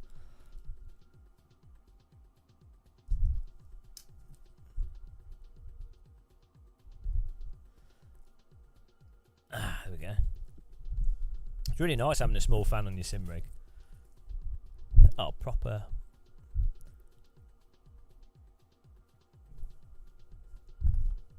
I bought like wooden wooden chock things with handles on them. They're really good.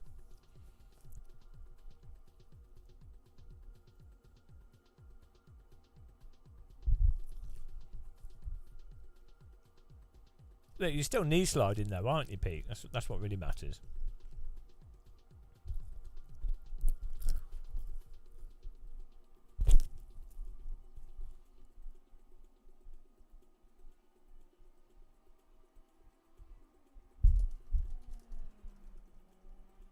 World record for push-ups.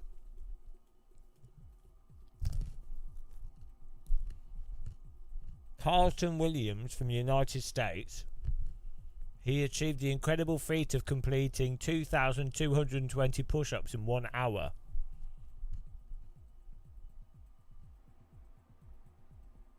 I bet he's lean.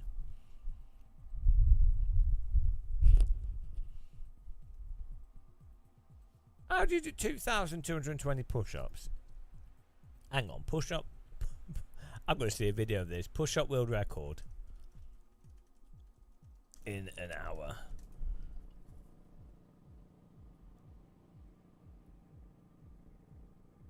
Here we go. Imagine deciding you wake up one day and you're like, alright, I'm pretty good at push-ups.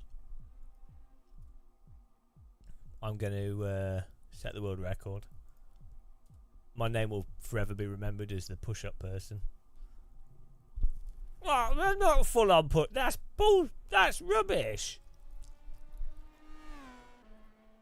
They're not full push-ups. He's doing like half-assed push-ups. What's that?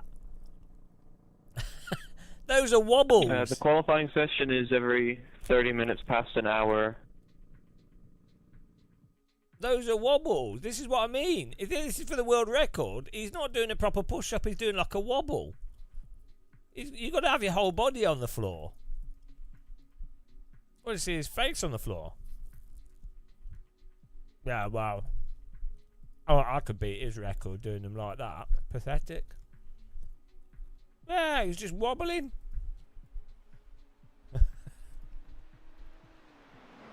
Yeah, well, look at that. It's ridiculous. That's not a push-up. 1 minute 50 in that video I just linked. That's pathetic. That is not a push-up.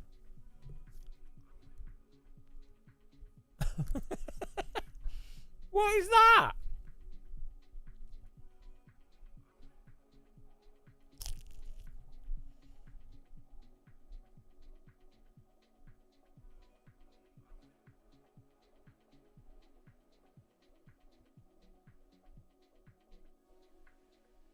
Yeah, all the comments are all the comments are like, yeah, ridiculous.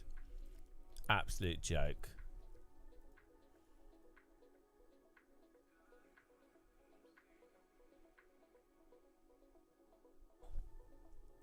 Right,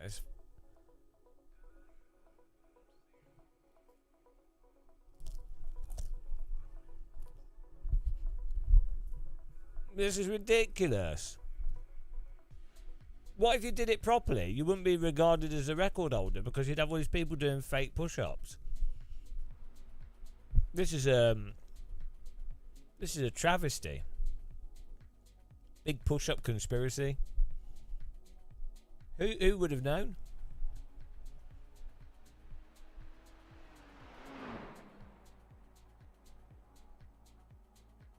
Oh, I'm getting adverts now.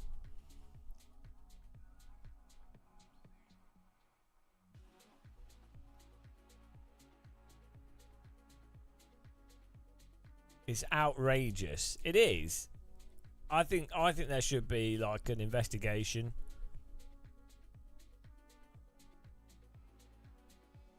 Guinness World Record for most chest to ground burpees. Oh man, these things look too painful. Oh no. This is the worst. Imagine doing this. Look at this. This is like the fastest way to to use a lot of calories.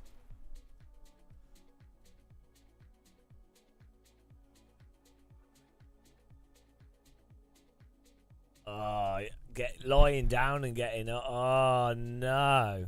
Like, be destroyed. How many? How many do you reckon? I think I could do like 10 of these.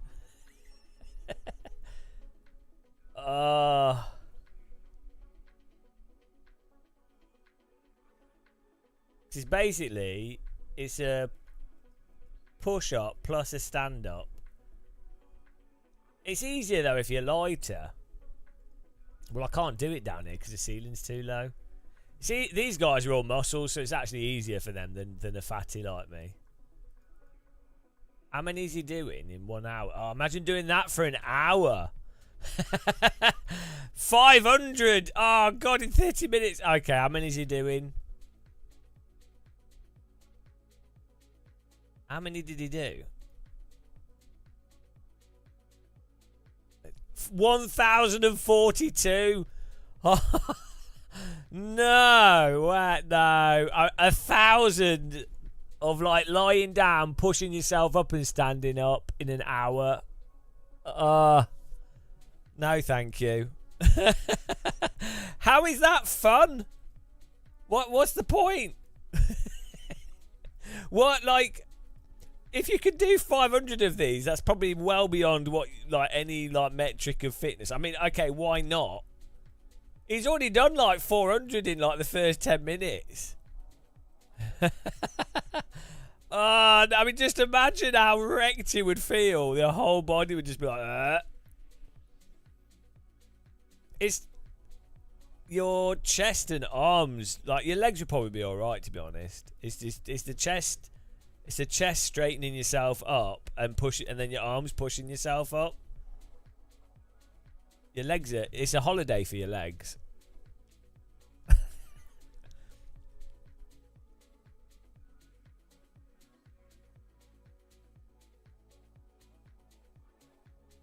Oh, you get so dizzy as well doing that. Elevated heart rate. Well, it's also good for heart attack and death, so...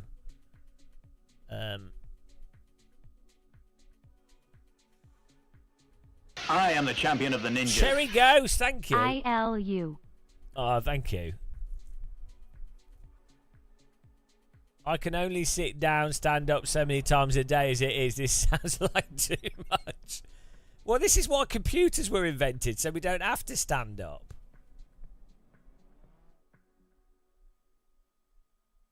Uh...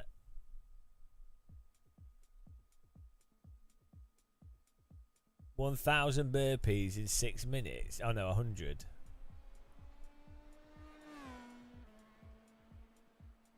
Yeah, I mean, so I think stuff like this, like fair, you know, why not for the person doing it? You're good at doing that, go for it, whatever. But like, I kind of,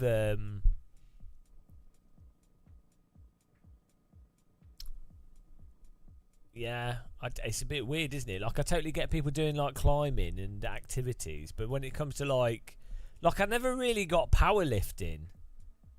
Obviously, there's a technique to it on top of the raw strength, and you know, it's just something to do. But it seems like mental.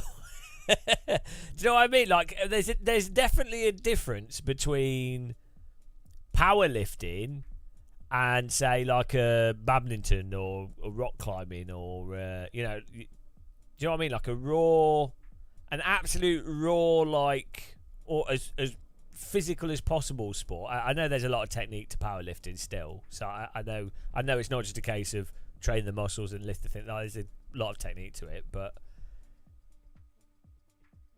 maybe distilling something to a singular thing is actually quite good for focus, because you'll be doing other stuff and then you're like, oh, but at least you have a defined metric of going, oh, can I or can I not lift this amount of weight? So I can see why that can be quite addictive.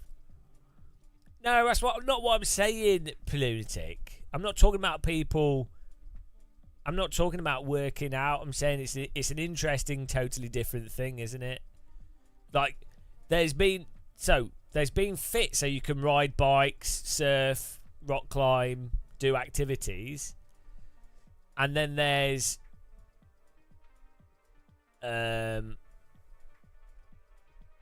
just hyper training for a specific thing.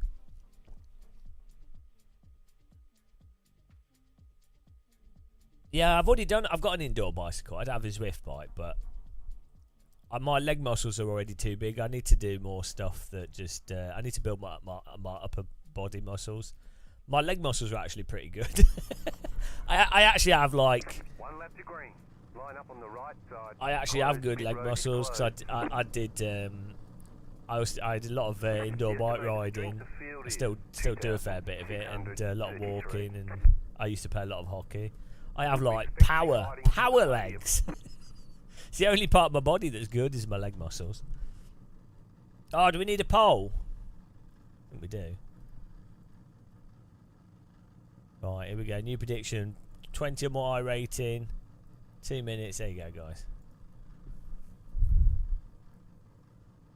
Yeah, because there's that whole meme about leg day. But for me, it's like upper body that I need to build strength in.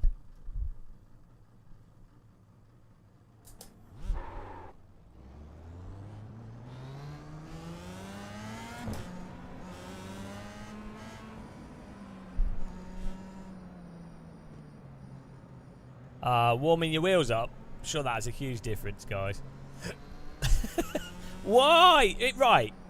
I genuinely don't think there's any evidence that wobbling the cars in iRacing warms the tyres in a significant way.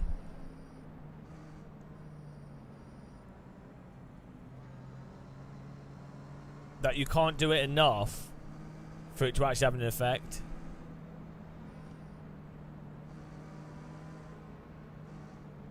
Get ready, going green. Yeah, they've seen other people do it. I'm just going to leave a gap here. The pace car is in. Green, green, green.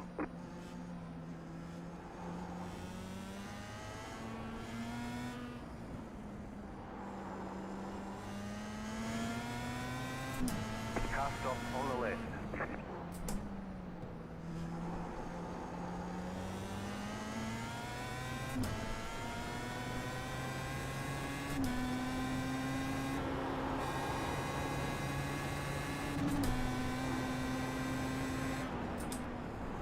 You got it, slow car on the right. Go right.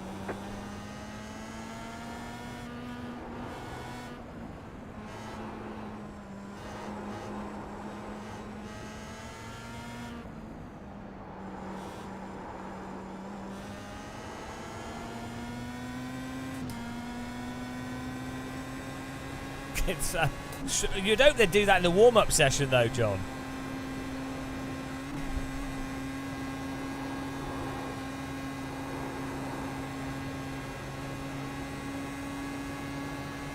You have about 5 laps of fuel left.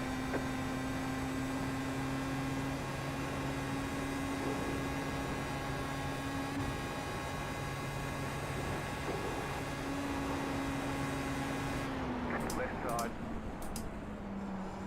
Keep to the right. Still there. Clear. Oh my goodness, he was not giving that up.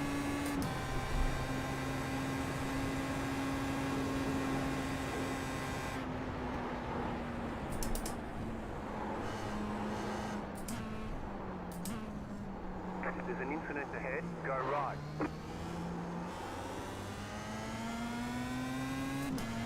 Yeah, it helps when your car's got like a front wing. For some reason that makes it easier to drive. Don't know why.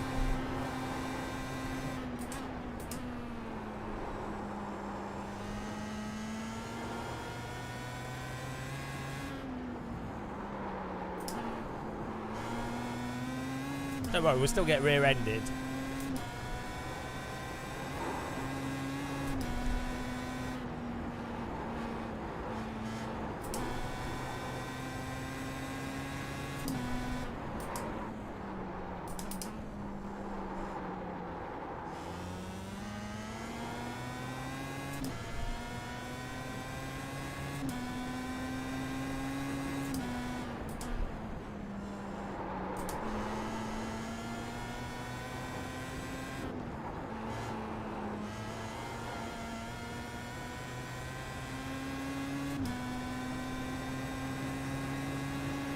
This car from behind reminds me of like 1970s F1 cars. I was saying this the other day. You know the one with like looks like the top sticks up low, it's like a submarine.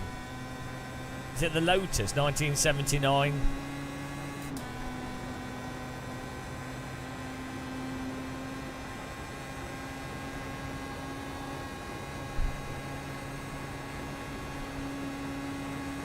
Oh. Go right. Just got upside down.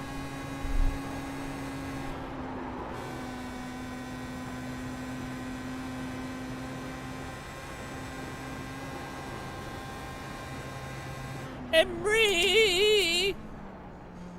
Hello. How's it going?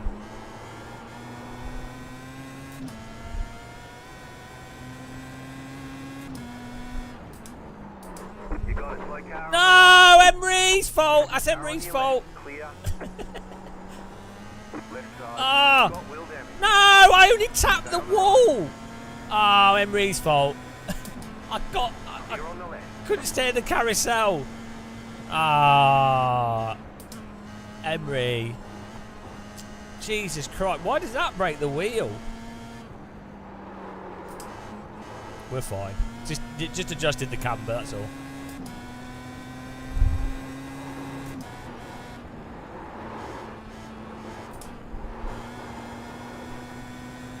Because it wouldn't, like, nothing would stop it from understeering.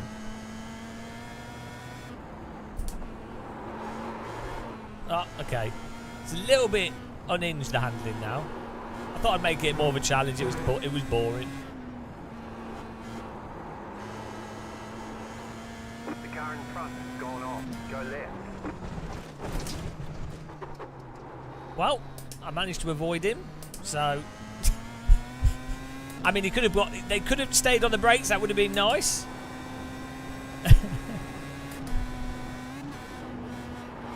We avoided them. That's all that matters.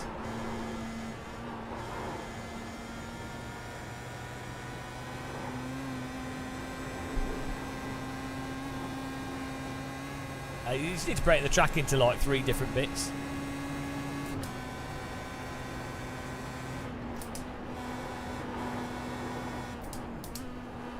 F. We'll see what pace we get with the draft behind this car. We might be okay.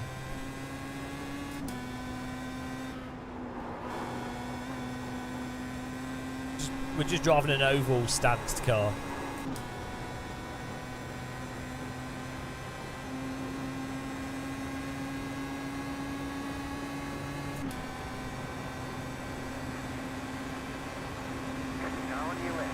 Why are you putting me on the grass? Stay on the right. Clear.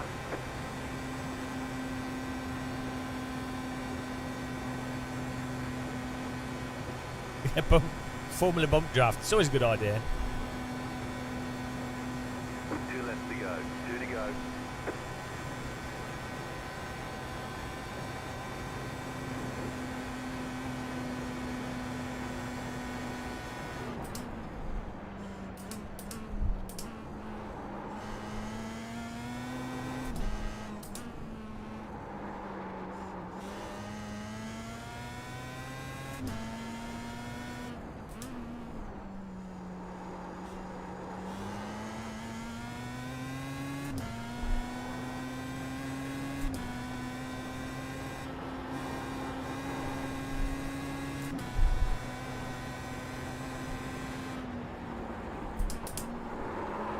Ah! She's stuck in the understeer slop slide there.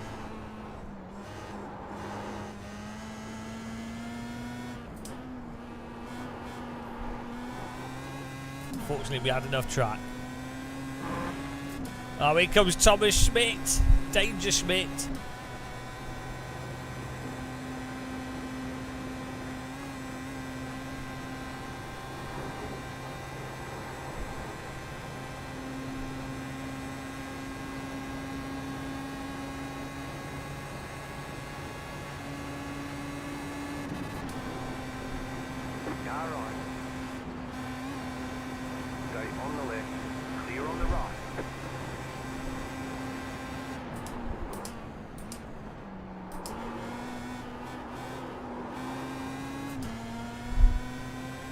It's too rainy.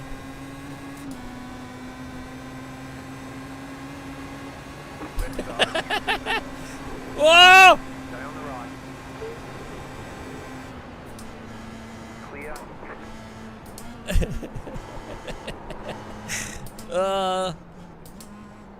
I'm giving him a bit of pressure. Keeping him on his toes.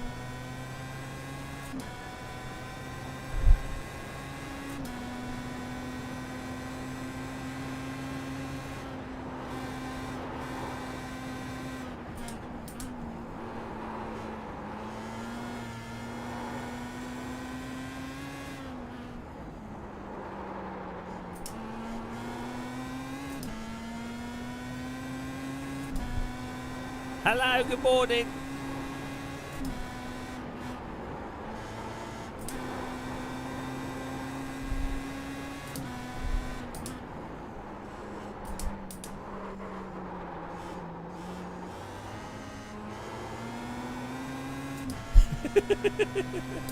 Toying with the Schmidt.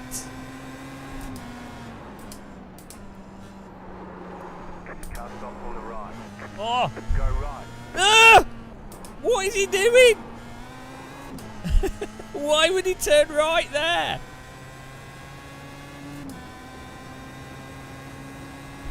Yeah, but I'm having fun, Pete.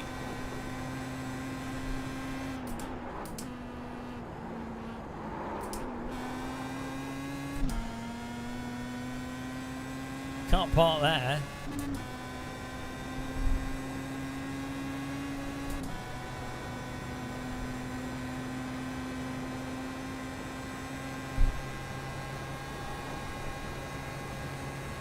We have to suspiciously turn left all the time.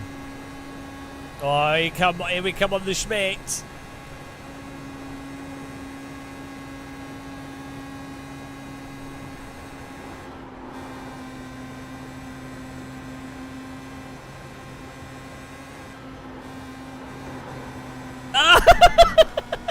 Come on, that's defensive block.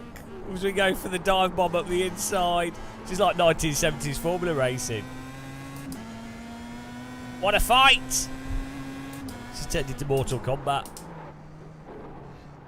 Oh, he's gone! He's schmitted himself! You've got to lock yourself into the carousel. Chastity belt fell off there. That was close. I'm sure we'll be back. Oh, we're going to get wrecked by this guy when he's confused by me driving slowly due to my damage. It depends on the slipstream's different for different cars. It's good fun having more slipstream though, especially with this car. Better gameplay. Hang on, did he just disappear? Schmidt's back in it. Ah! What is that? I can't believe that we didn't get iRacing killed there. I'm not sure how we saved that. It was the iRacing time. Temperature gods were on my side.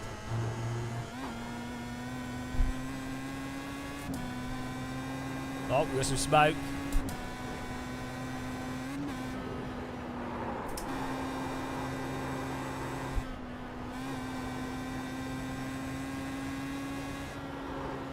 Oh, car in the wall.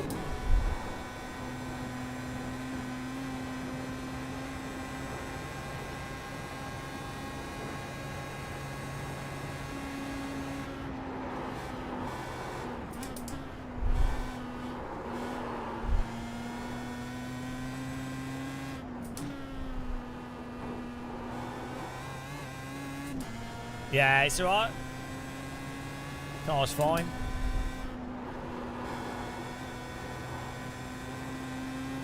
It's a really good car track combo. It's good fun. It's such a grippy car. Dotting a T-ho. Oh, here comes the Schmidt.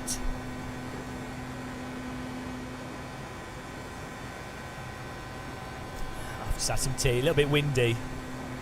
Oh, there's a lot of smoke there. Okay, where is he? Where is he? The car in front. He's on the right. Yes!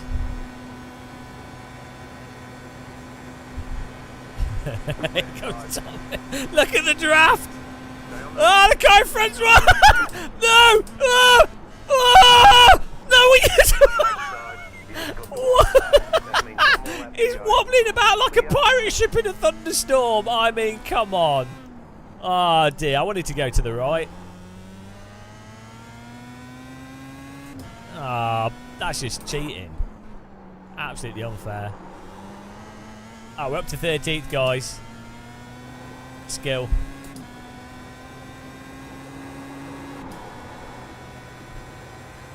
We could not let Lidl's secondary driver Thomas Smith beat us, though. Come on.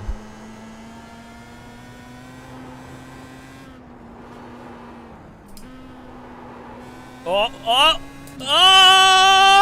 oh, he's gone wide. Oh, he's in the wall. He's lost it.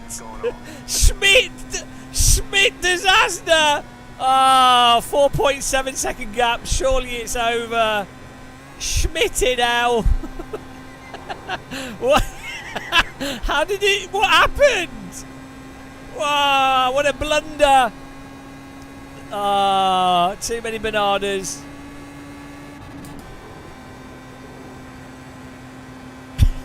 Days of blunder, yeah. That's every iRacing overtake. Is like those awkward moments where you don't know which way the person's going to go.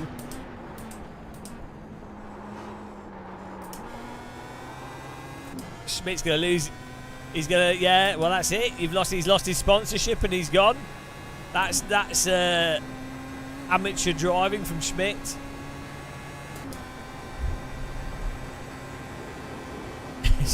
Schmidt stop.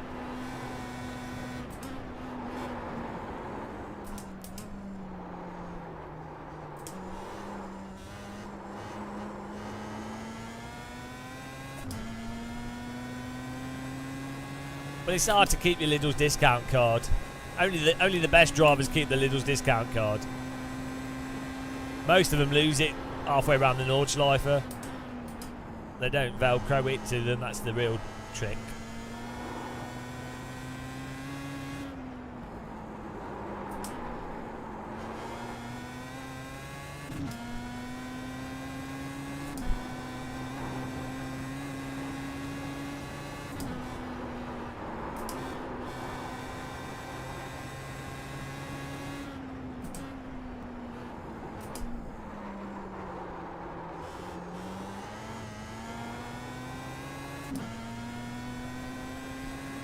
So I reckon you could actually have a video game that was just the Nordschleife as well. my ultimate racing sim video games where it's like just MX5 racing, but you could have a game that was just the Nordschleife and everything is based around the Nordschleife. That's it. You have a track day mode, which is about cruising, and then you have like ranked racing. You have like a whole unlock system where you unlock items and stuff just by driving around the track based on how many miles. Yeah, like you could build a whole thing out of it.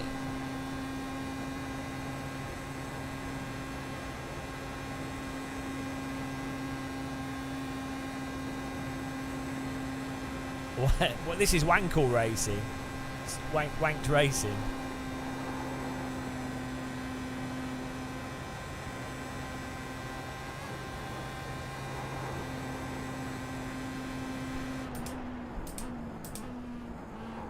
Oh, car behind's catching us. We have to push a bit here.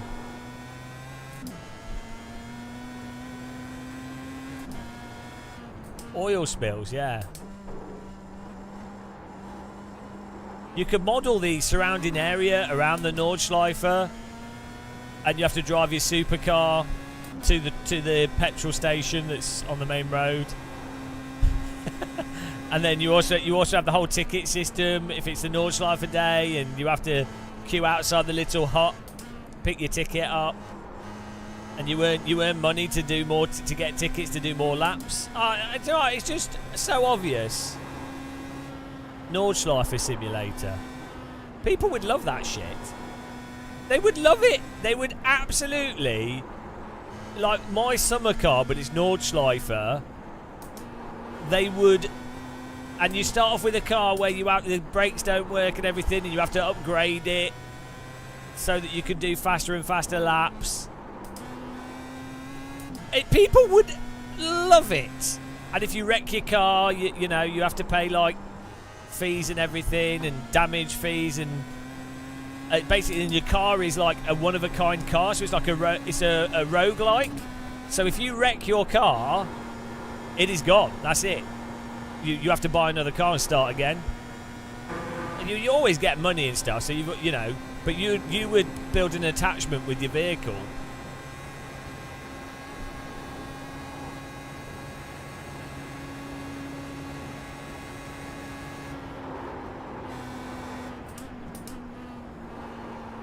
But you'd also make it so that you know all the body parts, all the customizations were like interesting.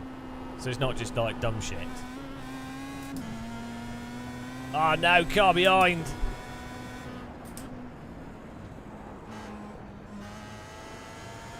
Car right. Clear on the right. Let him through.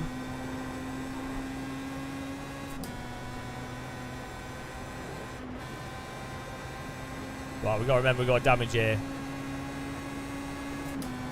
Have we got this right? Here we go. The car in P1. Just left the Oh, we might have gone too soon, guys. 3, 4, 6. Left side. Still there. Clear. We went too soon. Left side. No. Oh. Still there. Hold your line. Stay on the right. Clear. Ah! Under control. It's fine. It's all fine. Don't worry. Everything's fine. Totally fine. Did that on purpose. There's the flag. Calculated. +2 I rating. Bring it back to the pits. I know what I'm doing.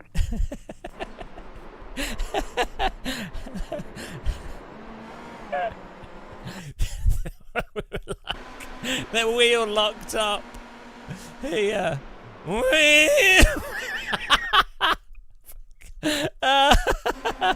Oh dear. Look at this lock up. Like, weirdly, this car, if you're going quick, it comes back quicker than newer stuff. So funnily enough, they've like, the physics have genuinely got worse in iRacing. Like, there's no way that you're catching that in an F4 car. Yeah, it was good driving. Pure skill for 2i rating. Not bad. We beat the Thomas. That's all that matters. Full opposite lock on the brakes. Oh dear, that was so stupid. Can't believe we didn't wreck there. Calculated, guys.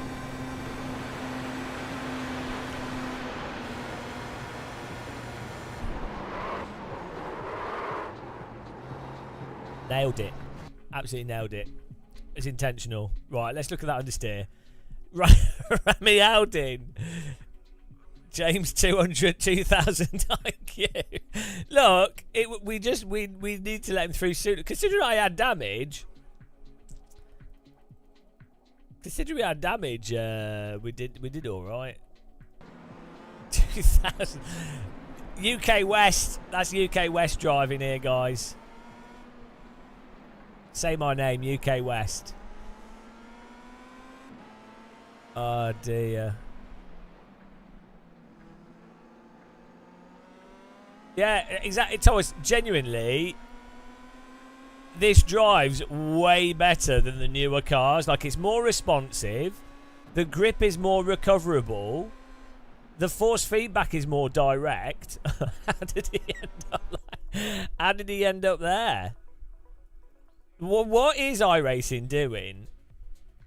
This is one of the original cars in the sim, I think.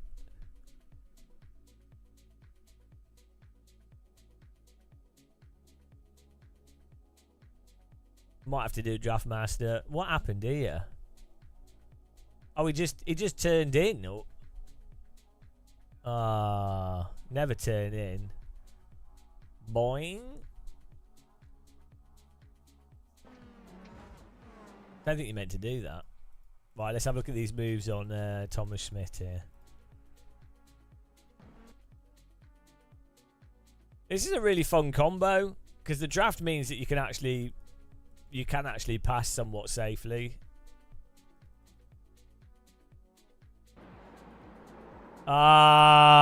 This again. Every time, every single race, someone wrecks it here because they go one. They push their throttle pedal 1 millimeter too much, and no. Grip's turned off.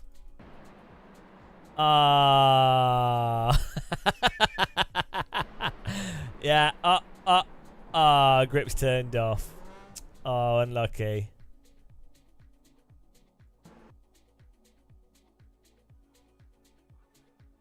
Right, where's this? The Schmidt battle. I don't read the graffiti.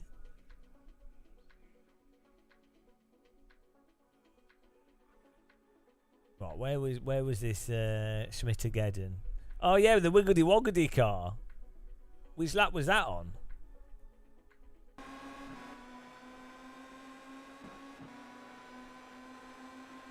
Is it a graffiti? Is it chalk? Or is it spray paint?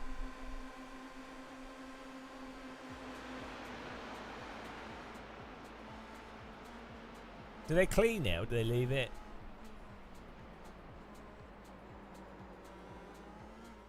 Yeah, you know, you can... Can't you get into trouble for doing it? But, like, they can't stop people in the middle of the night going on the track.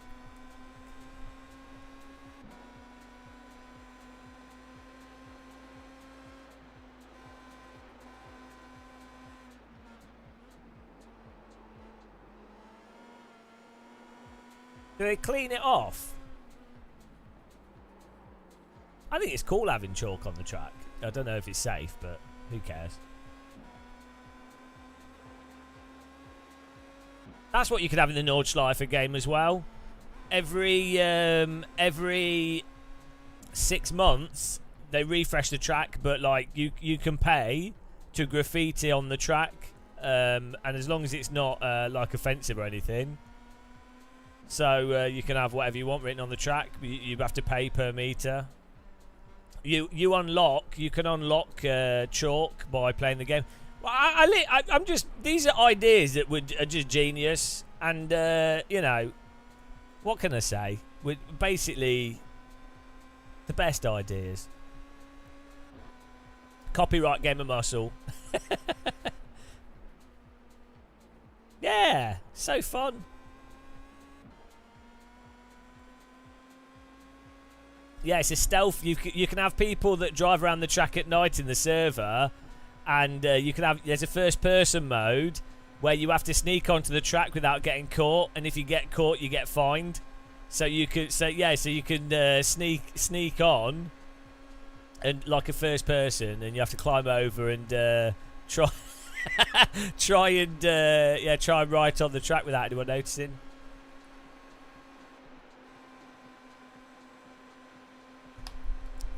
Perfect game. Yeah. Nordschleifer Graffiti Simulator. That'd be quite a fun game in and of itself. Genius.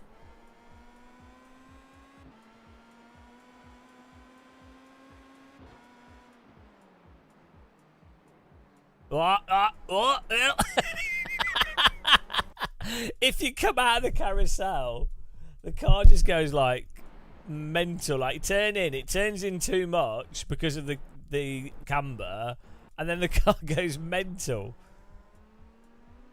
My Donald Trump sneakers, can I get some? Would I have to give money to the trumpet? So that I don't really.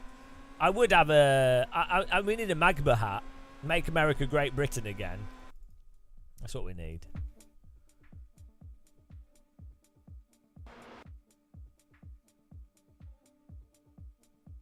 I'm not giving money to a bankrupt weirdo. Oh, here we go. Here is the wobbly wobbly car. Look at this. This is ridiculous. This is pure filth. What is the car in front doing? It's wobbling. Look at him. Look at him wobbling. And I'm like, I'm going to go right. And then he goes...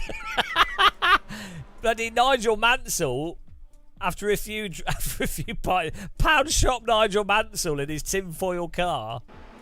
Wait. He's smoked too many packets of Camel.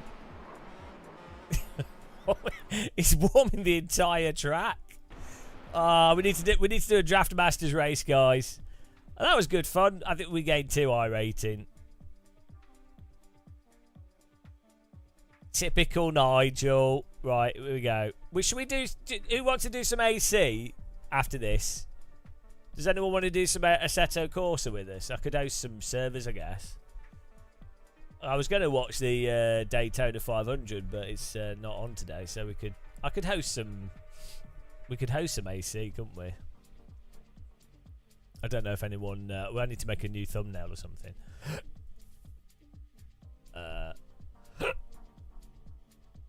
Hello, Neo. Florida weather's always so nice, yeah. Why is there so much naked leg? Oh, I'm not wearing any clothes. I'm wearing shorts. It's quite warm. It's quite warm today, actually. I don't know why. Alright, let's do Draft Masters. Oh, no, where is it? Oh, here we go. 6 PM. You're hungover. Do I need to do a title? We can just relaunch the YouTube stream. I just changed the text in it. I don't know if that'll work though. So what I could do is stop streaming on YouTube. If you're on YouTube, I don't know. You guys probably don't want to watch on Twitch. But so because the problem with YouTube is if you stop streaming and start again, it doesn't really deal with it well. But if I stop the YouTube stream for like 30 minutes, redo the title and start it again, it'll get actually sent to people that are interested in AC. Like you can't just change the game or the title.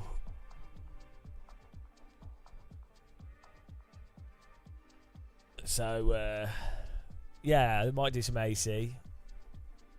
So if I stop the stream, I'm gonna do one oval race and then we'll go back to AC. But I'll have to. You guys can come on Twitch for like 5 minutes, can't you? It's like a 20 minutes on Twitch, and then that way when we go back live on YouTube, people will know we're playing AC.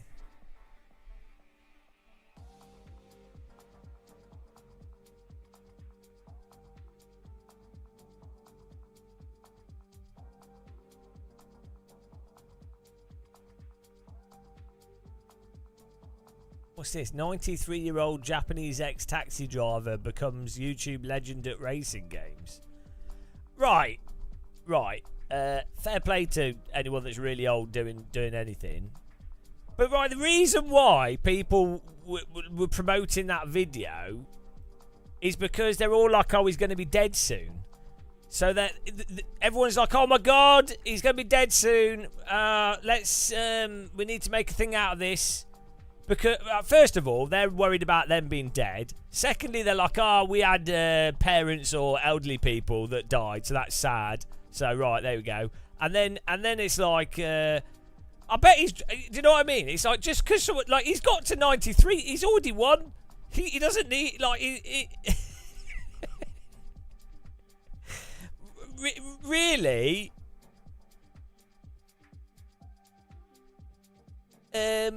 Yeah, I mean, I'm turning this into a negative story. It's a nice, feel-good story about how old people can play driving games, which really shouldn't be a surprise, really. You know, I don't see him winning esports competitions, so.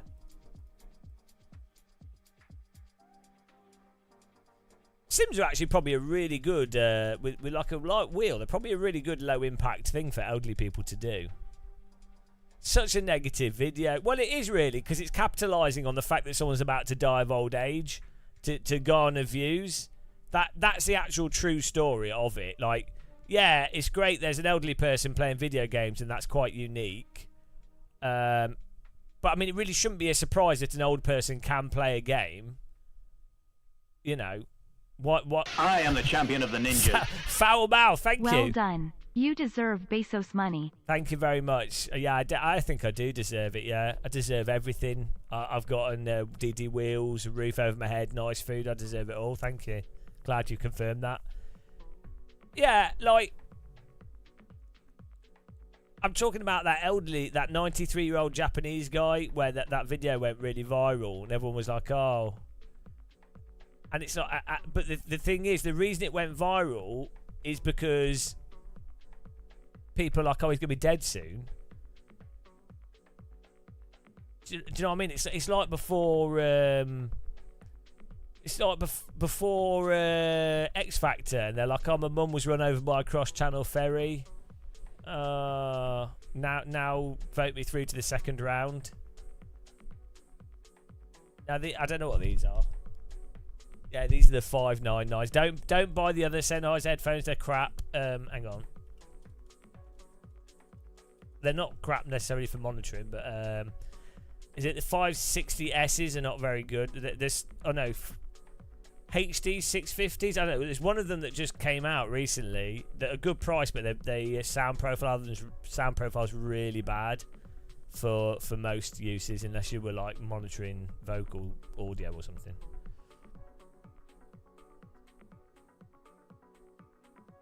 Yeah, like I just think like so. I feel like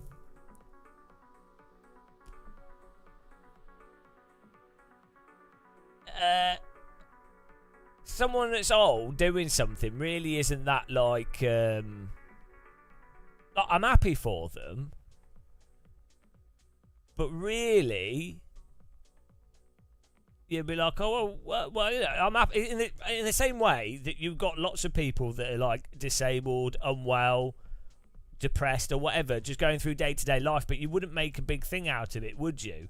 Because you don't know that they're going to die soon. But when someone's like 90 years old, you're like, they're pretty much going to be dead soon. So that's leveraged as a thing to make everyone be like, oh right, yeah, we need to hype this. Hello, banana braids. 5985. Yeah, they're good. It's the new headphones that's a bit weird. Yeah, with the old thing, it's like, oh, they're going to be dead. It's because they're going to be dead soon. That's what it is. I mean, don't get me wrong. I like young people, old people, whatever. I don't really care. Like, you know, but if people need looking after, they need looking after. It's just a weird. It's weird when businesses exploit feel-good stories. That's what it is. It's nothing to do with elderly people. It's like those bloody women's magazines where it's like, I got meningitis and had to have my legs and arms amputated, but I still play badminton. It's like, well, no, I'm really happy, great, but like, why are we making the whole sell of that story is basically for people to read it going, oh, I'm so glad I didn't lose my arms and legs from meningitis. It's not them going, oh, that's what can I learn? It's for them to go, oh, thank God I've got arms and legs. Do you know what I mean? And they're not, the stories aren't normally like, oh, here's some really interesting stuff. It's literally exploitation. That's what it is. Yeah, exactly. I mean, look, I have to... This guy Yoko in chat, I have to put up with this guy. Terrible. The worst, absolutely the worst. These are the types of Germans I have to put up with. And Banana Braids Racing. He's such a miserable bastard. I'm just keeping it real. I'm calling it out.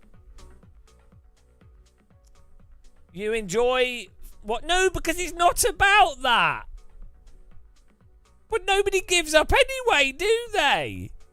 They're not going to like go, oh, I've lost my leg, so now I'm going to jump off a bridge. They'll be like, oh, shit, I've lost my leg, but I can't do anything else, so I might as well just keep going.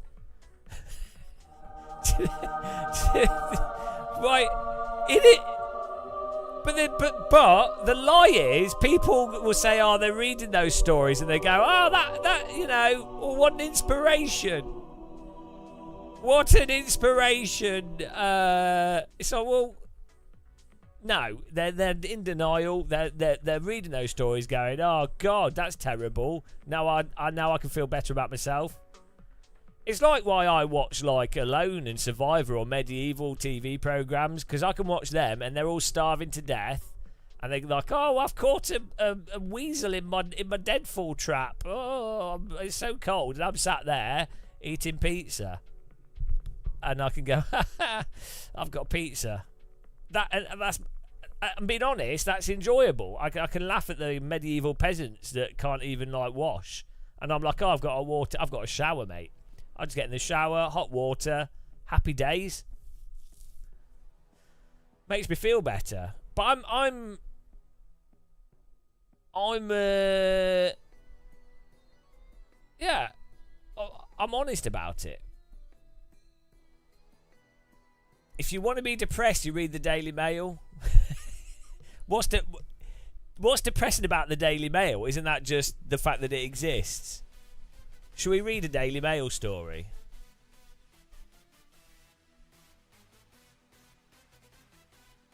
Hang on, let's see what Daily Mail story. Daily Mail story. Let's see what stories they've got. Oh, Daily Mail online. Let's see what. Let's investigate. Oh no, I don't want to allow ads. I don't want to give them any money. Oh Christ, no! I'll have to give them money. I'm not doing that. Right, here we go. Woman arrested on suspicion of murder. Here we go. Woman is arrested on suspicion of murder after 3 children. I don't know what that's about. Right. Mail online. Prince Harry blocked from a heart to heart. There's literally a war going on. Oh dear. No, the royals.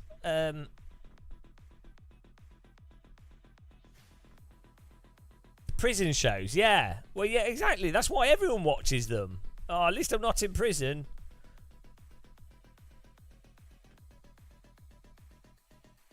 Real life human interest stories.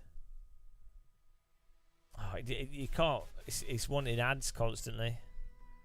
Breaking news in today's headlines. West Virginia Target closes after collapse due to slipping hillside. Ronald Reagan's daughter, Patty Davis, thinks older presidential candidates like Trump and Biden should receive cognitive testing. Well, fair enough. I mean, they shouldn't be presidential candidates. They don't need cognitive testing. It should be illegal to be a president if you're over, like, 60. Oh, revealed. Daily Mail exclusive. How the life of Philip Schofield's young lover has been wrecked by the affair, but he's banned from saying a word about it. Oh, great. We all need to know about that.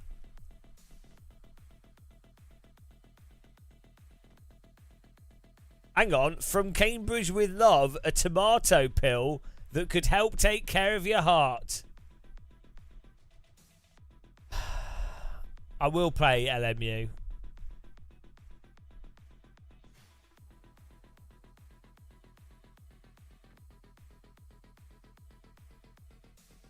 Is Daily Mail a newspaper? It's not really a newspaper, is it?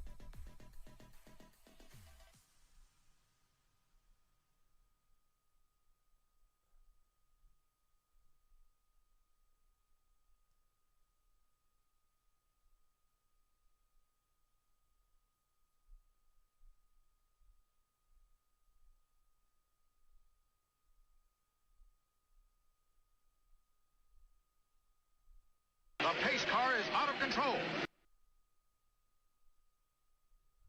Thank you for following. Welcome along. Yeah. No, it is a bit weird, isn't it? With these We're doing some draft masters here. Too old to work at a supermarket. Yeah, it's not like you'd expect a president to have to be awake for long hours and be able to make important decisions all through the day, constantly.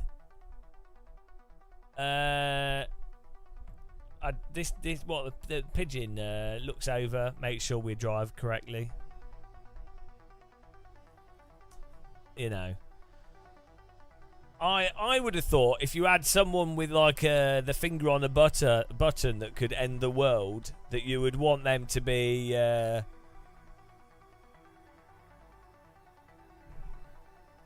maybe you'd want them to be a little bit sort of like fit of the mind all the time. I don't know. Maybe it's overrated. Maybe you don't need it. I mean, they're not really. You're not really a president to actually do anything, are you? You're there to be a sort of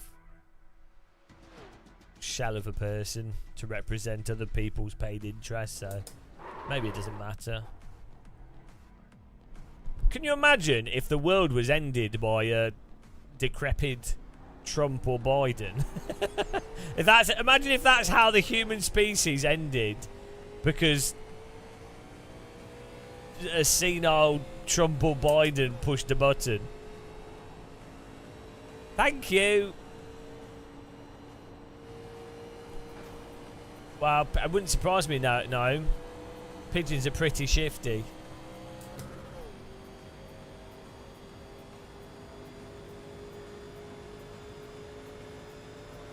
This car looks like a 90s Peugeot.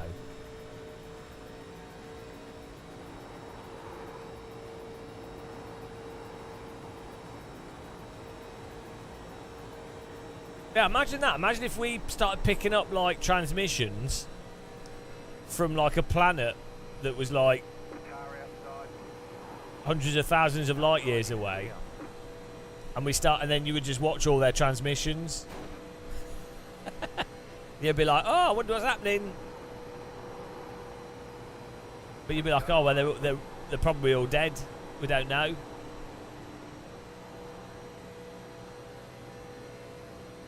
That'd be an interesting sci-fi thing. Like a planet, you start picking up extraterrestrial TV from another planet, and then you see what they do, and then that affects what you do. Because everyone's following what they're doing. You're like, oh, we have to learn from their mistakes. But it turns out it was all fictional. It wasn't actually real. It wasn't actually the alien planet. It was there. They made it all up. I don't know. There's a Black Mirror episode in there somewhere.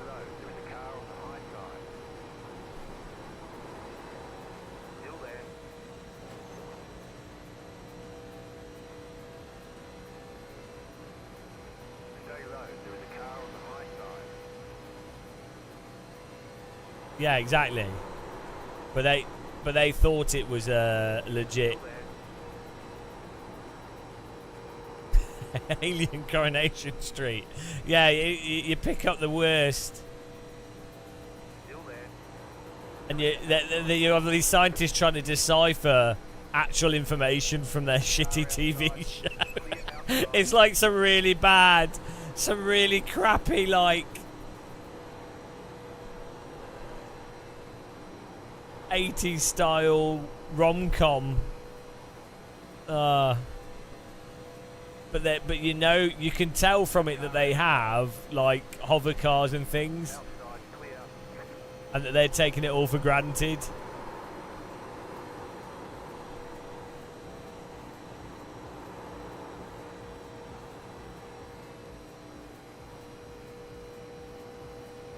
Well, we're winning this one, by the way, guys. Just so you know, I'm going to put a poll up, but just so you know, we're probably going to win this.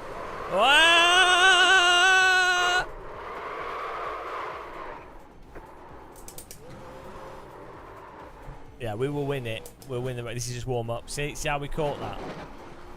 Skills like that, that's why we're going to win it. Yeah.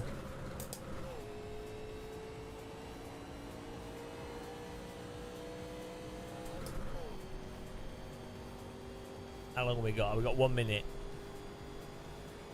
Woo! Oh, I might make some chicken kebab. I had half a pizza, but I'm still hungry. I've got a kebab bread, and I've got Japanese chicken. And you know it's Japanese chicken. How do you know it's Japanese chicken?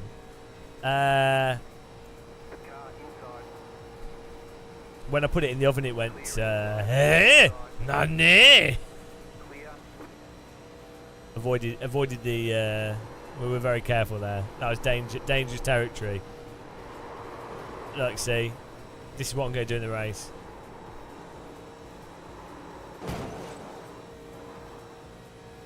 Do you think animals in other countries have different accents?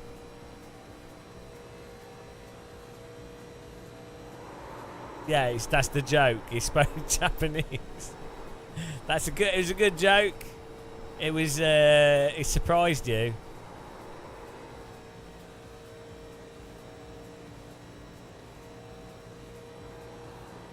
It's 96 years old and he's playing driving sims, so everyone's really excited about the Japanese chicken. Yeah, they're like, wow. But I mean, of course, it's going in the oven, so it's dead already, so it wouldn't have the interest.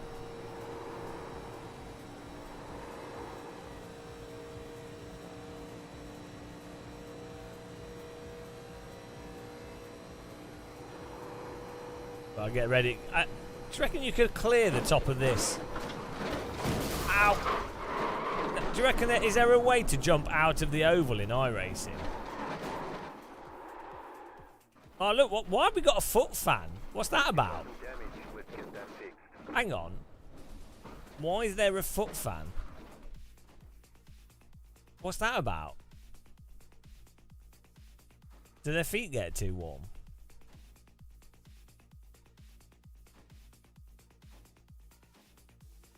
That's like they put those fans here, you know, behind the Russian attack helicopters. The fan like that.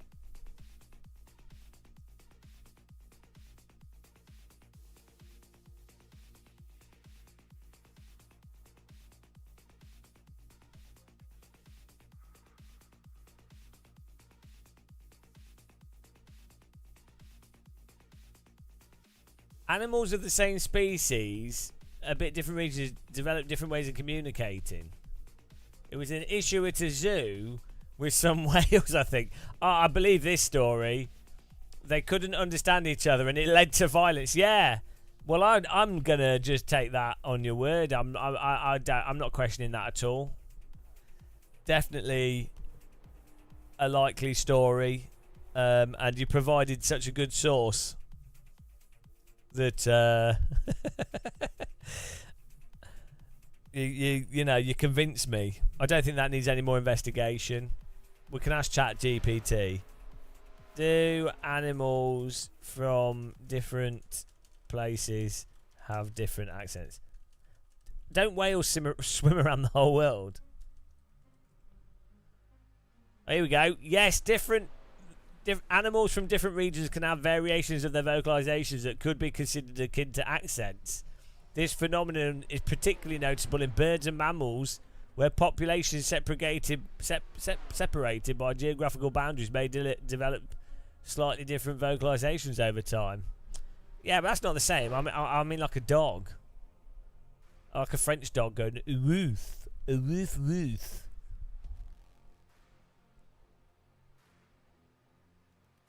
Where have I been? Well, I only went away for like 2 days. Well, what does your wife being a biologist have to do with it? It still could be like a total made-up story. My wife is an astronaut, and she said that the world is flat. I'm sure I saw a story that the world's flat, but my wife is an astronaut.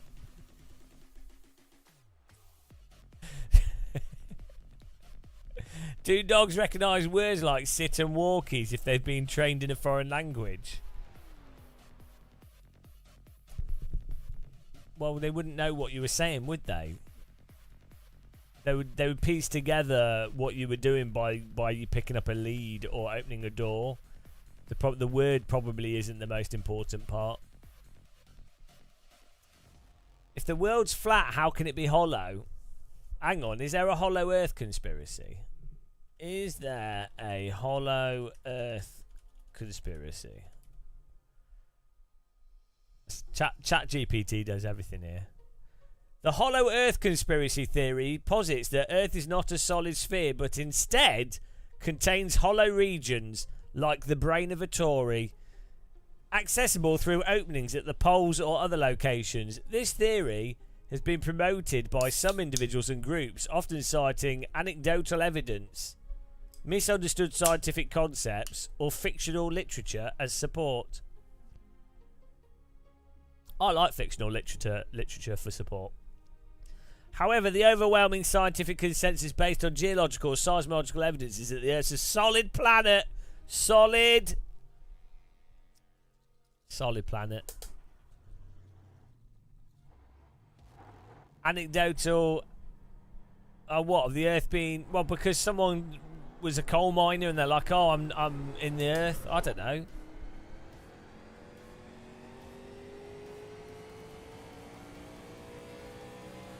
There are caves. So, hollow Earth. The cores are the very core. It's like ultra high pressure. Is it like ultra high pressure? I don't know if you class it as. Do you class it as completely solid, or is it more like it's just it's such a high temperature, high pressure thing that it's, you know, like you're getting into like.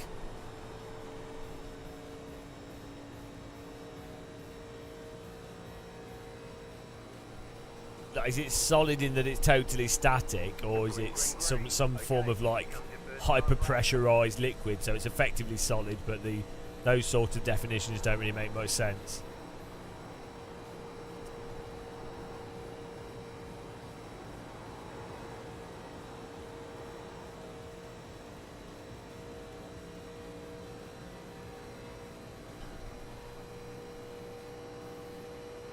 The pressure prevents it from melting. That makes sense. That makes sense. Right, I'm listening to a book by Richard Feynman at the moment. And he gives examples of, like, physics and stuff. And I'm like, oh, yeah. I'm like, yeah, sure. That makes sense.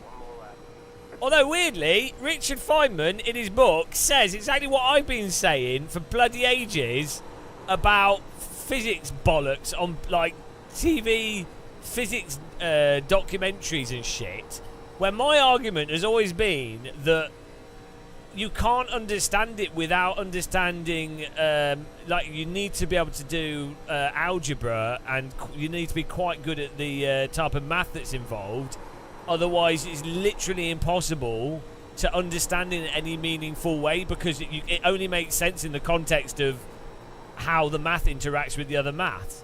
And he says that in his book. This is Richard Feynman. So, finally, you know, you can say this is how it is, and you can say, oh, it seems to work this way, but that's just someone saying it. You can't. There's no way to explain without maths and equations, and you understanding those maths and equations in any meaningful way, which is what he says in his book. So I'm like, oh, fine. There we go. If Richard Feynman says that, then I'm you know, I was right all along. Those bloody documentaries, I think it's really good to get people excited about science and like physics and show, and you know, you say, oh, this is how it is, but when they pretend to like, as if they are actually explaining it, it's so annoying, because I think it's actually anti-science education.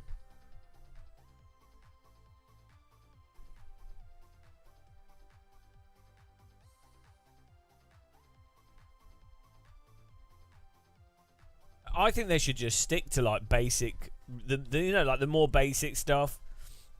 Like who's that guy? Steve Mould does like loads of. He just builds like little models that explain stuff nicely, and then you have like MythBusters. Just going, here's a scientific method for actual physical testable stuff, not like theoretical physics and things. And then, or go through like engineering and show how stuff works and explain the history of it, explain how stuff moves around and use. Do you know what I mean? There's so much stuff that's really, really interesting and probably more complicated that's really hard to explain anyway. Just focus on that and the scientific method. We don't need this like, oh, end theory, here's some strings. It's like, what? Oh, great. That's useful. Bloody theoretical physicists. They're the worst. Theoretical physicists, they're the worst physicists. They don't even exist. It's terrible. Oh, hang on. Hi, guys. The estimated strength of field is 2,000. It's not working. There are a lot of points on the table. Be smart and get a good finish. In 50 years' time, most. Oh, well, I don't think it will. Like that. Some things will be. Some things won't. It won't be proven wrong. The resolution of the understanding will improve. So it's still worth. It would still be. I know you're just making a joke. It would still be worth learning stuff. It's like me going, let's not look at this thing under a microscope because in 50 years' time we'll have a high resolution microscope.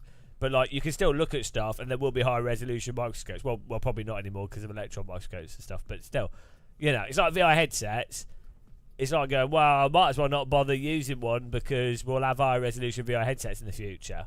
Well, it's like, well, no, you might as well use a VR headset now, and it'll get better. Just keep using it as it gets better. So no, Naomi. I can't even read your name. We're going. Mic check.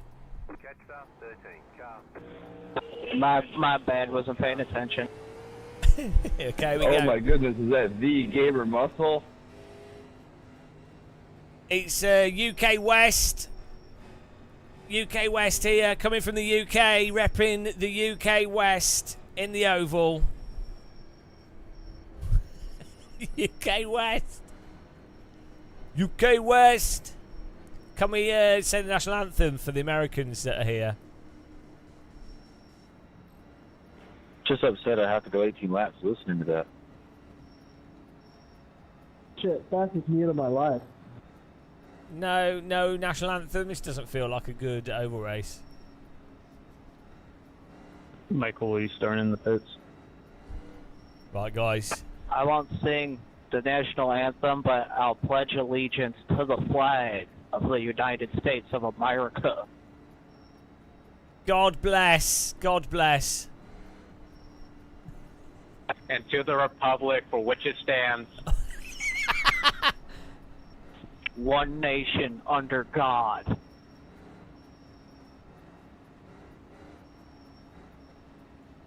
God bless Vishnu.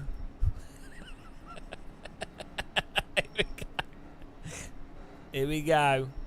God bless. Don't we just love America? Hamburger. Oh, looks like gamer muscles. Briskets, boy. Here we go.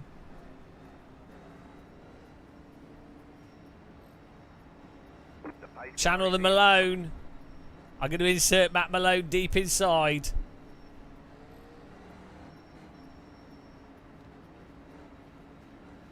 Green. Clear flag. Car outside. Still there. Wrecking on the front stretch. Clear outside. Car outside. Nice job, 7. Outside. How did they crash? How did they crash so soon? How did they wreck? Oh yeah, I need some chicken. My bad to whoever I rear-ended there, but I didn't expect you guys to wreck it into turn 1. I didn't expect my shifter to lock up. Ah, the old shifter excuse. It's these cars on the street stock that the shifter fucked up in. Bum draft me! Give me a bum draft!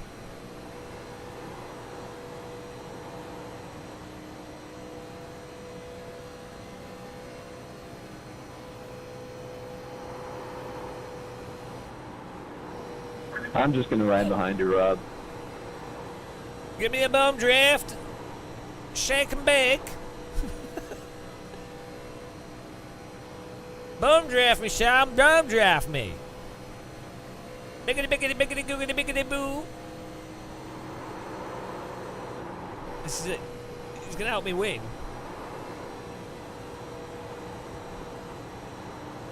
We'll let them get away.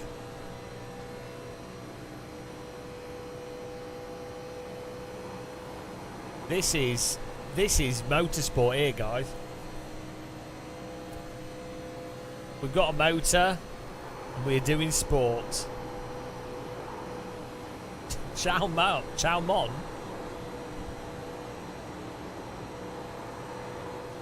Woo! Hang on. What, is he blowing his engine up? What's going on?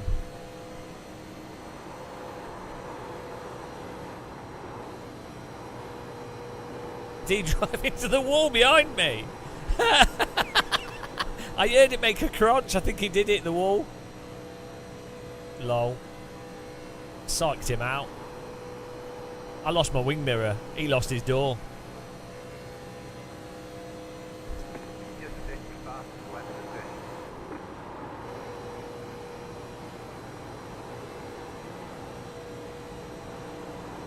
America.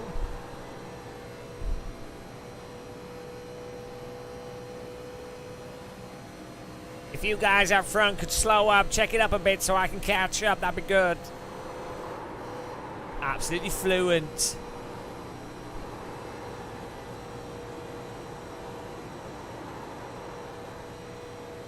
Sam, I thought you wanted to pass me.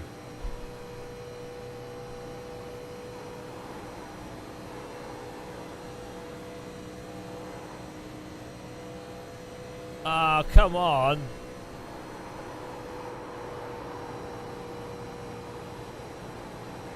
Trying to save my tyres here, but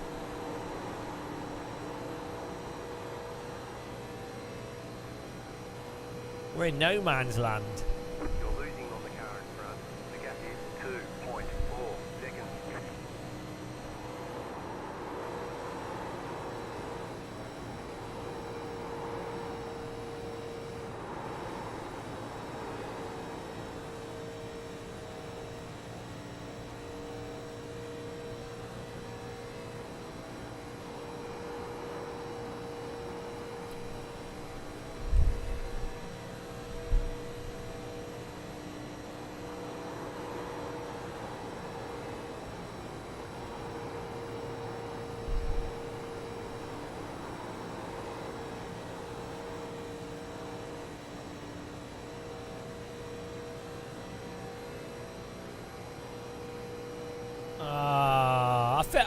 This is all because that guy crashed at the start.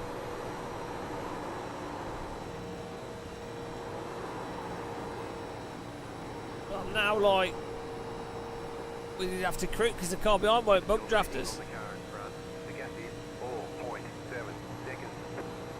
There's nothing I can do. I'm trapped.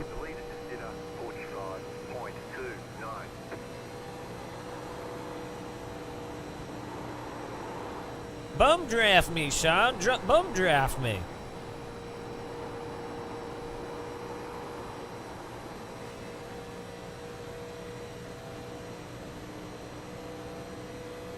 What's he doing?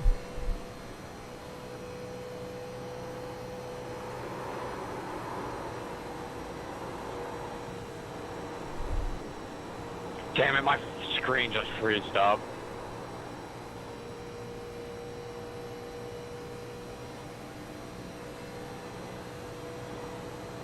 We've got like 10 laps to go here.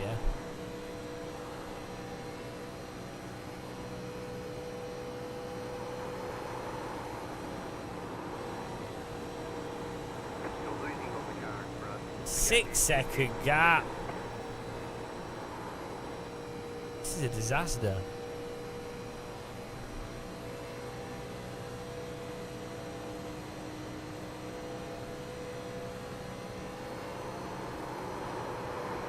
Yeah, who wants to do some AC after this? I kind of tempted to do one more Nords. I'd quite like to do a few AC races would be nice.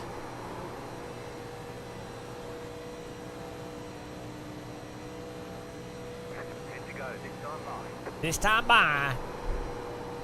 Man, I would love to go to an oval race. In real life.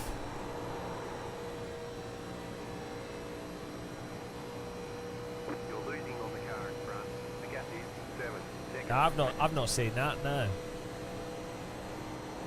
Oval should really be a figure of 8.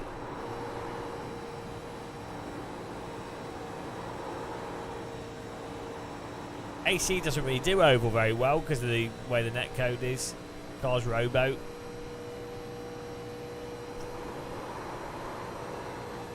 AC LFM is populated with certain cars that they're running, yeah. But they've put a bit too many series in it, so they've made some weird decisions that don't really make any sense. They should just stick to MX-5, F3, and GT cars. They'd be fine. But they've added like they want to do like weird multi-class and pay mods. It's stupid.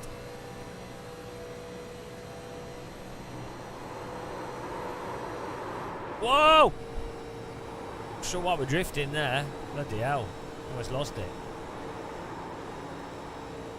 Give me a bum drift. Bum diggly bum drift me.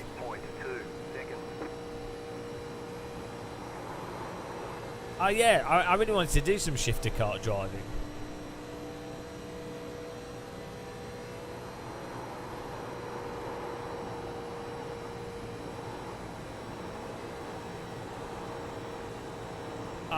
We're just going to like drive. They're not going to crash, are they? We're just going to drive around like idiots.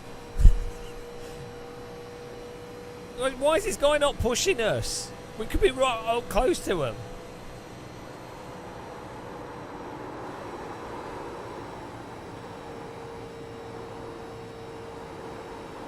Exactly. What you do is you build a ranking system that works really well. And then you put content in it that would be more suited to a league session rather than content that takes advantage of the ranking system, i.e. it's popular and so you have more people to race against. I don't know what, like the dumbest thing with AC is also the modding thing where people are like, oh, it's got mods, so we have to use the mods. It's like, no, you don't.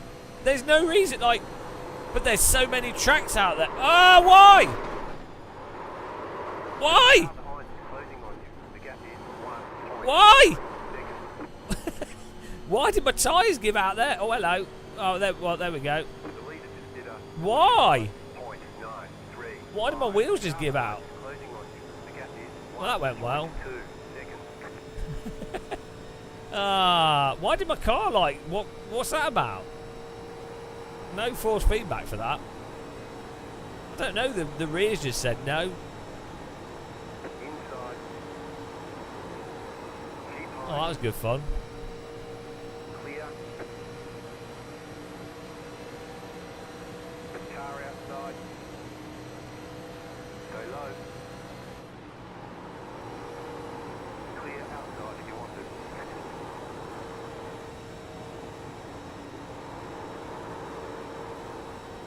Maybe the rears just overheated or something, I don't know. The grip wouldn't come back after we started sliding though, that was funny. I have no idea what that was about. 5 laps to go.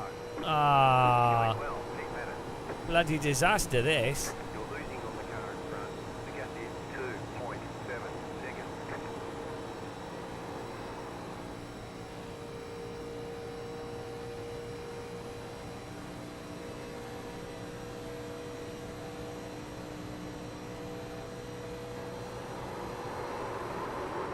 I was doing it again. Why? It's the... it's when it comes over the crest. It's like, because you're going over like a crest. Oh, I don't know. It's so stupid. I guess you have to just drive into it and straight or something. I don't know. Oh, that's so dumb.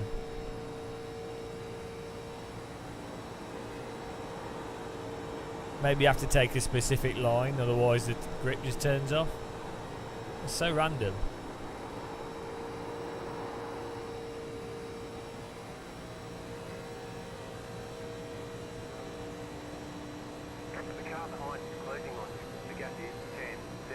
What do you mean? A motorcycle racer? What? Can we just... I'm just banning you. It's such a dickhead comment.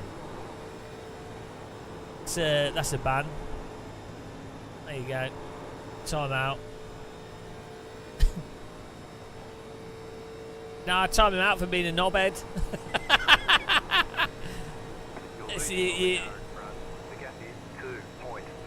Because he's always like that. He's just a knobhead. Boring. Boring knobhead. Same boring knobhead comment. He goes to the gulag. The car behind is closing on you. The gap is 7.6 seconds.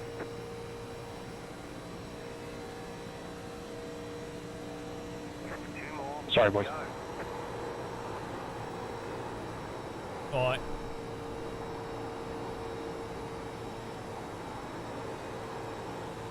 No, there's no. That's it. They've got 9 timeouts. They're only timed out for 10 minutes.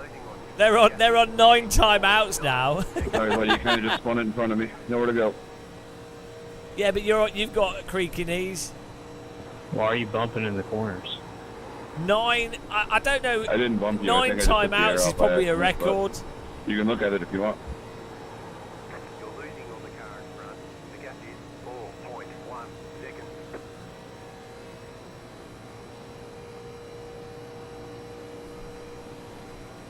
Dude, you're on worn tires and you try to drive both? Nah, and you just blinked a bit. The gap is 3.3 seconds. Go high.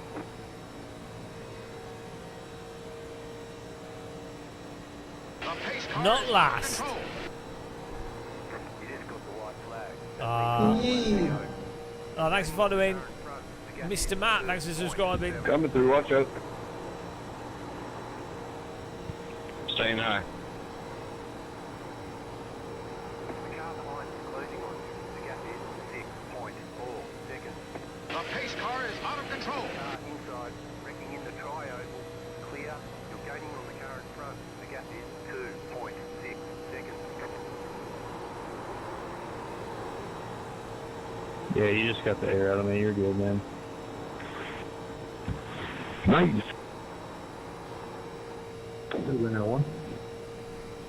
Well, that was. Oh,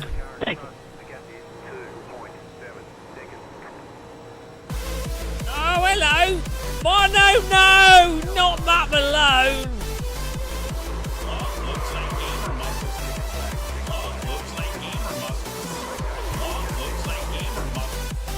It was a pleasure racing with you, Mr. West.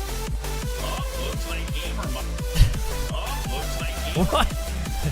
No! There's gonna be, all these people will be confused. They will. Oh, looks like gamer. They will all be confused. Looks like gamer. They won't know what's going on. Ah, welcome along, guys. No, don't follow. You don't want to be here. You won't enjoy it here. This is a terrible place.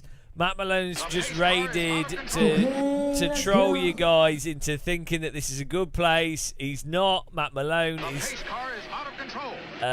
You know, you just. Oh, looks like gamer muscle. Can you trust that? I don't think you can.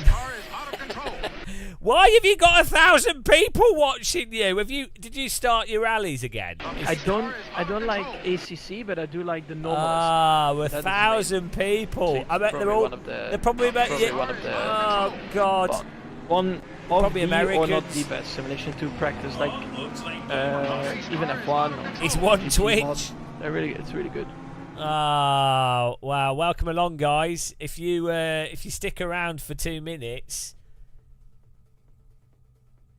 you will regret it. We're gonna do the Nordschleifer next, and then we're gonna do some AC. That's another simulator you might not have heard of. Yeah, thanks for all the follows, guys, but you won't enjoy it. It's all we do is complain. Oh, but talking about complaining, check this out. This is a beautiful textbook oval here. Look at this. First, not even the first corner. All you do is turn left. All you do in this car is turn left. And yet, how do you crash here? Like, ow! They've not even got to the first corner. How is this even physically possible? What is P2 doing? What a donut. Oh, he's a Burger King. I mean, guys, like, it's not even the first corner. No, he said his shifter broke, but that's obviously an excuse. I mean, I don't know. I think his brain broke.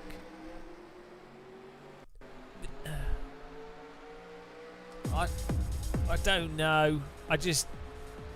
So then we did this whole race because I had to avoid this. We went onto the skirt and enjoyed the whole rest of the session we enjoyed down here.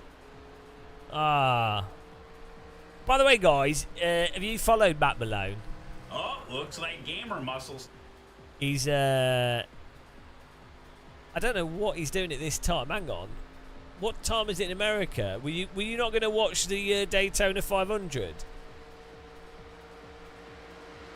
The pace car is out of control. Thanks for following Drama. Yeah, it's postponed till tomorrow. But I mean, were you not going to watch it? I was going to say. It's like, yeah. And I know it is, but that's what I'm saying. But is that why he was on? I know he got rained out. That's what I'm saying. Why was he on? The pace car is out of control. Oh dear. Right. We're going to sign up to the Nordschleifer. Blake Doyle said GG big fan. Thank you, Blake. I missed his... I would have replied to him, but didn't see. Right, we're doing a final Ringmeister. Meister Maring. We'll do a poll. If those of you that have joined... Oh, you won't have any channel points, will you? Say this could be an opportunity for the world's biggest... Or this channel, rather, biggest ever channel points bonanza. 30 minutes, 20 I rating or more. Get in there, and we'll see. This could be a big one.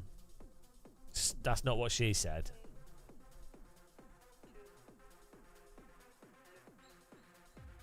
Did you guys know that the Daytona's rained out? Well, I've already got 3,000 points for yes.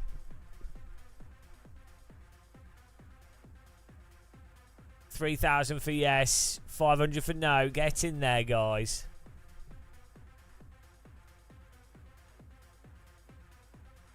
Oh, there's a lot of optimism here. I think we could get like 50,000 channel points for no. 100,000. I think the most we ever got was like 2 million. Pete Jarum Sim Racing. Hello, Gamer Muscle. Tell all of your new watchers about the time you fainted in the middle of having a pee. Oh, what? Yeah. Yeah, you got to be careful if you stand up quickly and you go for a pee. I didn't fall over, and I kept the flow in the right direction. But it's something you need to be aware of.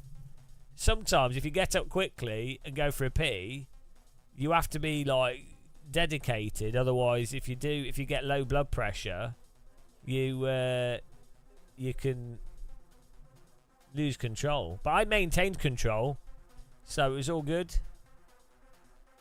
Unlike Pete Jarum, whose knees would have given up, but I had I lost and regained consciousness, and maintained positional awareness like a fighter pilot. How do I like this version of the track? What do you mean, the Nordschleifer? I like the Nordschleifer, yeah. It's a good track. Is this an older version of the track or something? I don't know. I thought this was like the same. This is Nordschleifer. Didn't know they'd updated it.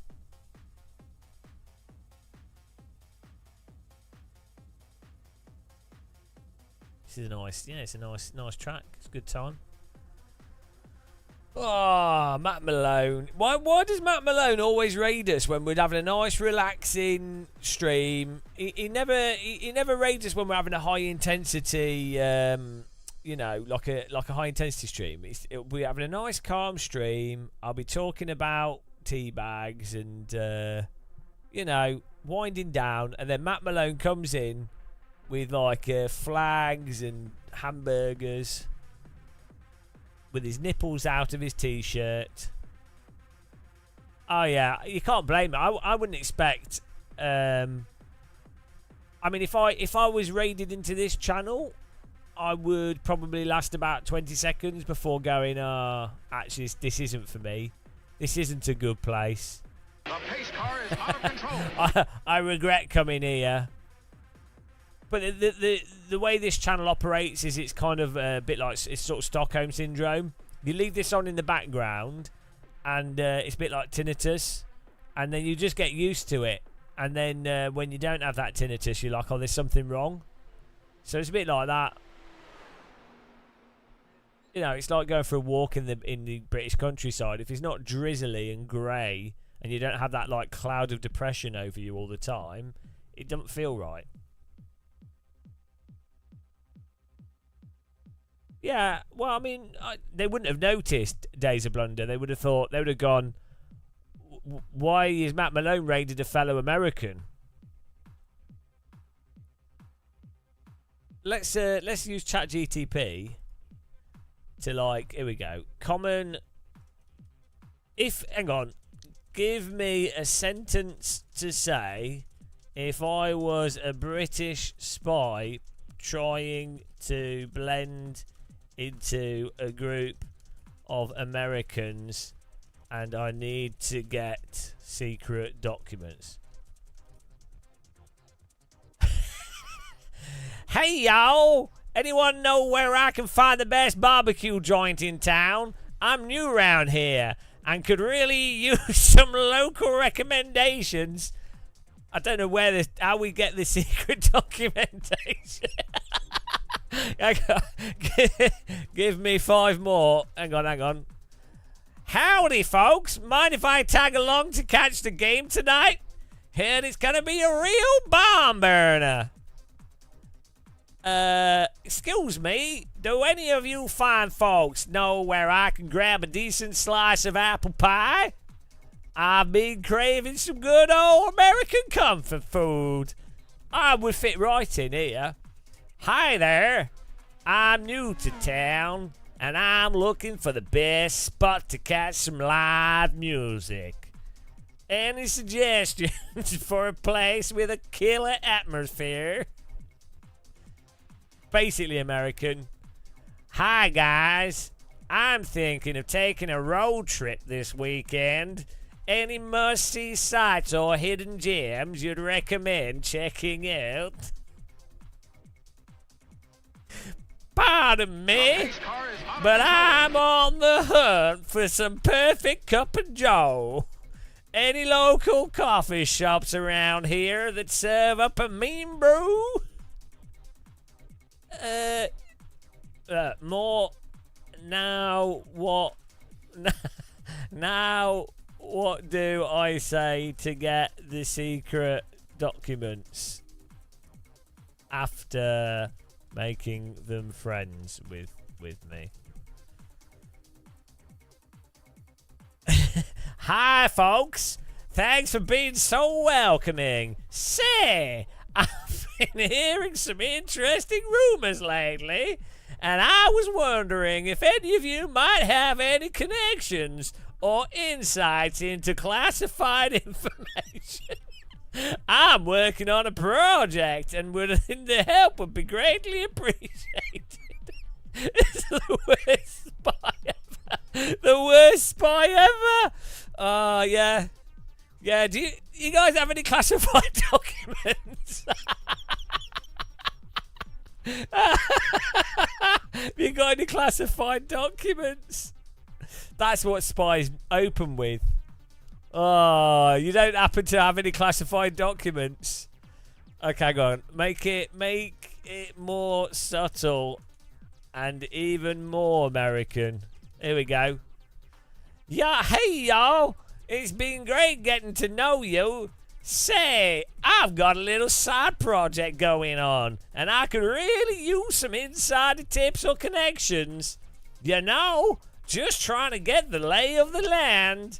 If you catch my drift, any chance you can point me in the right direction? Well, I see I'm a spy now. More emphasis on secret nuclear documents. Hi there, folks. You've been real swell welcoming me in. I hate to ask, but I've got this itch for some insider information, especially on, you know, the sensitive stuff, like anything hush-hush about nuclear projects. Any leads? It's kind of urgent. You know, hush hush, hush hush. On the nuclear projects. Sean Cole. Hang on. Do this more in the style of a sim racer that likes to build DIY sim rigs. Okay. It's in the style of Sean Cole. Hi, guys. Hi, everyone. Loving the vibes here. So, I've been tinkering with my sim rig lately, trying to push it to the next level. But hey, speaking of next level, you wouldn't happen to know anyone with the inside scoop on some top secret tech, would ya? You know, the kind that could make my rig fly. Nailed it. A bottle revolution. I'm basically American. Basically, we were getting... what would a British person say to get a job at the NSA? Hello there. I'm quite interested in contributing to your esteemed organisation's mission. I possess a unique skill set, keen interest in matters of national security. Might there be an opportunity for someone like me to explore potential roles within the NSA? Well, I'm sure I'll get the job. Guaranteed job. How would the sim racer Matt Malone apply for a job at the NSA? What would his opening letter be? Dear NSA recruitment team, as a passionate sim racer and DIY enthusiast, I've spent countless hours fine-tuning and optimising virtual racing rigs to achieve peak performance. This hands-on experience has instilled in me a deep appreciation for precision, attention to detail and the relentless pursuit of excellence. While my background might seem unconventional, it has equipped me with valuable skills that I believe can be applied to a variety of challenges, including those faced by the NSA. My ability to analyse complex data... This is boring. Oh, no. It's no job for you, Matt Malone, at the NSA. Sorry. They couldn't even get to the end of the letter. Right. We've won. We've won. We're now going to do this and win even more. Oh. Let's have a look at the poll in here. 15 minutes till the race. Okay, we've got 301,000 points for yay, 302,000 for nay. Get your points in there, guys. I think we could get like 1 million channel points. I mean, Mark's got 130,000 on the line. Akimbo Slice has 130. Can we not get someone with like 200,000 channel points in there? Frankie Butcher after this race. Give it a bit of a bash, I think.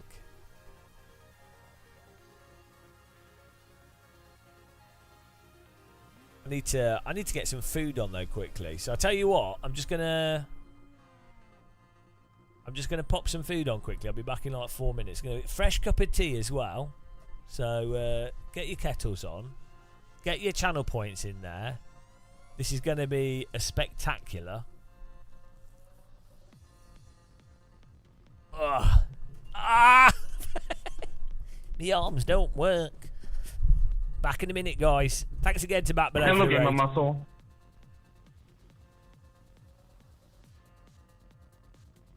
I don't have a talk button. Oh, no, I can't reply. No talk button in this car. Japanese chicken thing time, yeah. Just got to put it in the egg cooker, so I'll be back in a second. But thanks to Matt Malone for raiding us. Really appreciate it. Go and check out his channel. Give him a like, give him a sub. Subscribe to him on YouTube, actually. He's smaller on YouTube than Twitch, so it'd be good to get him some subs on YouTube, especially if you're watching on my YouTube. And he does like clips and stuff of like random things in his races. So back in a minute.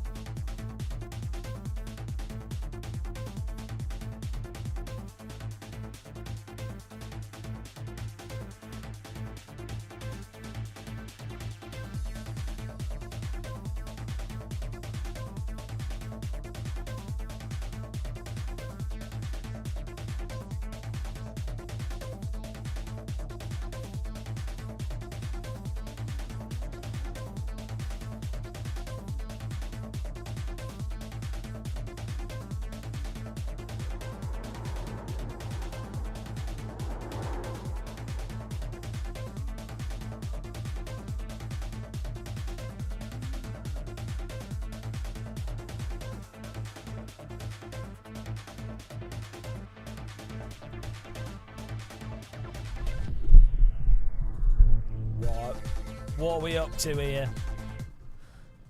402,000. 402,000, guys.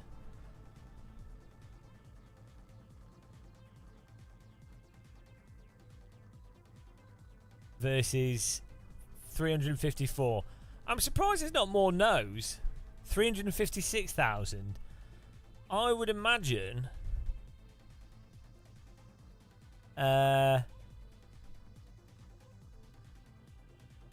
Yeah, I feel like we can get this up to 500,000. How long we got? 10 minutes.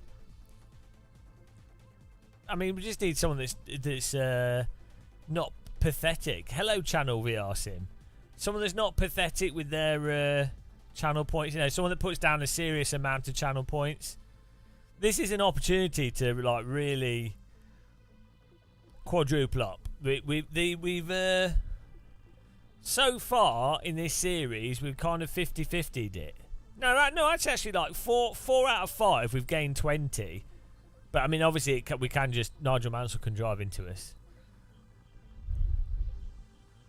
Oh, a Channel VR Sim, Channel VR Sim. They're all, you know, it's just YouTube, Twitch, everywhere. Just disgusting. Yeah. No one's gonna outdo Mark 90 here. You're seriously gonna let Mar CR90 dab on you all with his 130,000? I mean, Akimbo sliced with 135,000, but you get the rest of you just a bit weak, you know. The oligarchs of Game of Muscle channel points here are dabbing on you all. Akimbo Slice with his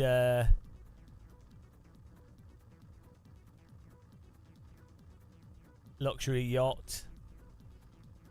This is nothing for him. Absolutely nothing. Nico ACC 100,000. You know, London apartment on the line. Well, that's rent for one day in the London apartment. Well, you know. Oh, 400,000 on the nose. 442. I think we get to 500,000 at least, can't we?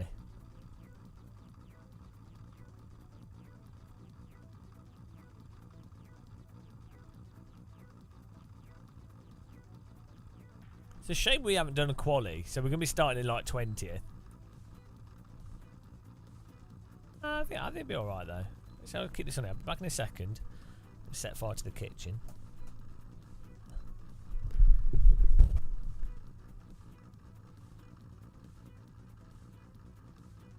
The pace car is out of control.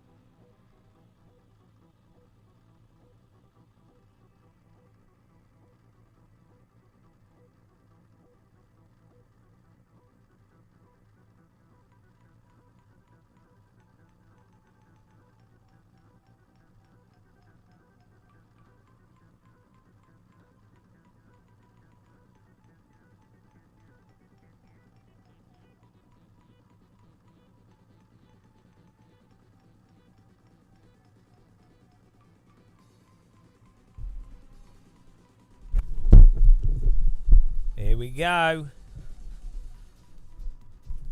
Oh. 474,000. The numbers keep getting bigger.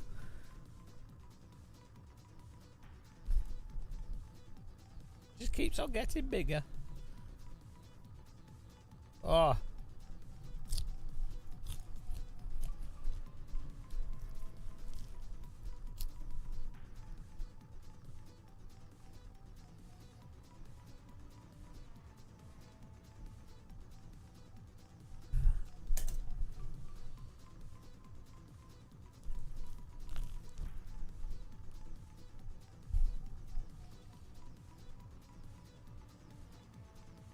$510 for no. Oh, come on, guys. Come on. I think we can... I'm going to let the nays... The nays have the bigger points.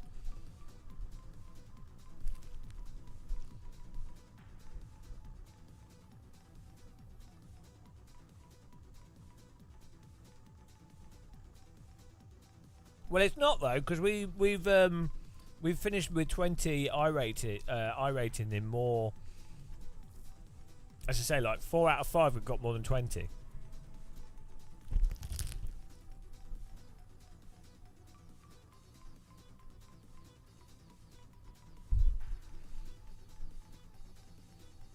So you might think it's safe.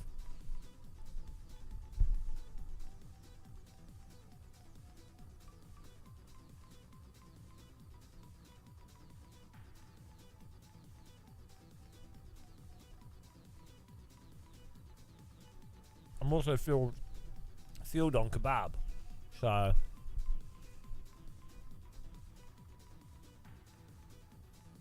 Japanese chicken kebab. It didn't make any sense, but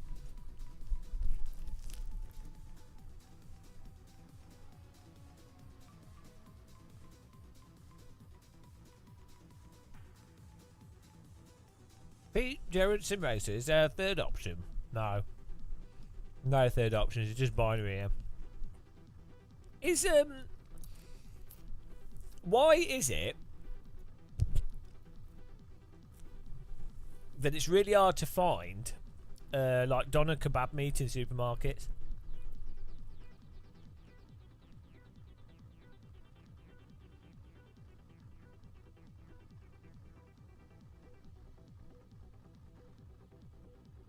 Right. Why is it that you can... Yeah, but you can buy like most stuff, like burgers. There's no reason why you couldn't have frozen doner kebab. They do have them, but they're normally rubbish. Like, why they don't have high quality?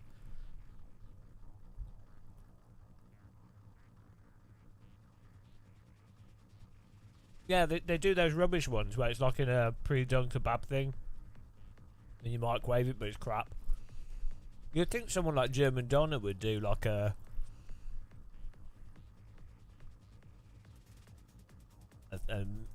thing.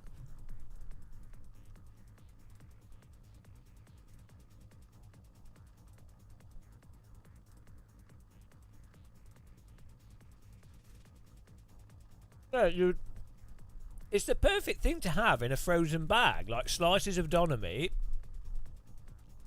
in a bag and frozen. Then you could crack off bits and put bits out, heat it up, and then put it in a sandwich. Did you get it in Germany? Germans do the best kebabs. I am the champion of the ninjas. Oh, Phantom Racer, thank you. Gamerm 5HE Gamerm 5HE Gamerm 5HE Gamerm 5HE Gamerm 5HE Gamerm 5HE. Is it though? It's not a fresh thing anyway in the first place.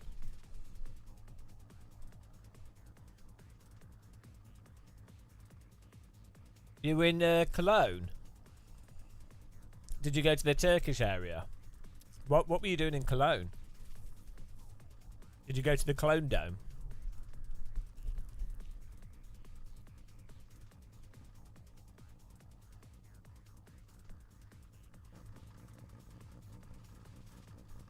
Or were you trying to type colon?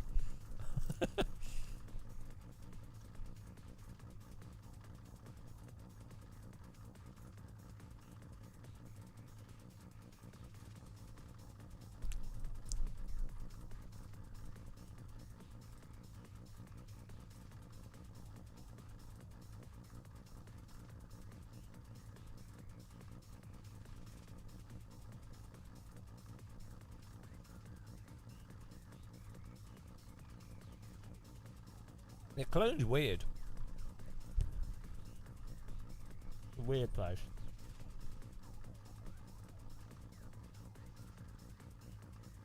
Yeah, the Germans do really good chicken kebab and like vegetarian kebab.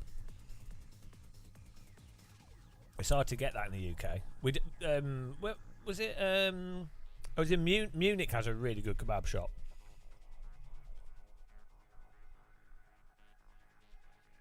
English kebab is really overpriced for the quality as well, whereas in Germany you can get really good quality for like €8, €5.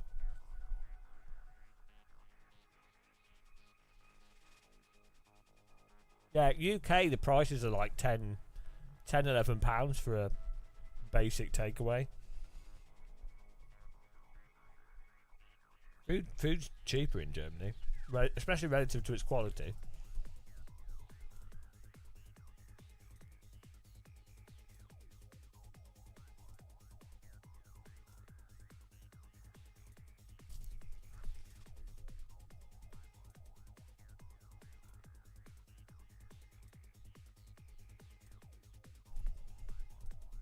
Are we ready, guys?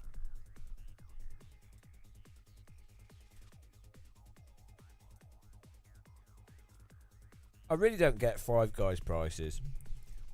Like they go, wow, you know, you can choose your toppings, and it's fresh burger meat, not frozen. It's like, well, okay. First of all, it doesn't really matter if it's frozen or fresh.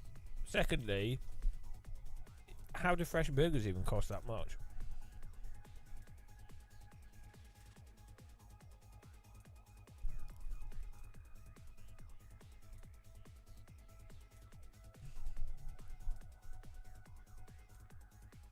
Yeah.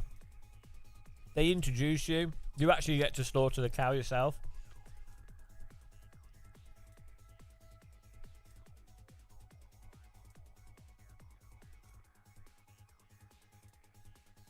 Weird thing with Five Guys though, the burgers are so big and the chip portions are so big, for two like adults, if you buy one burger and one portion of chips and you split it in half, it's then like £6 per person, and you have enough food for two people. So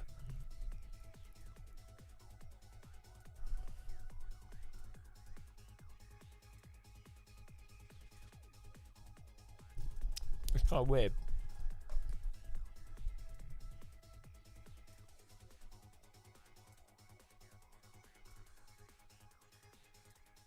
I think if I lived in America, because the portion sizes are so big, I mean, I do this in the UK when I've been out with friends. We'll just get one thing and split it between us.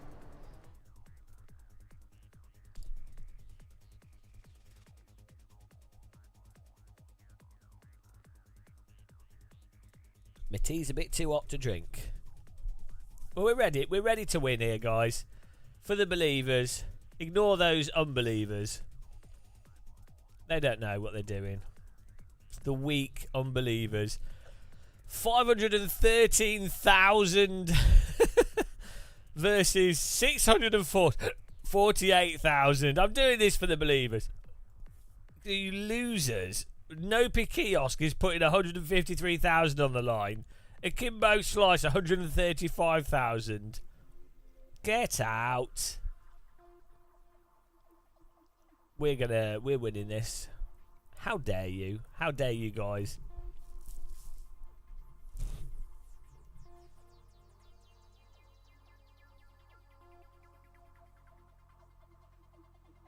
Get in an ad to join the army. Which army? Do we join the British army? Come and join the army. We will look after you in the army. You will not be sent to the front line. In the army. We're the best army. You can drink tea on the front line under fire from the enemy. The train division. You will enjoy yourself. We have premium sleeping bags.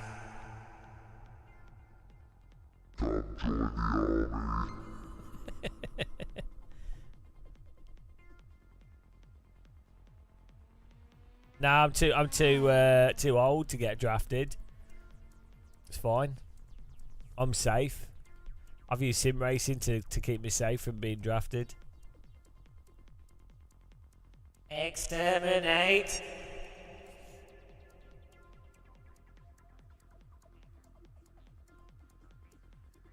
Yeah. Well, I mean, if I was in the army, I'd be alright in an office. But that's about it. Yeah, I'll be the home guard. I'll make people cups of tea. I can do that. I'll be the army motivational officer.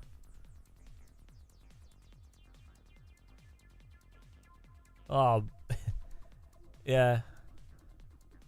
I really wouldn't want to be in the Russian army right now. Our tactics. the tactics of walking to enemy gunfire. They'll run out of bullets eventually. Yeah. I'll defend the kebab shops with my my teapot.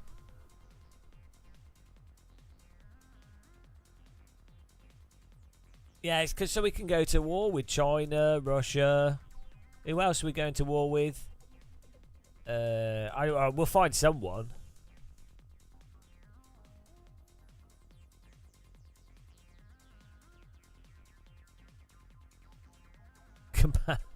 Kebab shop.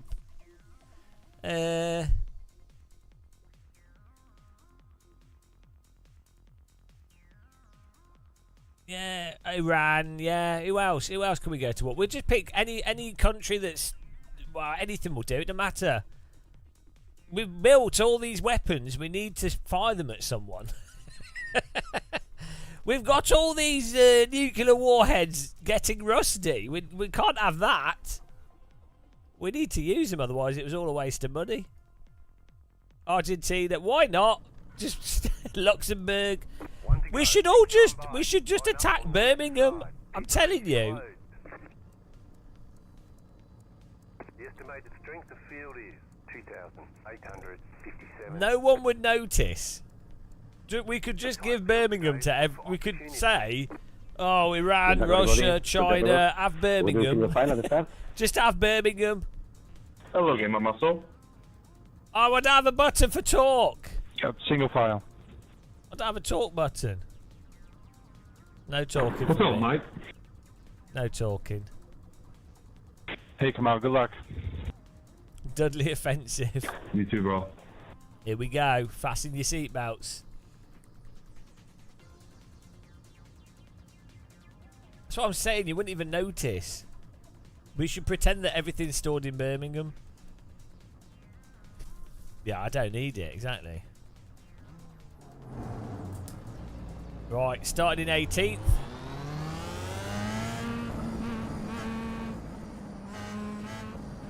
Surprise! Yeah, so we can surprise the French Germans. They'll be very confused. Here we go, guys, for the channel points at everyone's wrist. The most significant race of the decade. Star Mazda. Nordschleife. The dream.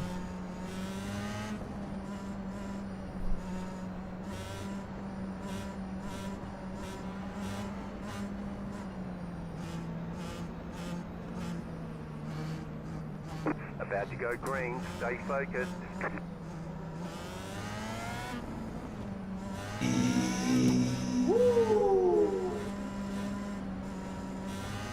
Post car is off. Green flag, green flag.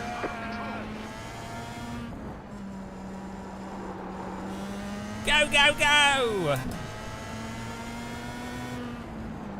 Mind the gap.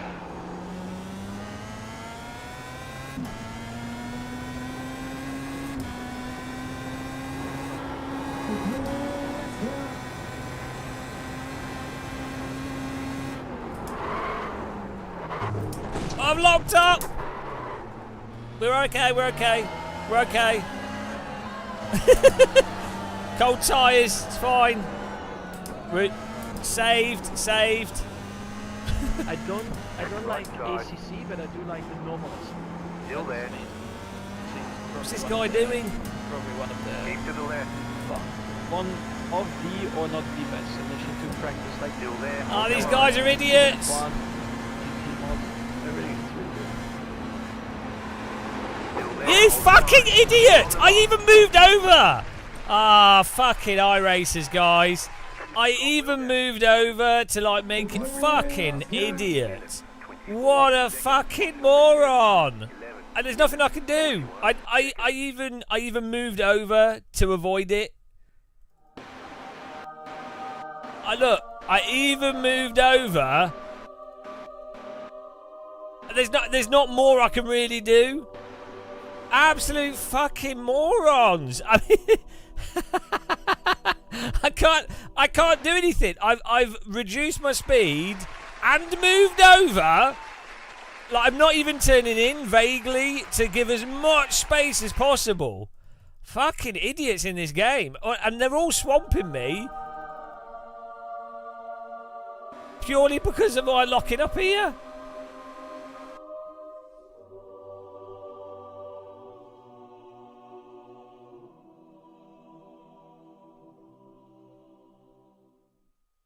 So, oh, they're so dumb. Like, I did the safest thing there. It's so dumb. Well, Tommy, what was that? So dumb, guys. Like, because this is a fun thing to drive.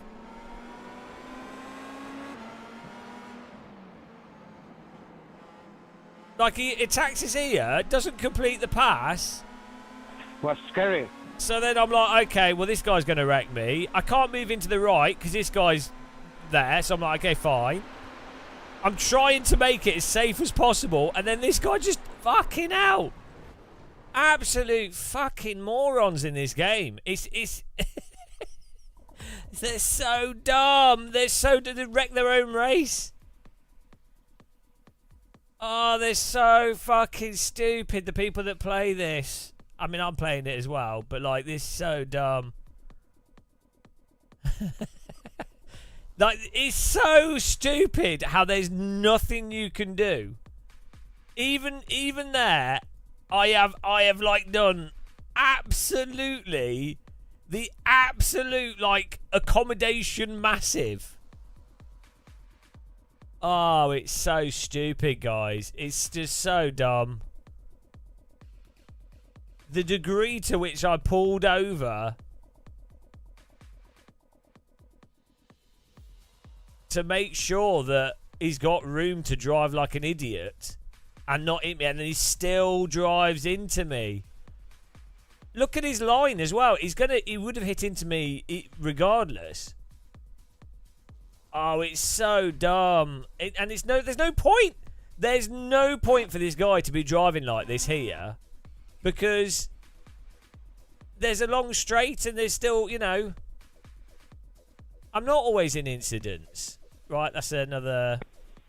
Man, what you did in the carousel? Sorry, Tommy. That's a ban. There you go. I joined the race. I mean, it's just so dumb. So monumentally dumb. It is so dumb. Yeah, I should have pulled exactly. Yeah, but then I would have got other cars would have come up behind as well. There's nothing you can do. Nothing you can do to avoid that. If someone decides to like have no control of the car. No, what's happened here, I've literally done everything physically possible outside of the only other option would be like totally blocking. I'm slow because I locked up here, which is fine. So I'm slow. So, you know, I can't like block those cars. That'd be unfair. So I'm being as safe as possible. they've got to run. My car's still a bit slow, so I'm like, well, I can't do anything there. Fine. And this guy's attacking for no reason at all. So I actually let this guy go past to be safer. And then what I wanted to do was slot into the right quickly. But I'm like, oh no, I can't do that because he will drive into me. So, yeah, no choice there. So it's through... And there's absolutely, like... If someone decides to do that, like... It's just moronic. It's... It's absolutely moronic. Yeah, if you block them and then you can hope they don't ram you. Yeah, even if I could have maybe have gone a fraction wider, which is stupid. Like, you really don't need to. I've actually lifted as well to even give more of a chance for this guy to feed through. So it's so dumb. Like, this is a really good example of just how utterly moronic. I mean, the last race we did, they all like crashed before the first corner. So dumb. It's so dumb. There's no need. Like, the thing that's stupid is he's ruined his own race. Learn how to drive, please. Thanks. Like, what's maximum dumb about it is this is a really fun car track combo, and we've been racing it, and if you finish the race, you normally finish in the top 6 because most people crash themselves.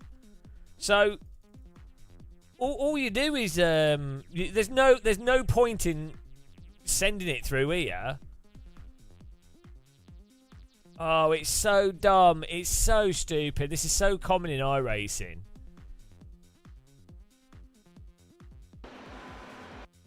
Oh, so dumb. Oh. There's absolutely nothing you can do. Outside of actually driving worse, in some ways you're better off being more aggressive and wrecking other people.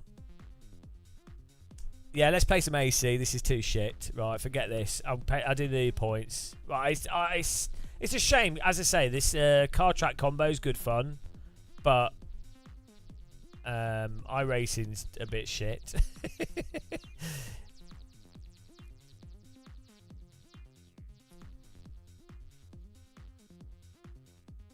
Like the race we did before, we had a car that they crashed before the corner at the start of the race. I parked waiting for them to clear the track, and the car in front reversed into my car. It's like, yeah, it's just weird because that Star Mazda and track combo is a really fun track combo. So all people need to do is just not, you just take it a little bit easy for the first lap or so, and then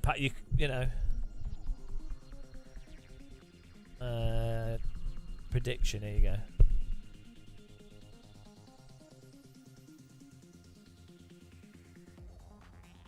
Right, let's do a.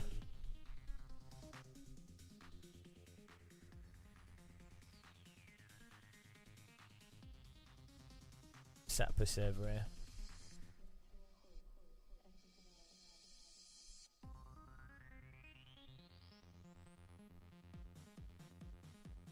Yeah, I'm just annoyed because it's a fun track. It's a fun. That's why I was moving out of the way and being easy, because I'm like, I'm not even trying to win. Just want a nice drive around the track, race some people, do some overtakes. I didn't watch the 12 hours of Bathurst. No.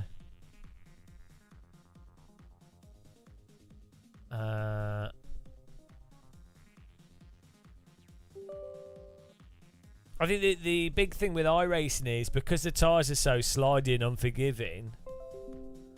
Yeah, but it's really fastball. It's really hard to get the exact balance right between how much to move out of the way and how much to aggressively block, depending on who you're driving with, how stupid they are. It's really difficult balance to get right. So I mean, as long as you're not doing anything unpredictable, but at the end of the day,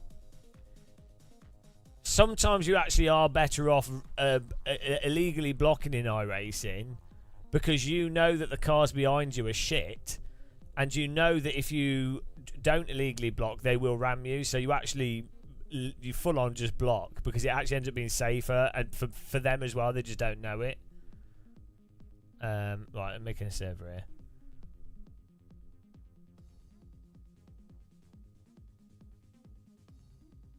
We should do a Porsche RSR at Nürburgring as a warm-up because I've got this set up. Should work. Let's see if this works. A server's called Gamer Muscle Live. See if this works. Yeah, well, following the rules doesn't work. Blocking kind of works sometimes. Yeah, it's just stupid, isn't it? Like, it's I mean, accidents going to happen in races. You know, it's just part of. It's going to happen anyway with a big grid on a track like Nordschleife. But the consistency at which they happen is weird, given that people are paying to pay for service, and it should be moderated. Also, the way the damage is and everything else compounds it, doesn't it? So. Right, service should be showing.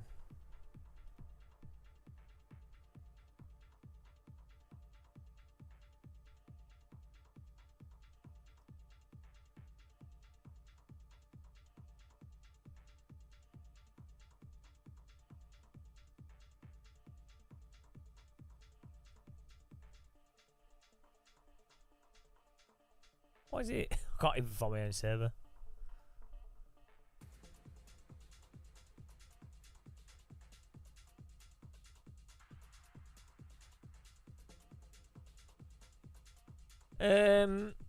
All you need is, I mean, AC with LFM's pretty good. You just need that in a game that's built into the game. And yeah, maybe like the curbing being a bit better, and it's just been a package, yeah. Right, here you go. Server's up. Gamer Muscle Live. I'll send the invite link. Here's the server.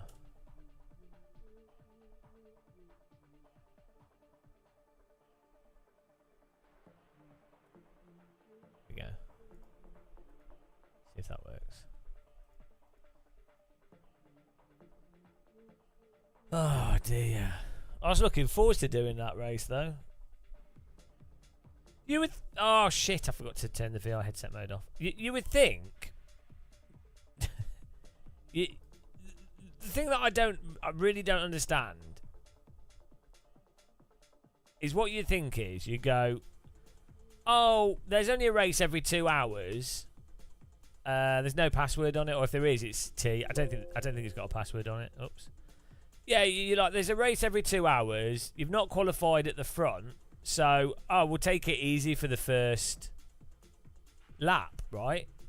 Or like, you know, not do like super aggressive overtakes with other cars that you don't know.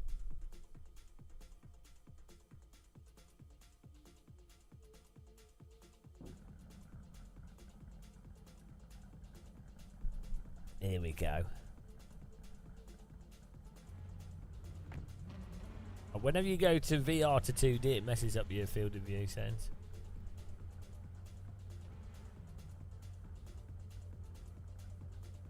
You do have the track. You might need the extra pit boxes.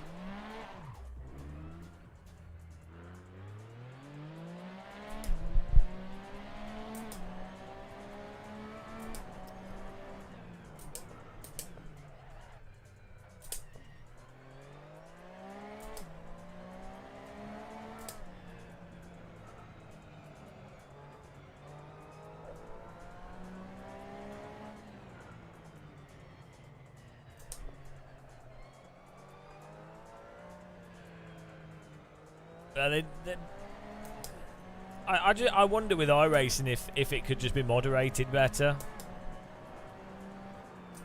I feel like a lot of the really dumb crashes that happen, or they just turn.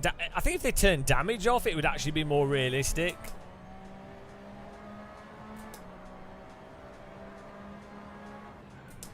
Is anyone else having trouble getting into the server?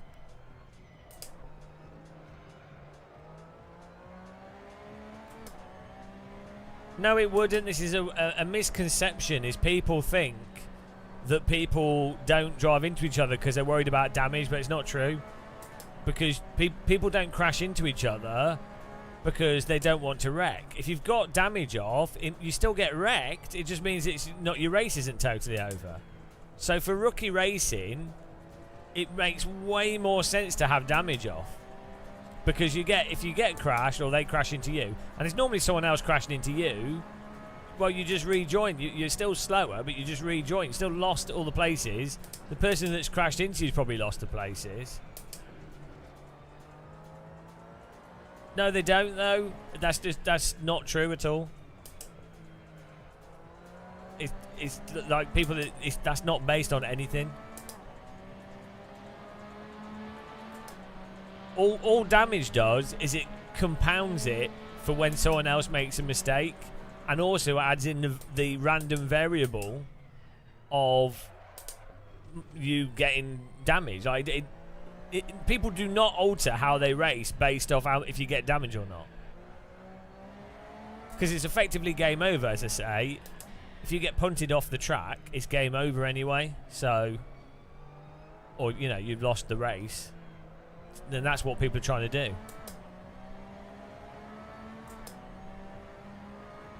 No, GT7's again due to a lack of moderation, and also they have a bit weird net code. It's all automated, and there's a lot of people playing on gamepads and stuff. Some of them are really good, but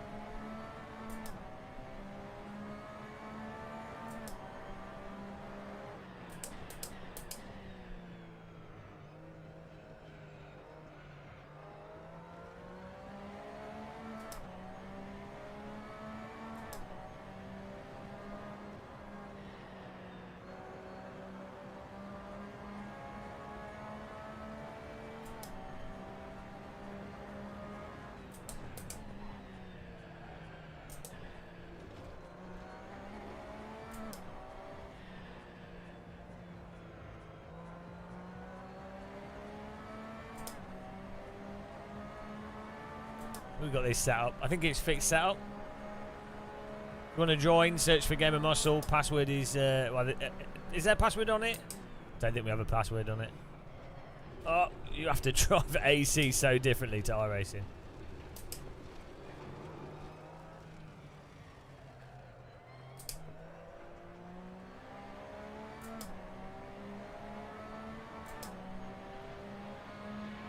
Yeah, no password.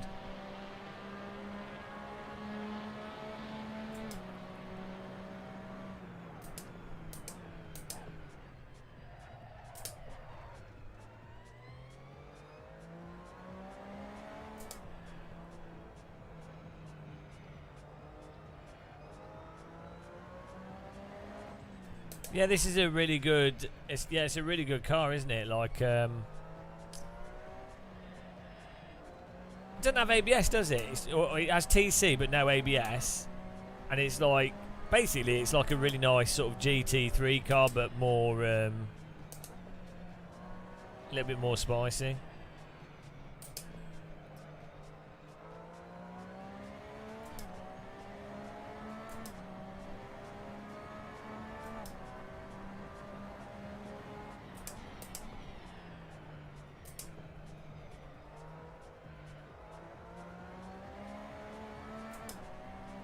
No, with iRacing, there'll be the update. I'm still doing the 4K challenge. I just find it annoying. It's just frustrating when you want to just have you try and just have an entertaining race for the sake of a live stream, and then it just takes one moron to combine with probably netcode and other stuff.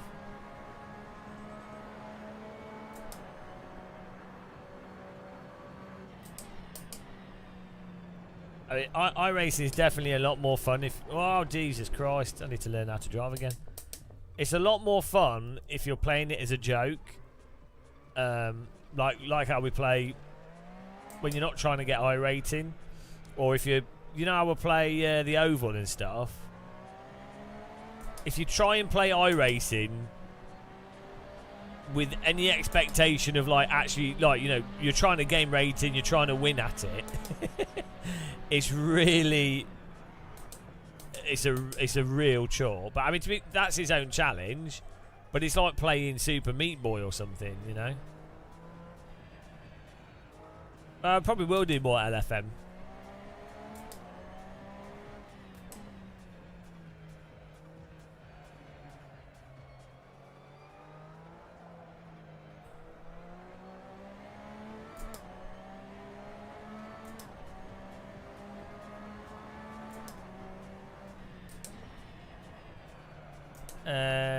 Sabine Schmidt is, I don't know if she was that good of a race driver. She's really good at the Nordschleife, but there's less women that are in motorsport because it's historically been like a male pursuit, and historically women were dissuaded from that sort of stuff. So there's obviously a big lag between from the point of about since like the 90s or so, where people are like, oh, actually, there's no reason why men and women can't do same sports or whatever. I mean, you know, the men might still be better at a lot of sports for physical reasons, but there's no reason, like, why wouldn't you have men and women competing or just taking part? But there's obviously a big lag if you've got like 500 years of women that are basically property of men. And also you have in motorsport you have huge wealth inequality, so it's going to magnify everything. So yeah, but there are more and more women that get into motorsport and are good at it. The biggest issue with motorsport is just it's too expensive. Like, the real question would be like, why aren't there more poor people? Do you know what I mean? That would be the more obvious question.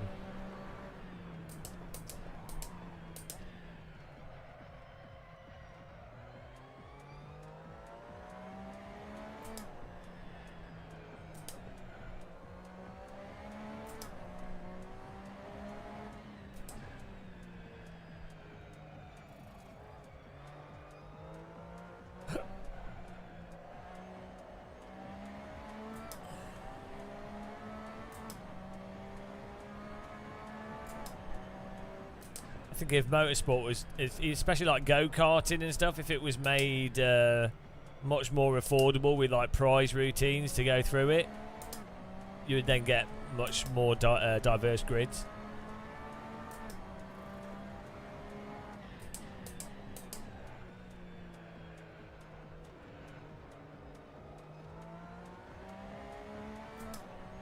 Yeah, so I say historically,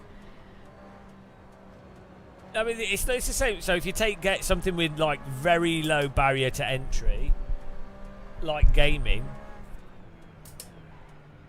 basically in the UK or like in general, it was like sort of mostly male dominated, and then since like in Europe especially, since like the 2000s, there's way more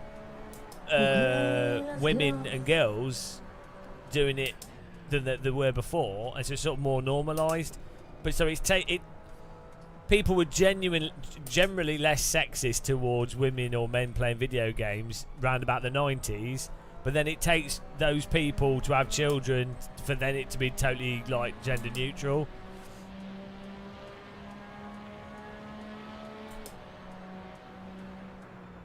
And that's with something that's really accessible. So it's only going to be magnified with motorsport, which is not acceptable in the slightest.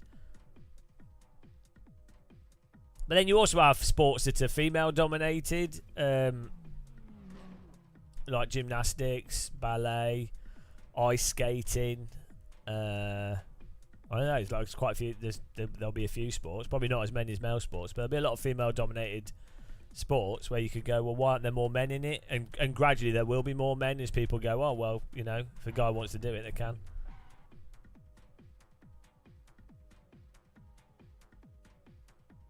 What about Michelle Mouton as well? She's probably a good...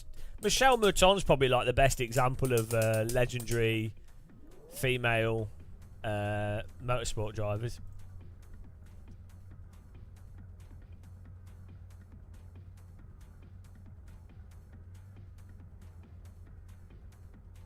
Here we go.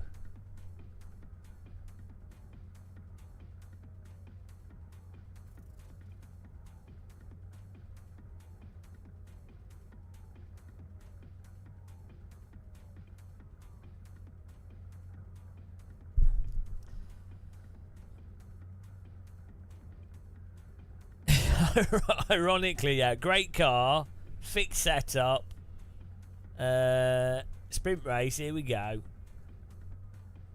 We get some more people in here. Nice. Nico on pole. Jamie Wamey second. We're in third.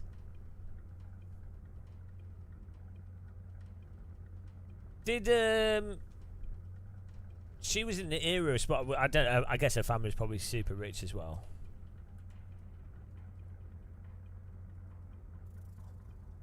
This is. I just think like if someone is genuinely wanting to have a conversation about equality in motorsport, the root of it, there is issues with racism and sexism, and that needs to be addressed. And you should. No one should be persuaded due to whatever genitals they have or whatever gender they identify as. But if your goal is to actually address inequality, the root of one of the biggest roots of inequality in all of society is wealth inequality, the fundamentals of wealth. And that's outside of like wealth inequality due to gender or race. That's to do with like societal wealth inequality. Because if everyone's got, just from a raw freedom perspective, if everybody has a house with water, food and basic stuff, they're more likely to then go, oh, I'm really good at football, I'm really good at go-karting, oh, I happen to be really good at kayaking, oh, I happen to be really good at this sport, you know. They're like, oh, they happen to be really good at it, oh, I'll go and do it. But if they can't afford to like do anything, they're not going to do those things, are they? But the problem is, if you suggest that wealth inequality is the root of it, you're suggesting that capitalism is deeply flawed. And if you suggest that capitalism is deeply flawed, you're going against the incumbent interests and the narratives that are the propagandization of how the economy has to operate. So yeah. And so you have the resistance of all the business behind that. Weirdly, it's less controversial to be pro, like it's easier to suggest that what are you doing, guys? It's easier to have gender neutrality, or to say that you need you know, women and men should be equally represented, or race whatever should be equally represented. It's easier for that than it is to say that people should be wealth representation, which is bizarre if you think about it. You would have thought, given how tribalist people are, and how inherently racist people generally tend to be, or how sexist a lot of people tend to be, it shows you how much propaganda's gone into it, that it's easier to negate sexism and racism than it is to negate financial brainwashing.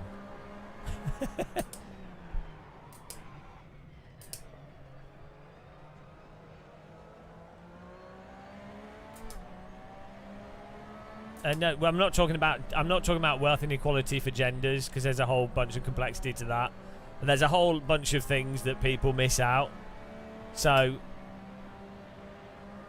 like, there's a fundamental issue. If you're a woman that's going to have children or thinking about having children, then that requires a certain amount of time off work just to give birth to a child, which then and then obviously raising children, and then the cultural norm of the woman primarily raising the child, and you know, all those things will have a massive impact on someone's earning potential, and also forces women into a position of, oh, you can have children, or you can't, if you want to be very successful. And the fact is, so a lot of business is done through like you just knowing people and meeting up with them and all that, like casual stuff.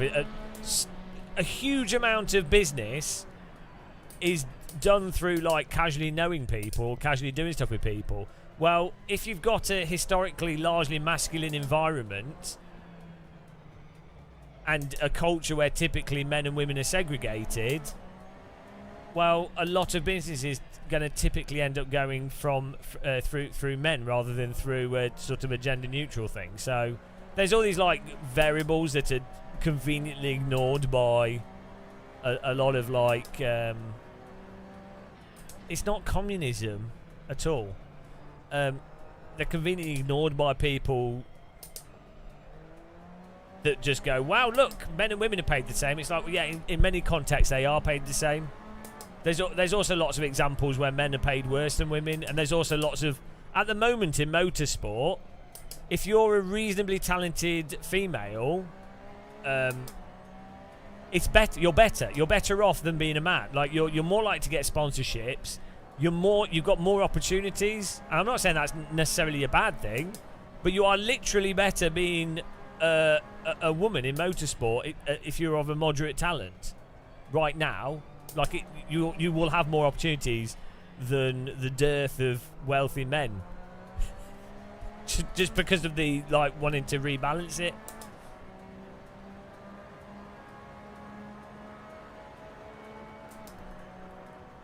What's that? That doesn't work. Camera moving.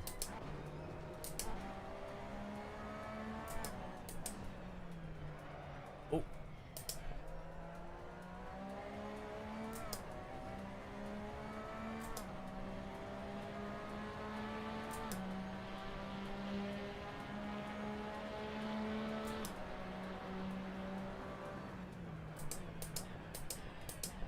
Do you think it's weird that people will not see the so like the military in America, they don't see it as a socialist thing, even though like the military is socialist.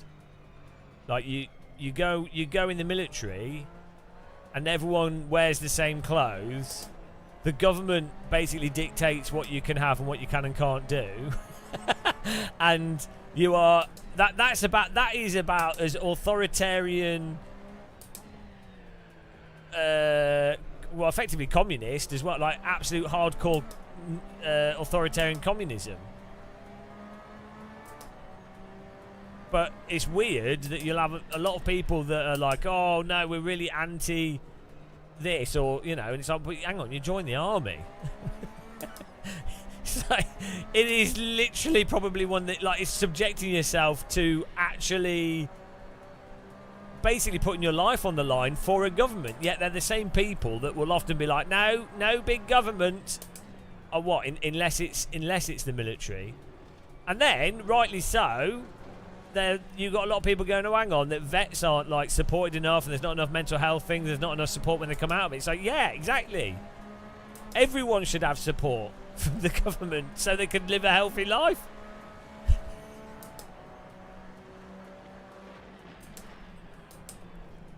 Yeah, I don't know about that downforce thing with how it relates with female athletes, because there's a lot of evidence to suggest that with high G-force situations, women's physique's actually better for like fighter jets and things, or for certain spec of fighter jet. But yeah, I mean, also I don't know how much upper body strength necessarily factors in, because there's some like proper hard ass women out there, like.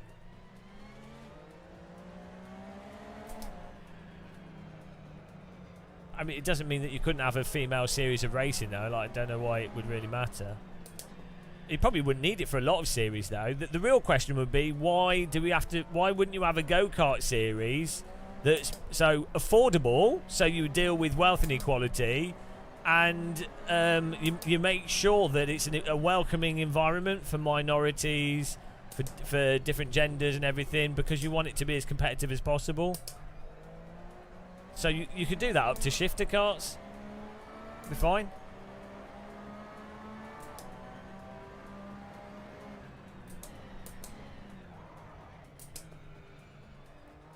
I've forgotten how to play this. I've forgotten how to drive AC.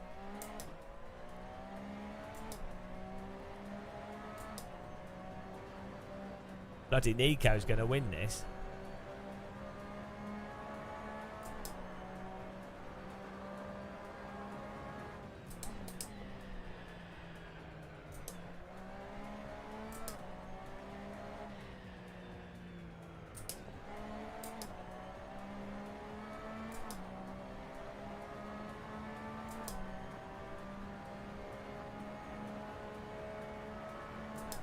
Yeah, well, that Who Dares Wins program is probably a bad example because they specifically try and manipulate it to have a certain number of women at the end for the sake of the program. But yeah, there are like there's lots of women that do like triathlon or just mental stuff that are like proper hardcore.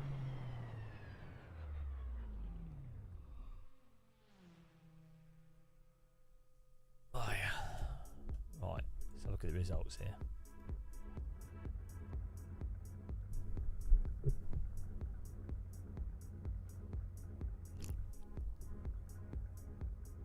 Nico, Teabag, Jamie Wamey, top 3. Well done. To get to the truth here, you need to stop pretending that men. What do you mean? Like on average, men and women are pretty much equally skilled. If you actually look at the data, apart from like low percentile outliers, men and women are basically the same. I mean, this is such a boring conversation. Well, yeah, how much for each of those individual things? You have to look at the numbers that the selection has been made from, and also the culture for those things, and how long the culture has been established for a group to be doing it. So, for example, if a Brit was to go over to a country, like, okay, so you've got like a random British person in, I don't know, some country that has a unique sport in that country, and you're in a minority as a British person, or there's only like, you've got a population of like a few million, and then there's 5,000 British people in that population that have never done that activity. Well, building up the culture for those British people to be able to compete at the higher level at that activity, unless there's like a concerted effort, you know. So this, in terms of the science of like brain science between men and women, I don't think there's any. There's nothing I've seen that really suggests outright that men would necessarily be better at chess or something. But like it depends where you're talking about as well. Like if you're talking about, as I say, the 0.001 outliers, you will get, there are like extreme trends with both men and women for specific activities and specific things. But when you're talking about what applies to the vast bulk of people doing an activity for fun or even to quite a high level, then it's like really quite even for a lot of stuff.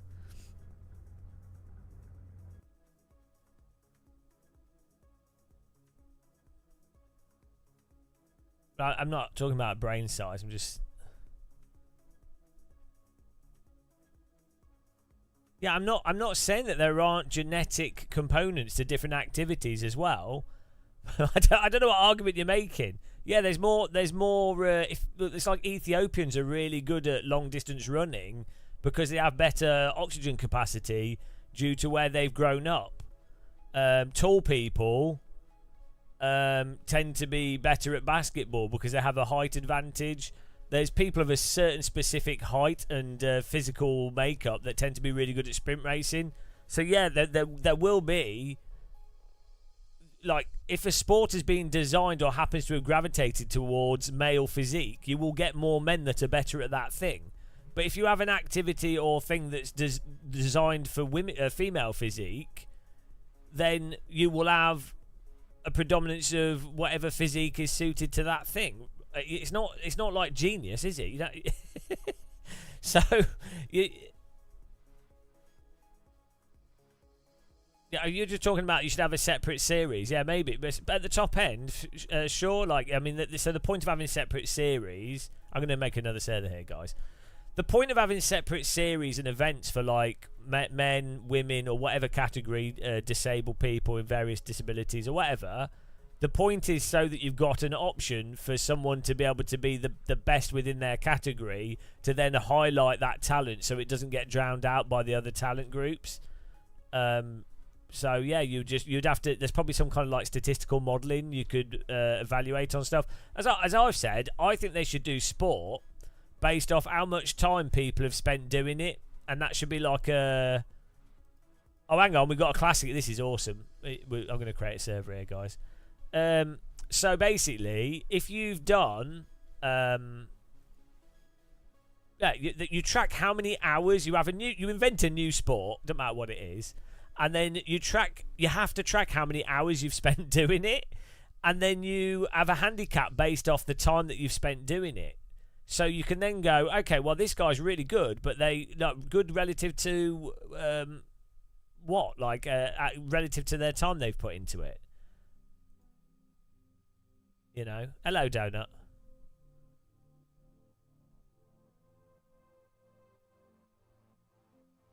What's designed for female physique? Hang on. What are you saying? So from my understanding, rock climbing works particularly well for women over men due to flexibility, lightness, body mass, and all these and those components. I don't know. There'll be what activities are suited to maybe. Like I think women are particularly good at endurance in some types of endurance. I don't know. You'd have to look. There's probably will be. I mean, there will be. For outliers, there will probably be a specific thing that would be tailored to a segment of what would happen with bodies that have X conditions to them. Yeah, maybe like ultra long distance running. Maybe, I don't know. Yeah. Oh yeah, long distance swimming, because that's to do with like body fat, isn't it? I think.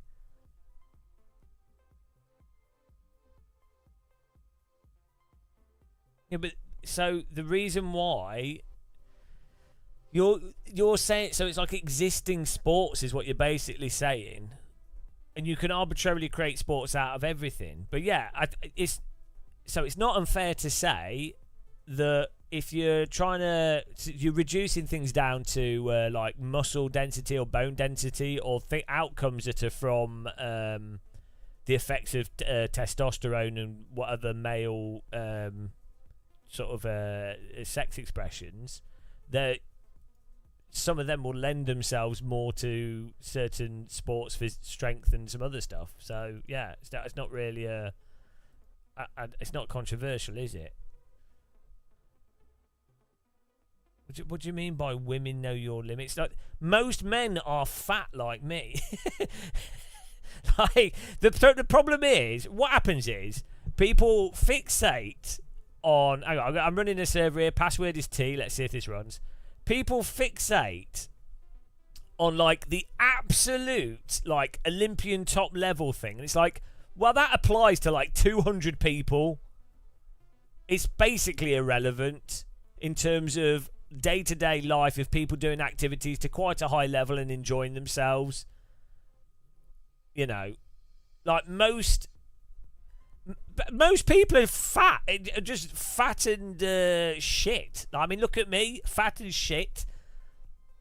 There's going to be so many women and other men and even disabled people. There'll be plenty of people with no legs that are a million times fitter than me.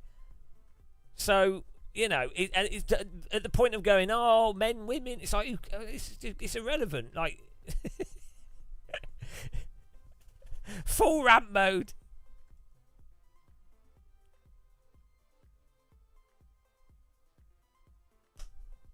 I mean, I don't know. Sophia Flores could be shit.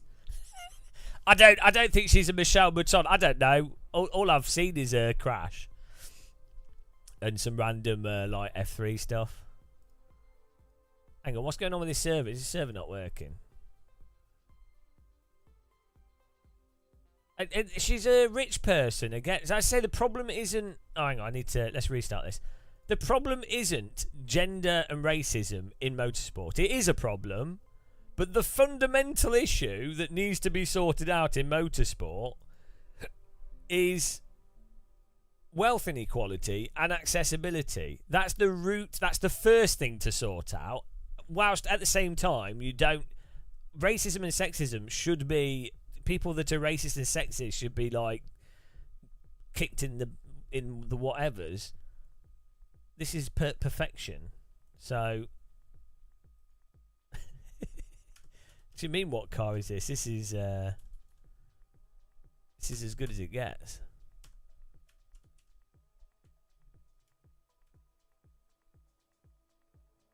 Can you guys not get it? The Camtos Yamaha.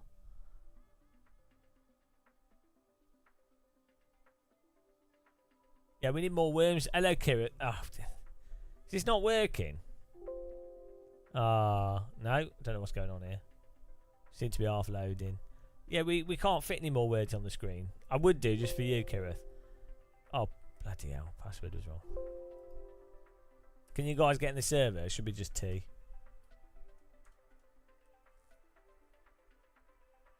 More words, more words. All the words.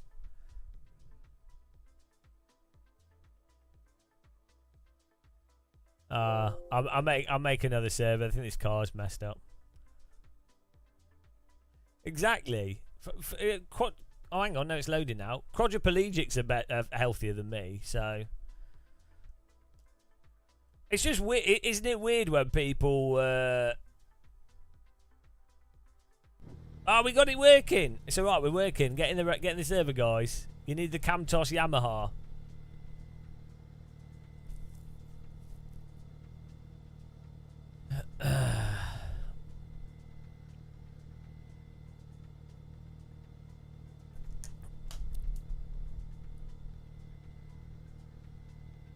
Do you know what's weird? In stuff like Formula 1 and motorsport, you have to go. You really should wonder, why aren't there more?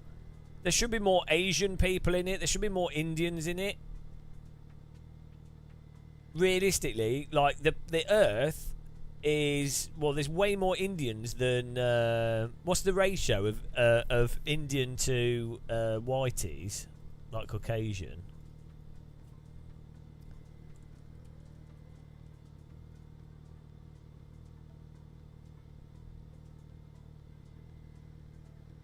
Okay, there's 1.4 billion Indians. So, like, yeah, realistically, if motorsport was actually representative of expressed race, like people look, you know, they look Asian or they look Indian or whatever, you would expect that the grid should be like, I think like 40% Asian, like Chinese Asian. Password is T in capital letters.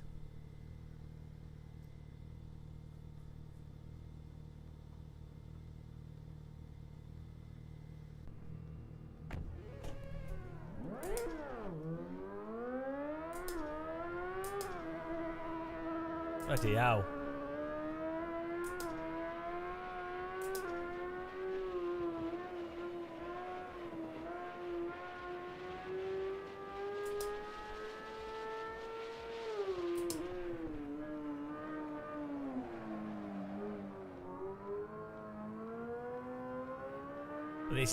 This is motion sickness, instant motion sickness car for me. Oh dear.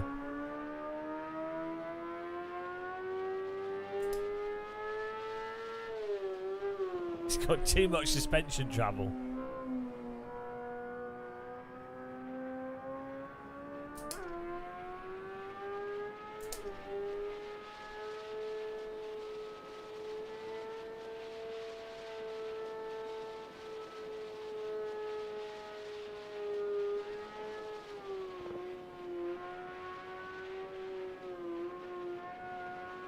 That's a bit better.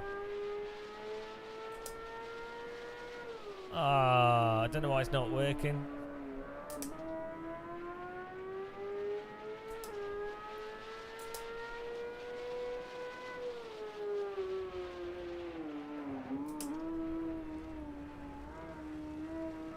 T in capital letters.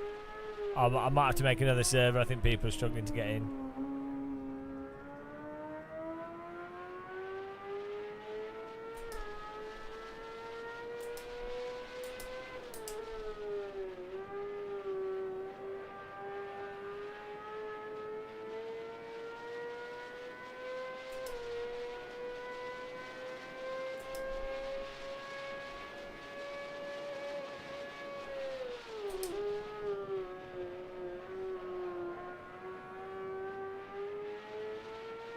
There's a Leiden Hill cross track, but I don't know where the file is to link it to people.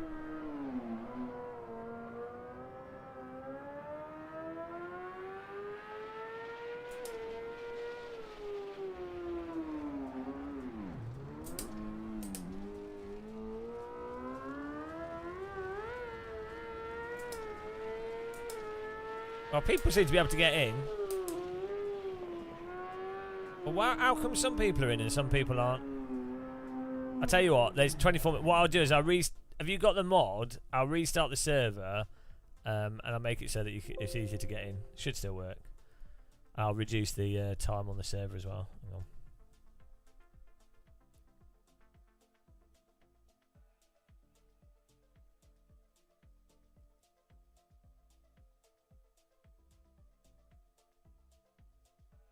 I'm going to make the session quicker.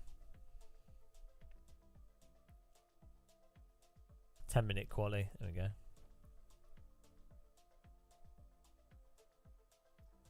Right, server's back up.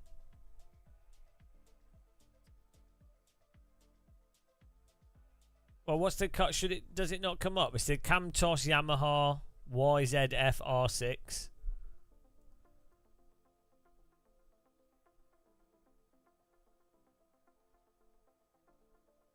There you go, server's up now.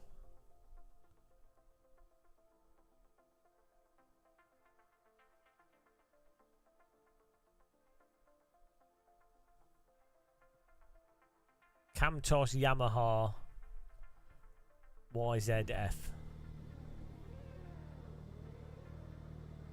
It's like it's a motorbike engine. These cars are awesome. They're pretty cheap and they'd be really fun to drive. Marty Sibley, it should work now.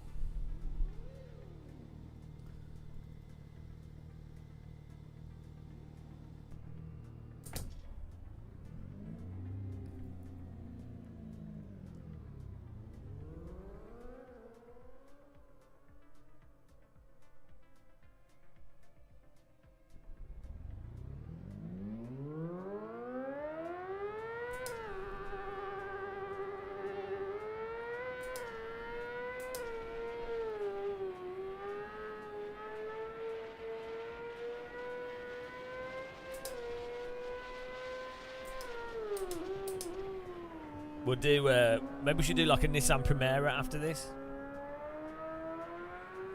This is good fun to drive though. Oh, it's got ludicrous suspension travel, so you really have to like load the suspension up and get into the slide before. If you're in that in between.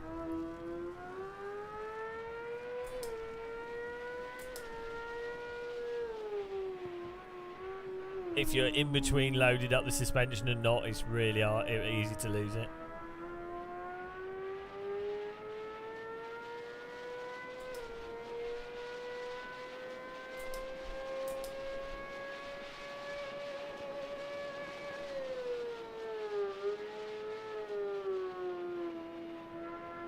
Well, yeah, this will set you back £1 at Lidl's. It's the best pound you'll ever spend, though, you know. Imagine if they had one of these as like in a Formula 1 race. If they made Formula 1 multi-class and you had 10 of these at the back of the grid.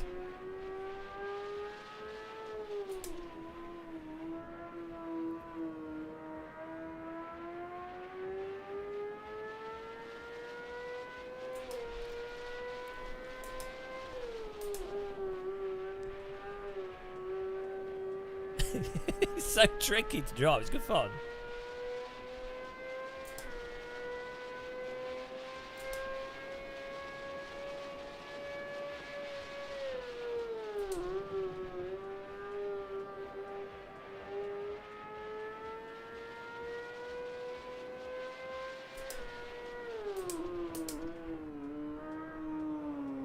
feel sorry for the people that were in the Matt Malone raid. Now they're well confused. What's this?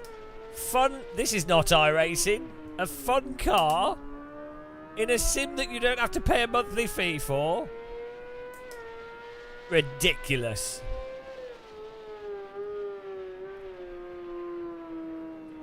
Oh man, oh, sorry. Proper understeers out of that. I think you need to get into the give it some welly. No, I think they're all left.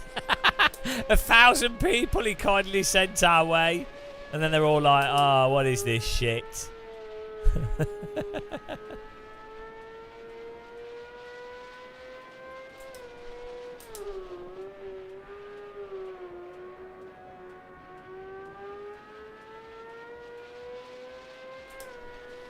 What is this feeling?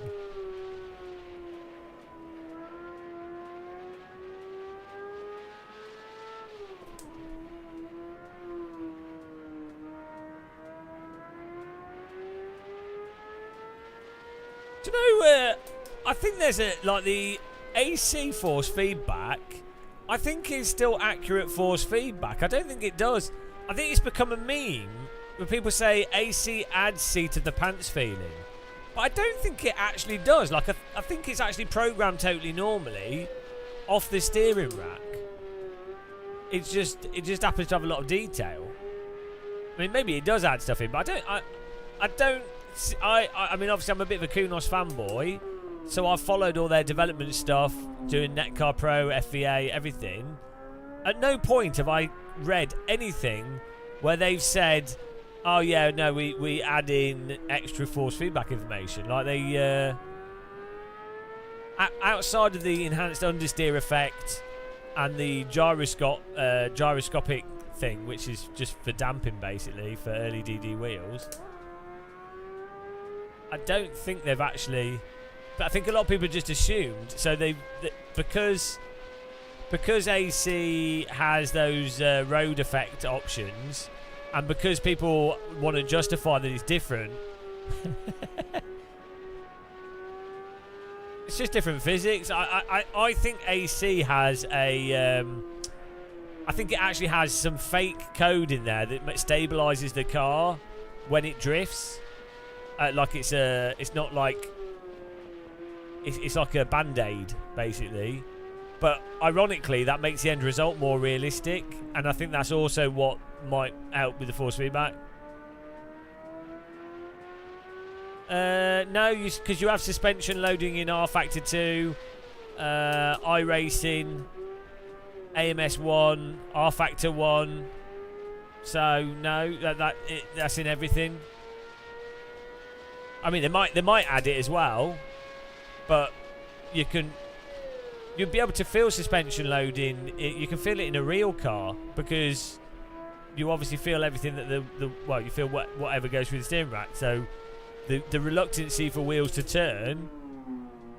I mean, that's exactly what like bump steer is. Is like a wheel is knocked through a bump on the track. Suspension absorbs the bump, but the wheels then quickly snap in left and right, and so that's one aspect of. So yeah, again, you've just said something there that I don't know if is true. It might be, but you can certainly. There's literally suspension in R Factor 2, R Factor 1, iRacing. So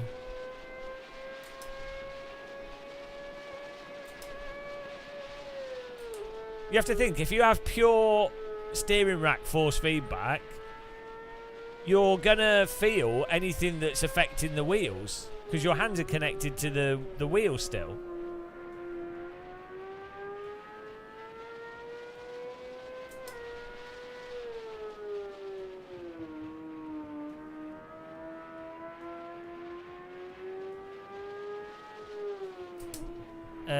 I mean, I quite like Race Room, but the problem is it's not got many people playing it.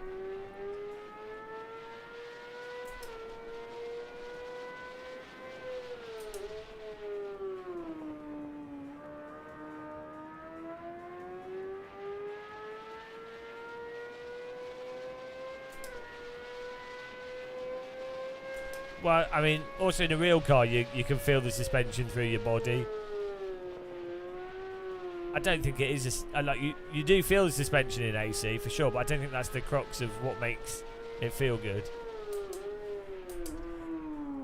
Yeah, I've got another capture card. I just need to swap it over. It's not the Elgato. The Elgato stuff's actually really good. It's my splitter box doesn't like being left on for like 5 to 10 days. It works surprisingly well considering it's the splitter box I'm using is not designed to be. It's not a piece of professional equipment.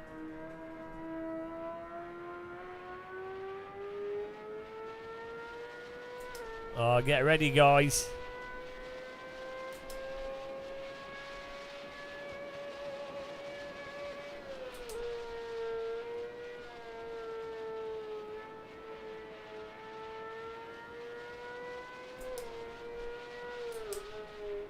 Well, Nigel Mansell played GTR Evolution in a shopping centre with assists on for 5 minutes, so that's me sold.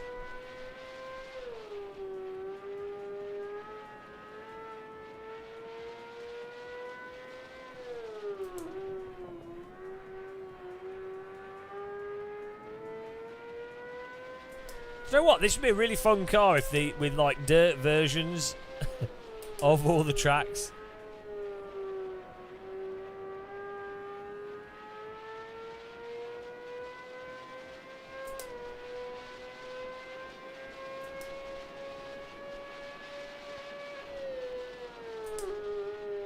Like snow versions would be good. Yeah.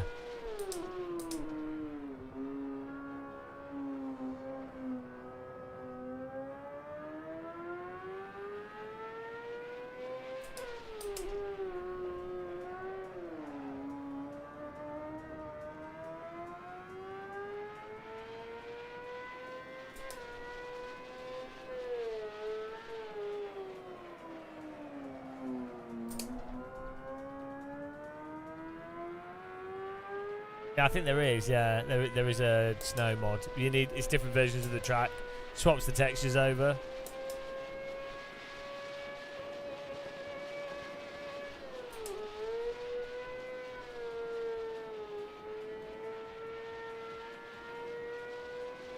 This drives like this handles a bit like AMS2, you know.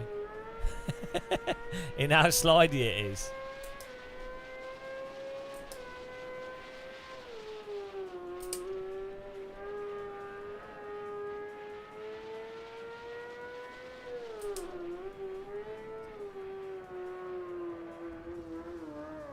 It does keep going though once you go sideways. Right, here we go. The pace car is out of control. Oh, thanks for following, Javis Desund.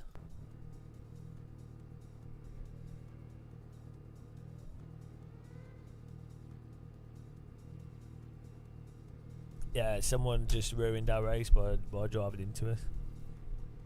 Yeah, I got tired of all the clean driving. Here we go. 11 car grid. It's going to be a serious race. Hello, Chad Rizzler. How's it going, man?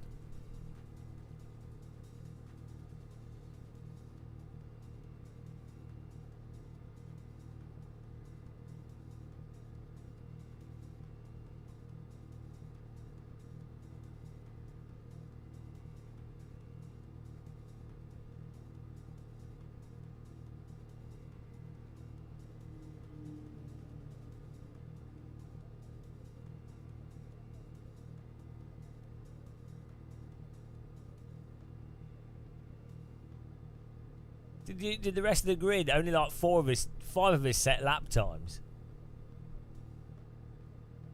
Look at the size of the suspension. I guess it's normal car suspension, but such a small car.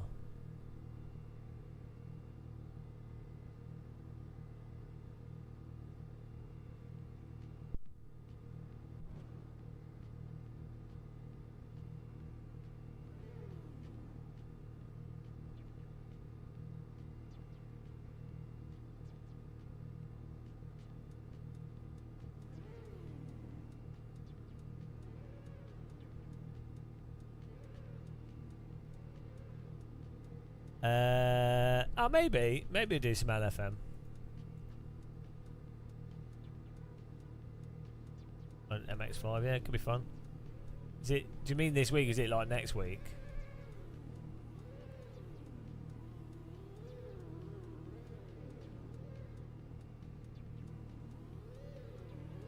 This sound is so stupid on this. Oh, tomorrow, yeah, maybe.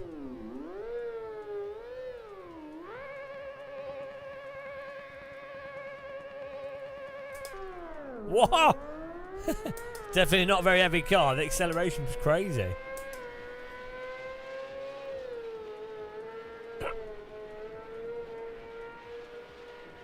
Oh no!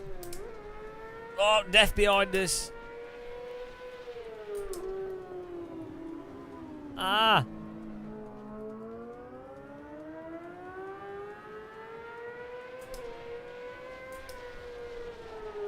Ah! Sorry, I got knocked on the side there. Couldn't slow down. Absolute carnage.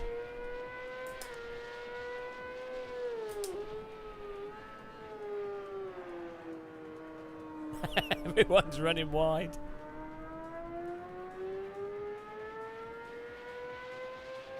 Where's he going?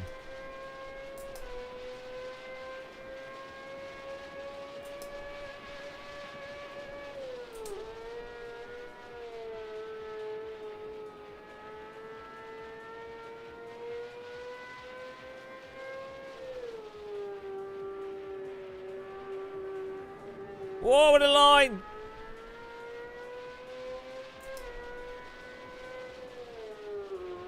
Ah!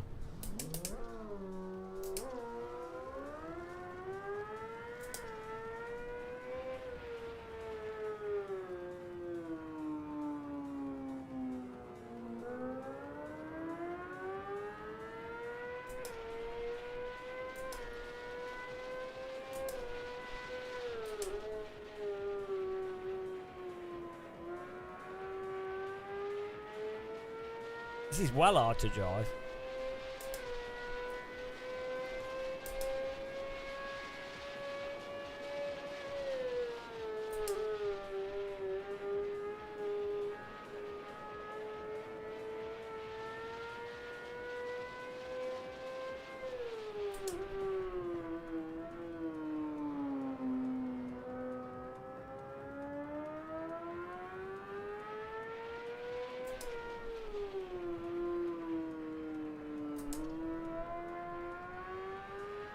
Still got 7 minutes left here.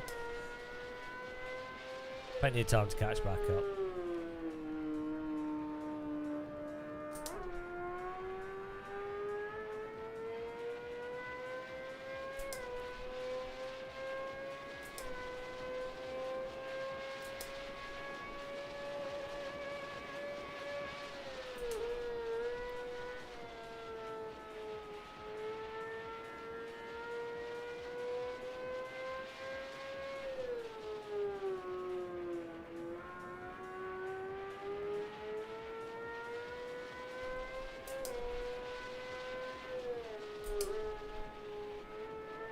What?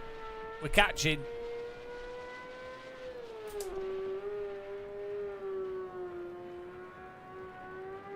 Cheeseburg, B Cheeseburg.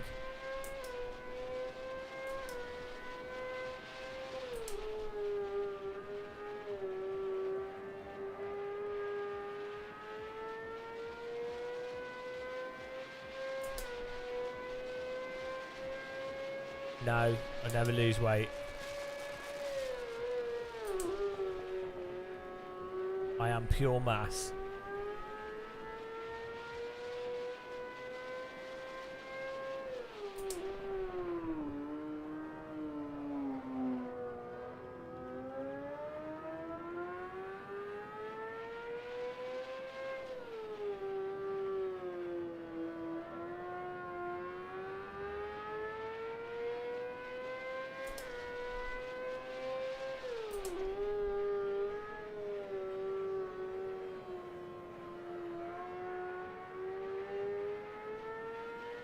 5, even faster exit.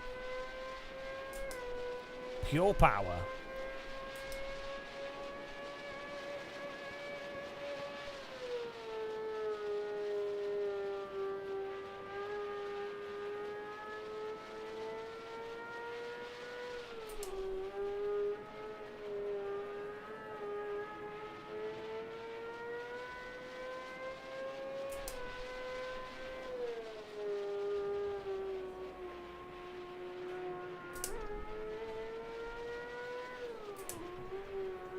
Closing in. Closing in on the Cheeseburg. As the car behind dies.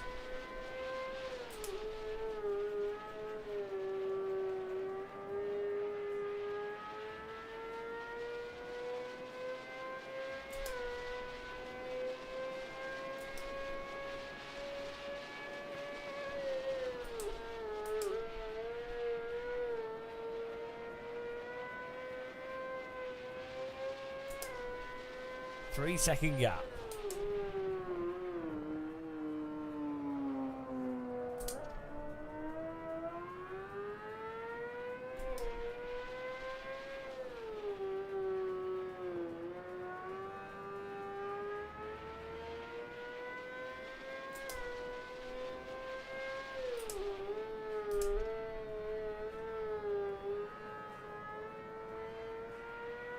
Woohoo! Let's go.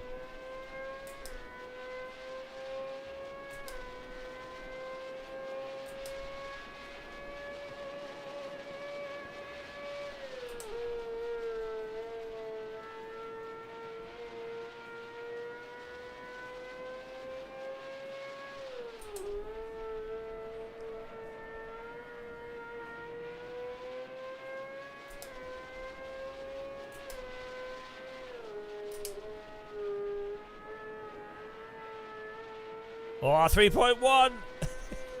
Come on. Ah, oh, car in the wall. Don't know who that is.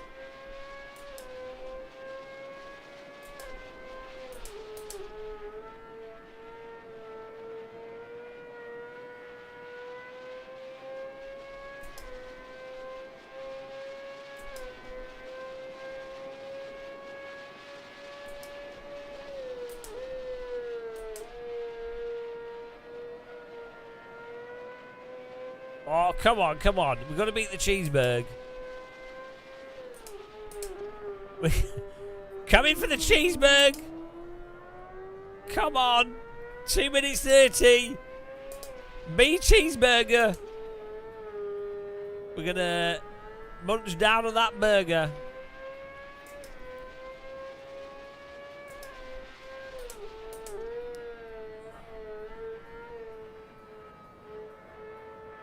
Come on.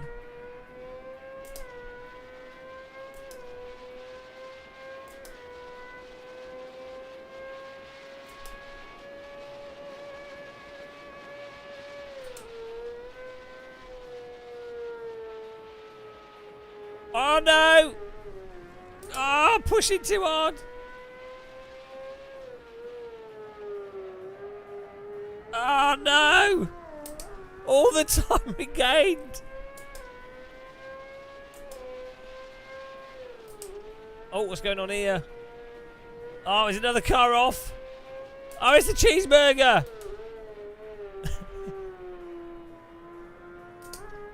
Oh, it's still on, guys. It's still on. The burger's been burnt.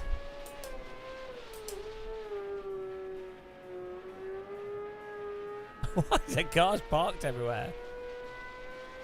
Oh no, hang on, how much fuel have we got? Oh no! There's not enough fuel! No! Oh, this is a disaster! No, no, there's not enough fuel! Fuel saving! Fuel saving mode!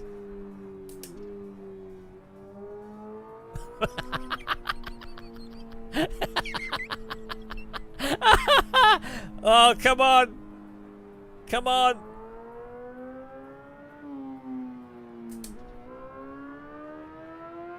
0.3 laps.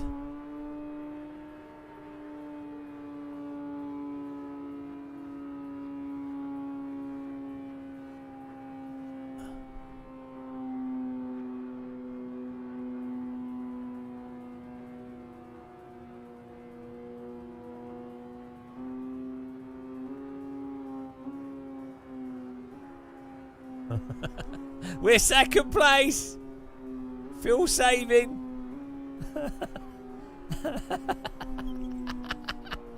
Come on. How is the cheeseburger still going? We're about to win this, guys. In second place. That's a win for me.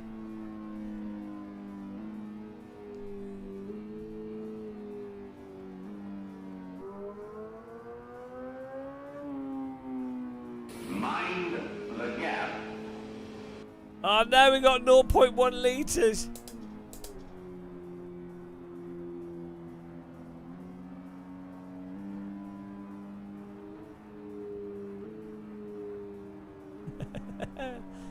Come on.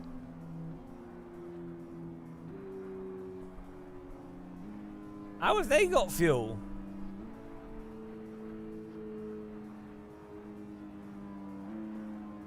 UK West. Why is there stones every time he hits us?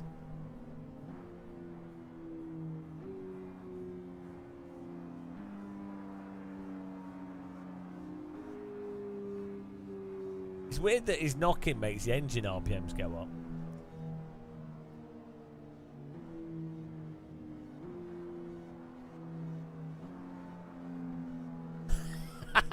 Get ready for the overtake of a decade. Woo! What a move onto pole!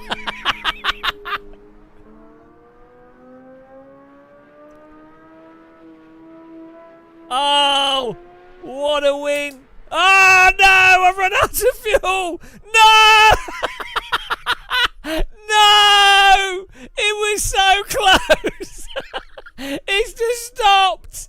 Oh, oh no! Disaster! Oh, Nico wins. Absolute travesty. I mean, come on, ridiculous.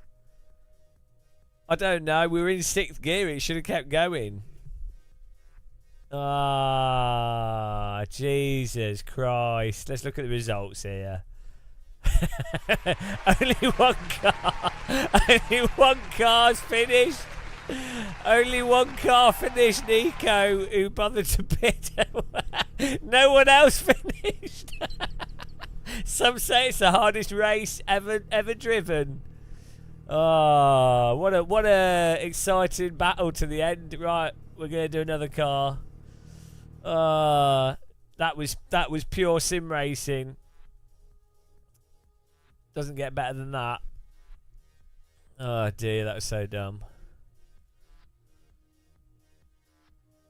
Right, we'll get the server up here.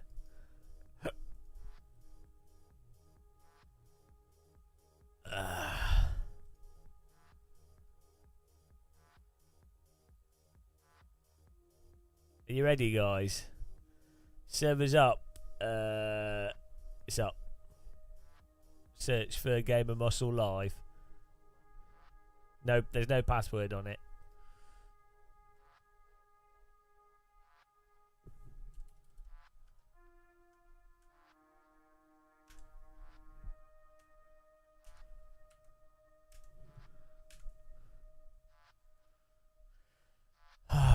That was so stupid.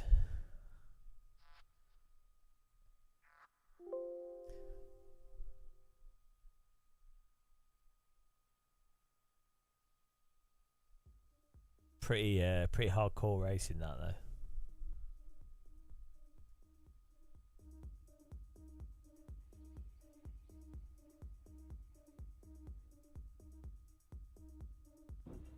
though. What time's the next iRacing Star Mazda? Should fit them in. We should do AC and then fit in the Star Mazdas. Mind you, someone will just drive into us. Look at that livery, guys.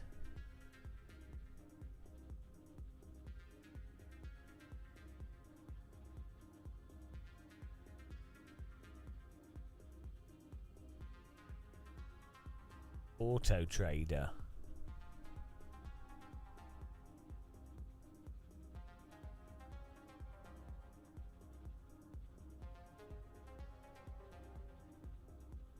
Yeah, front wheel drive. This car's absolutely insane.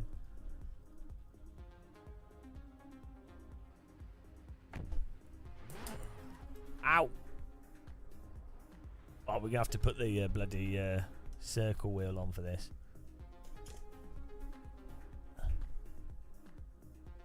Yeah.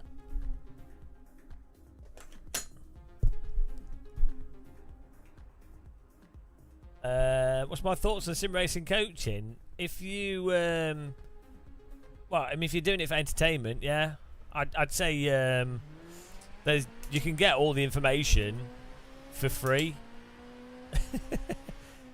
There's loads of books on racing and videos available. No, there's nothing. It's not like. It's not exactly like. It's not like poker or something. Or it's sim racing is pretty simple compared to a lot of stuff. So.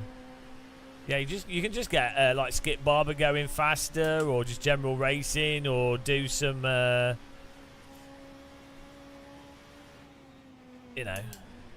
if you want to have someone coach you and you enjoy that, then why not? But you don't really need it. I mean, would you get coaching for some other video game that you play?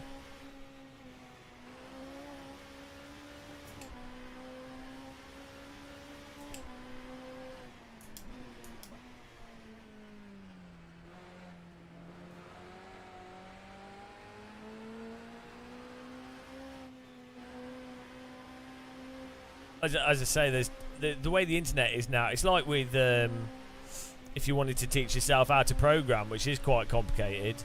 There's so many videos and guides available for free on the internet.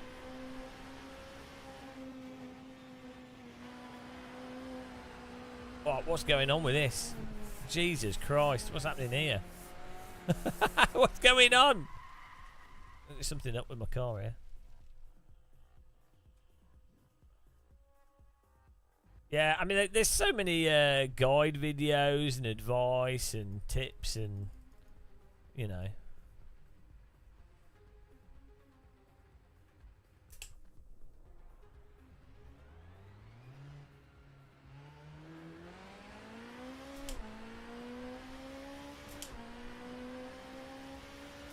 this is the shader patch car radar.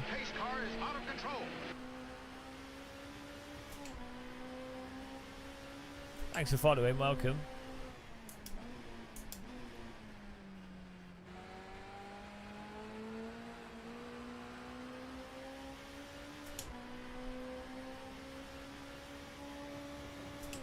Yeah.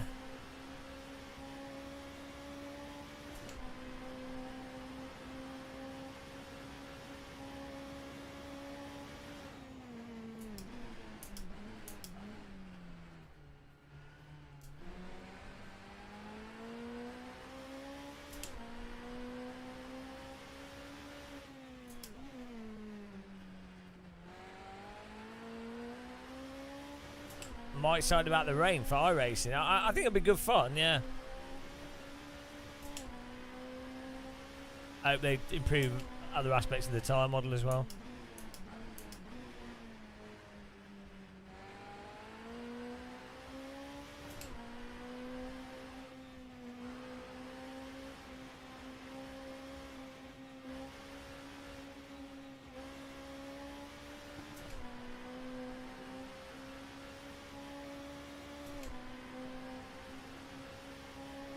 Yeah, I think it's going to be interesting to see what happens.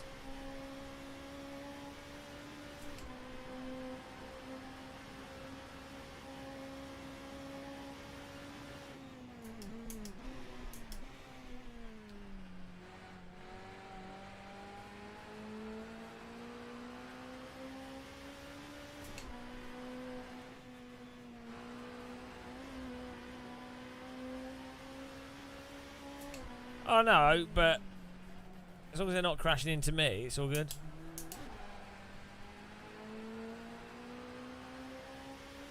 Yeah, they'll be shocking, won't they?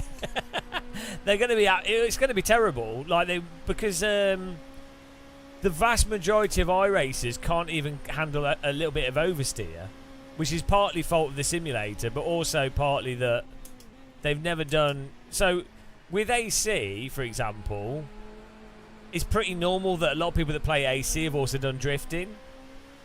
So, you know, they're used to it. With R Factor 2, there was a long, like, year or two where everything was, like, mega drifty. So you had to, like, get really used to counter-steer and controlling slides just to play the game. So people, you know, can handle the back of the car, right? iRacing, if you get into a situation where you're counter-steering, normally it's from a pretty overdriving or, you know, all the physics have just turned off. So people won't like the rain. Like, this is what I said about when they did the rain for shader patch with AC, and I was like, yeah, it looks great, but it's actually pointless because most people can't drive in the rain at all. So and driving in rain is worse than driving in the dry. Like, it just means the car's more sloppy. It's the only time rain is interesting is when it's a dry track, it rains a little bit and you don't know how much, and then you have to adjust your driving for that slightly lower grip as it goes down and then grip comes back. And then the strategic part of it, if you're doing like an endurance race, it's interesting from a sort of when do you pit, when not. But like, the problem is, if you ever watch like OG UK or Jardier or some of the like really good ACC streamers that do like the long races in ACC with the rain and stuff, they've got to such a level with the weather where they game it to the extent of, oh, this is how long the track dries out. You know, it's all like it's all known, so it's not like, it doesn't normally have like, oh, here's a bit of rain, or it's a bit of surprise rain, or it's dry. You know, it just turns into, if it rains X in X way, well, we'll pit at this time and do this and this and that, and it's. So I mean, it kind of defeats the point of the rain anyway. Like, it's still, that's not necessarily terrible, but it's just a bit. The people asking for rain are the same sort of people asking for like different cars that they'll never drive.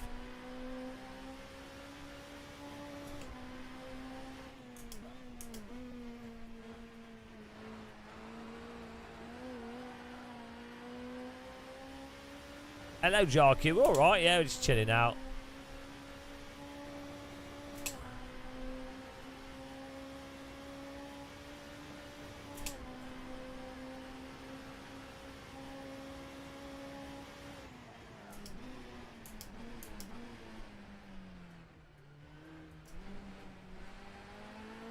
Yeah, I just use one screen now in the middle.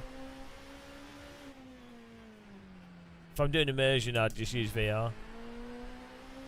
I like being able to use my other two side monitors for streaming information.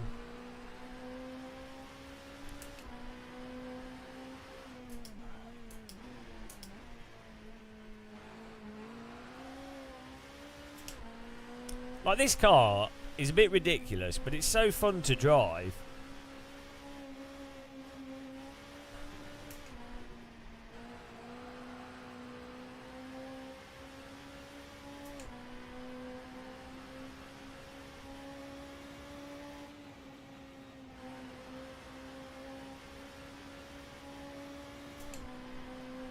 If you want to join the server, I don't think there's a password on it, and you just join with the Road America, the Nissan Primera, if you want to get in there.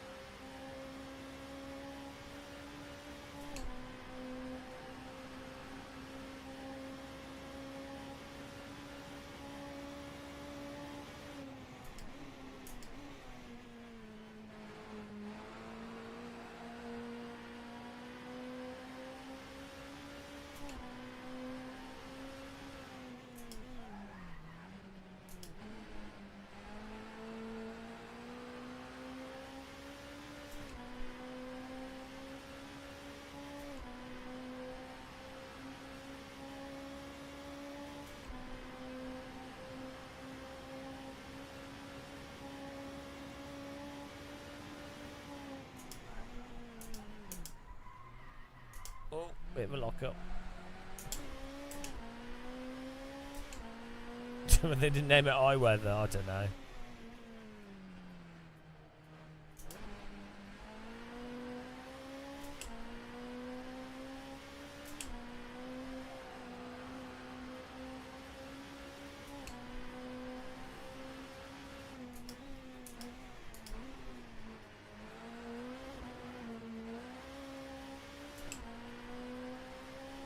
What's up with the 6K I rating? We've been getting I rating and gradually building up. This week's not been too good for content. I mean, the Star Mazda at Nordschleife has been okay, but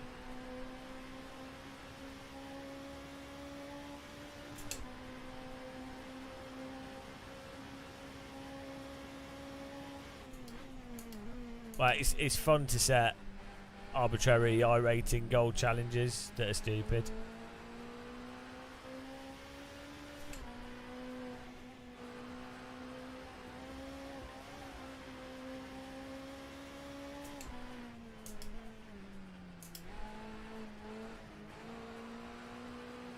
I know, but we're having fun driving here.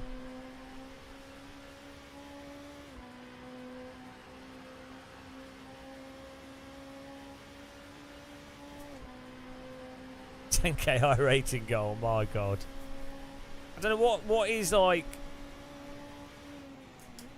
I think I could probably get to 7K, but I think that would probably be like my limit.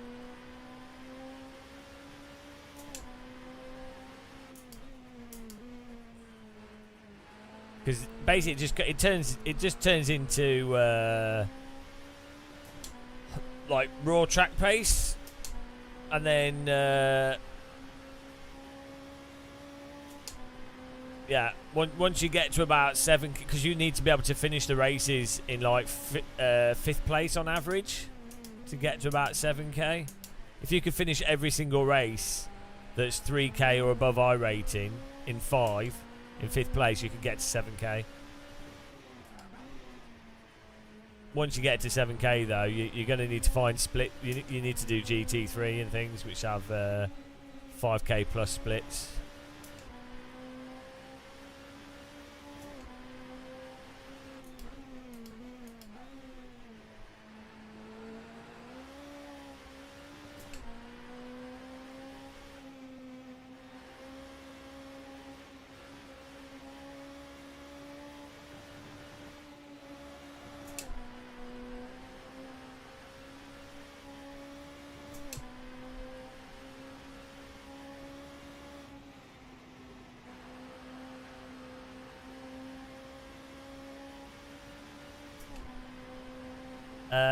In iRacing, yeah, they're really boring to drive. They just drive like sledges.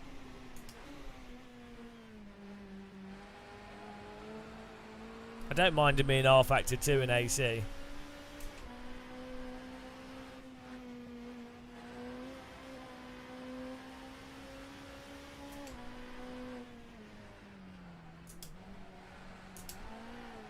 Alright, race room as well, actually.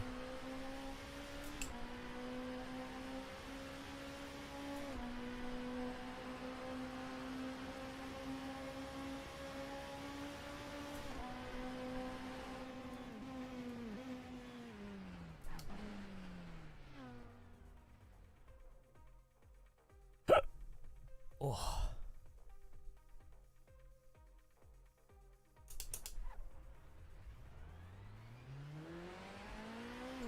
I don't know what field of view in AC is equivalent to the field of view I run in iRacing.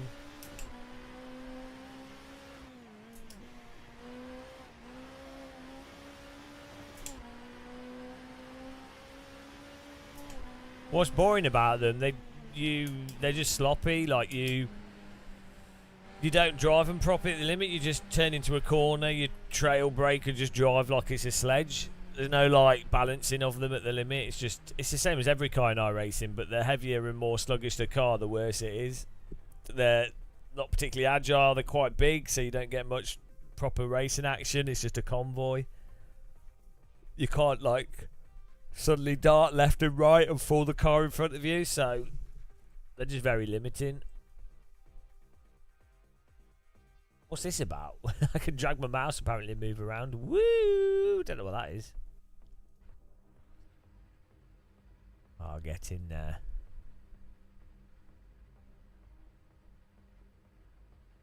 Should have enough fuel to finish this one.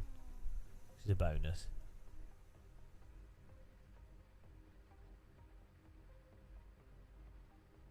What was that, Matt? What do you want? What was the question?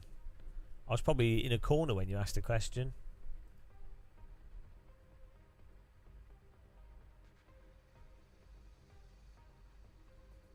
Let's go.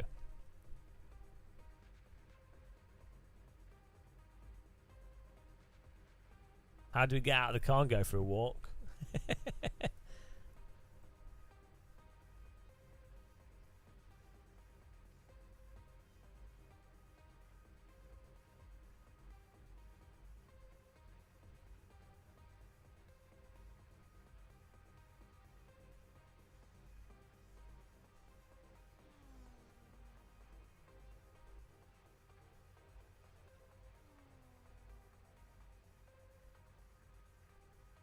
Ah, well, you know.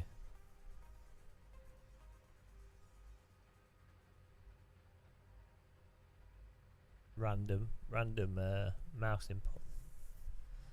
Woo! Oh yeah, Control Alt Delete, Alt F4. I'm sure I've heard these tricks before. The classic tricks.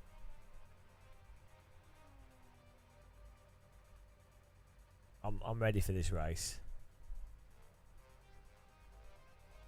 Easy. This will be an easy victory.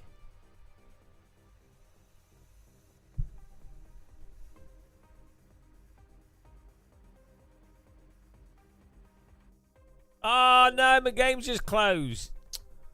Jesus Christ. Shit, I hope we can get back in. I alt tabbed and then clicked cancel on the alert and should be alright.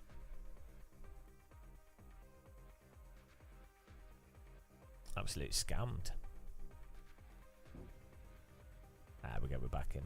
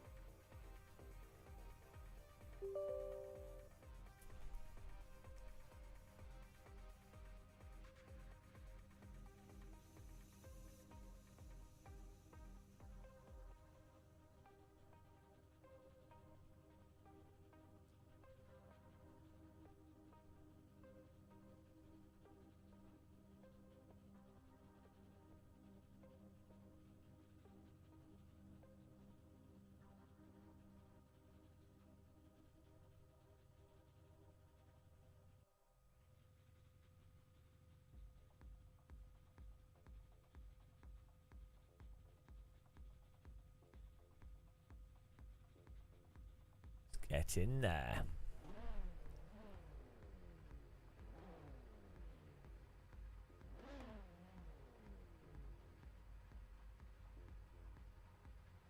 You have to hold E in the pits.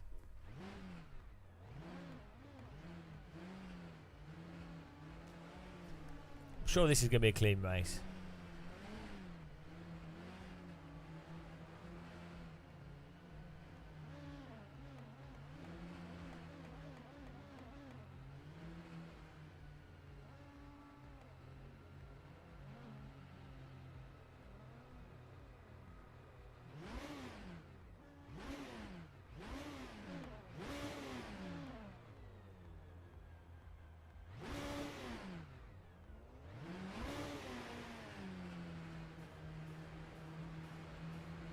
I've got 30 seconds. I'm not revving the engines if we're about to go.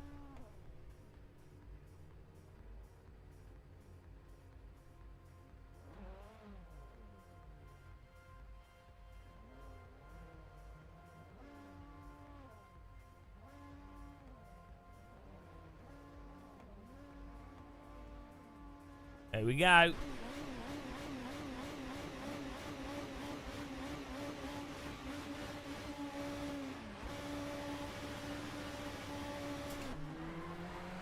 Launch.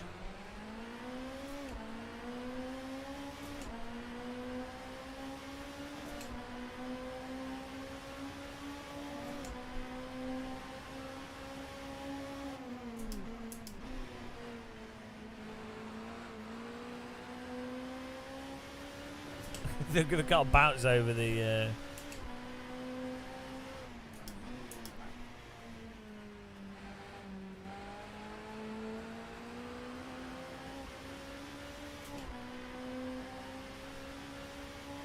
Bit of a draft battle going on in front.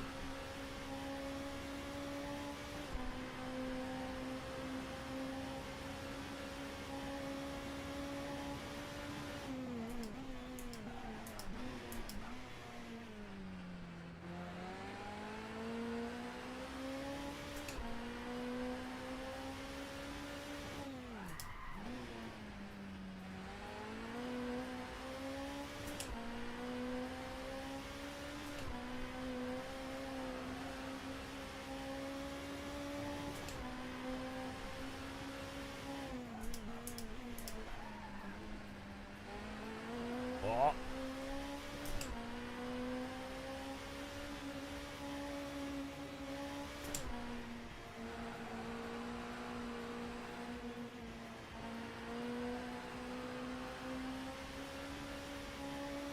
I've done too much iRacing, forgotten how to play this. Oh no! Oh, well, there he goes. Kettle bottoms.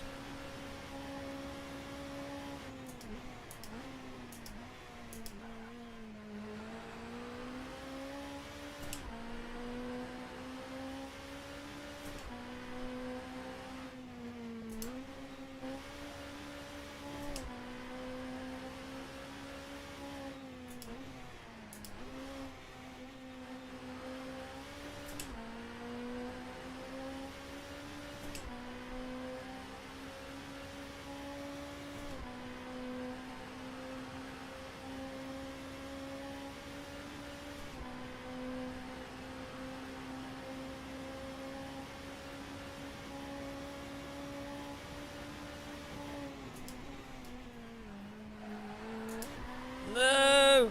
Oh, praise be the extra tarmac.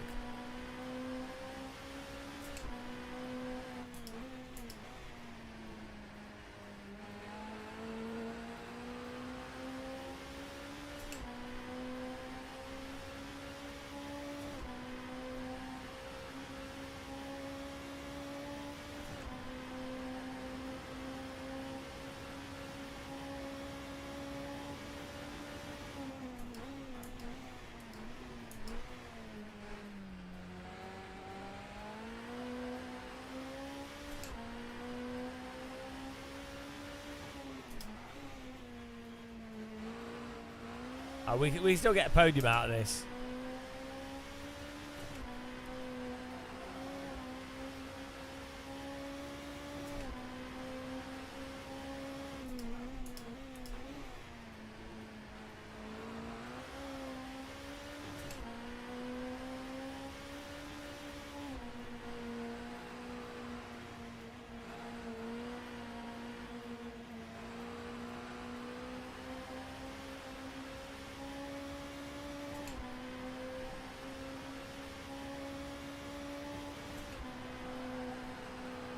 Oh my goodness.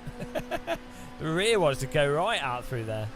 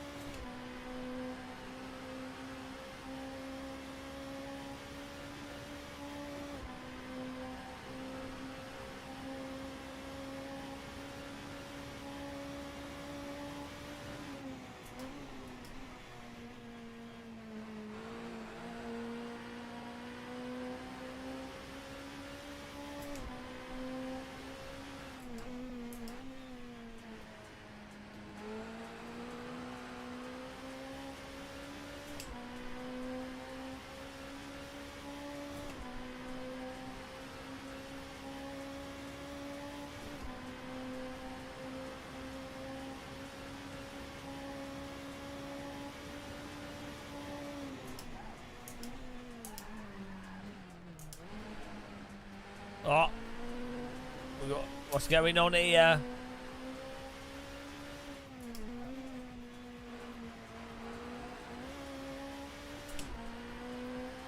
I don't know why these cars aren't used on LFM.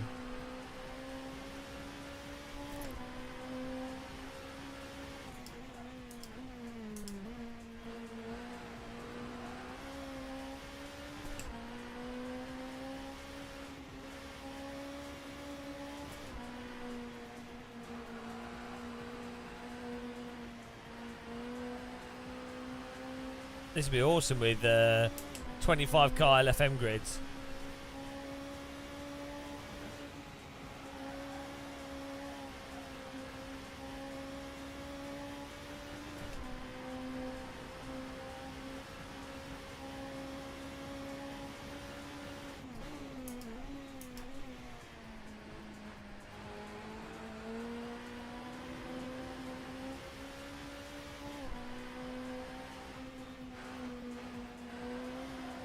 Yeah, I don't know why they don't just use stock content, to be honest. It's a weird disease in AC where people are like, oh, it's got mods, so we need to use mods for everything. It's like, okay. Don't need to.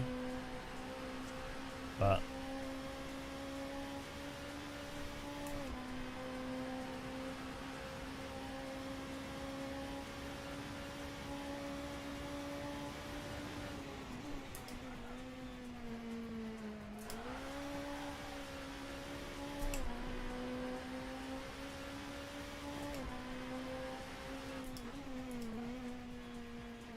yeah, I mean, there's loads of good mods, but there's also loads of really good built-in cars in AC. MX-5, the Lotuses, the Lotus 211, the GT4 cars, Porsche Cup, Porsche RSR. You know, there's loads of them. F2004, Lotus 49. But say people. There's like weird memes that arise that are they're just memes. It's like, oh, you need a mod because it's fixes stuff, or it's like, no, well, none of them do. The mods are more new, so it's better. It's like, well, I mean, they're all using the same physics engine, so.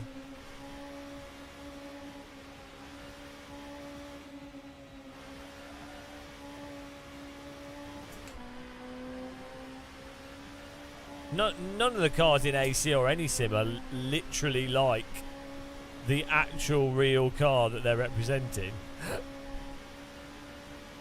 No, like the same things, same bopping, but in AC, bopping's just done with weight. I mean, I guess you could edit the performance of the car, but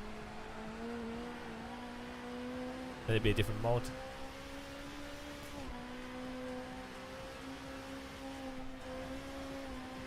Yeah, but there's only a couple of physics changes, and there's only like 3 mods that use them, and most of them are visual stuff. So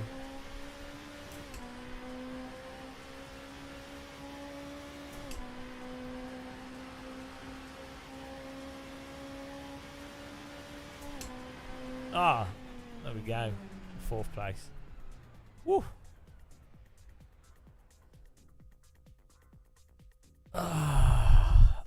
Good racing there. That's good fun.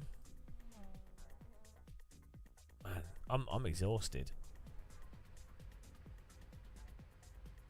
I'm using a 55-inch OLED at the moment. I'm gonna be using a 55-inch bed frame in a minute. Good driving there. Teabag with the win.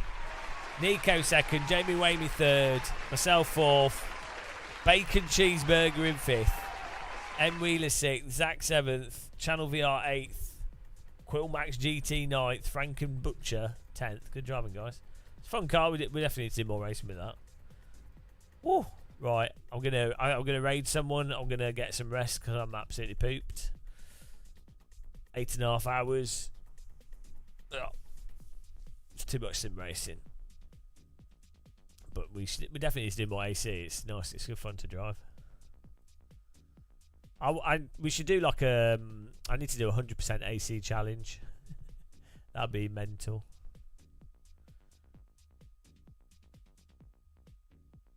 Right, who's on here? Mitchie Hoyer? No. Hang on, they've changed the raid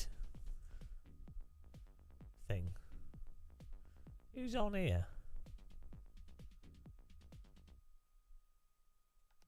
Who's on here?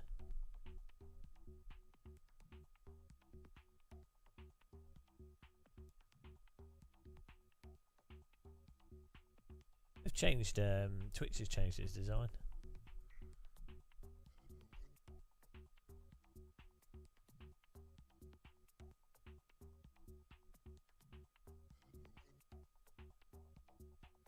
Yeah, I should send you to Mitchie Hoyer, the ledge. Yeah. Get to Mitchie Hoyer.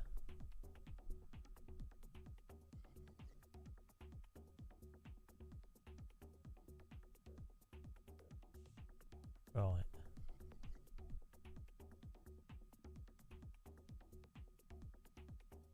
Oh, there's always Paul Smith who's playing Euro Truck. Let's go to Paul Smith. There you go. He's playing Euro Truck Sim. I'll see you guys soon. Thanks for watching and taking part. It's been a fun stream. Hopefully I'll get some sleep and have more energy. Let's send you to Paul Smith. So everyone spam tea time in his chat.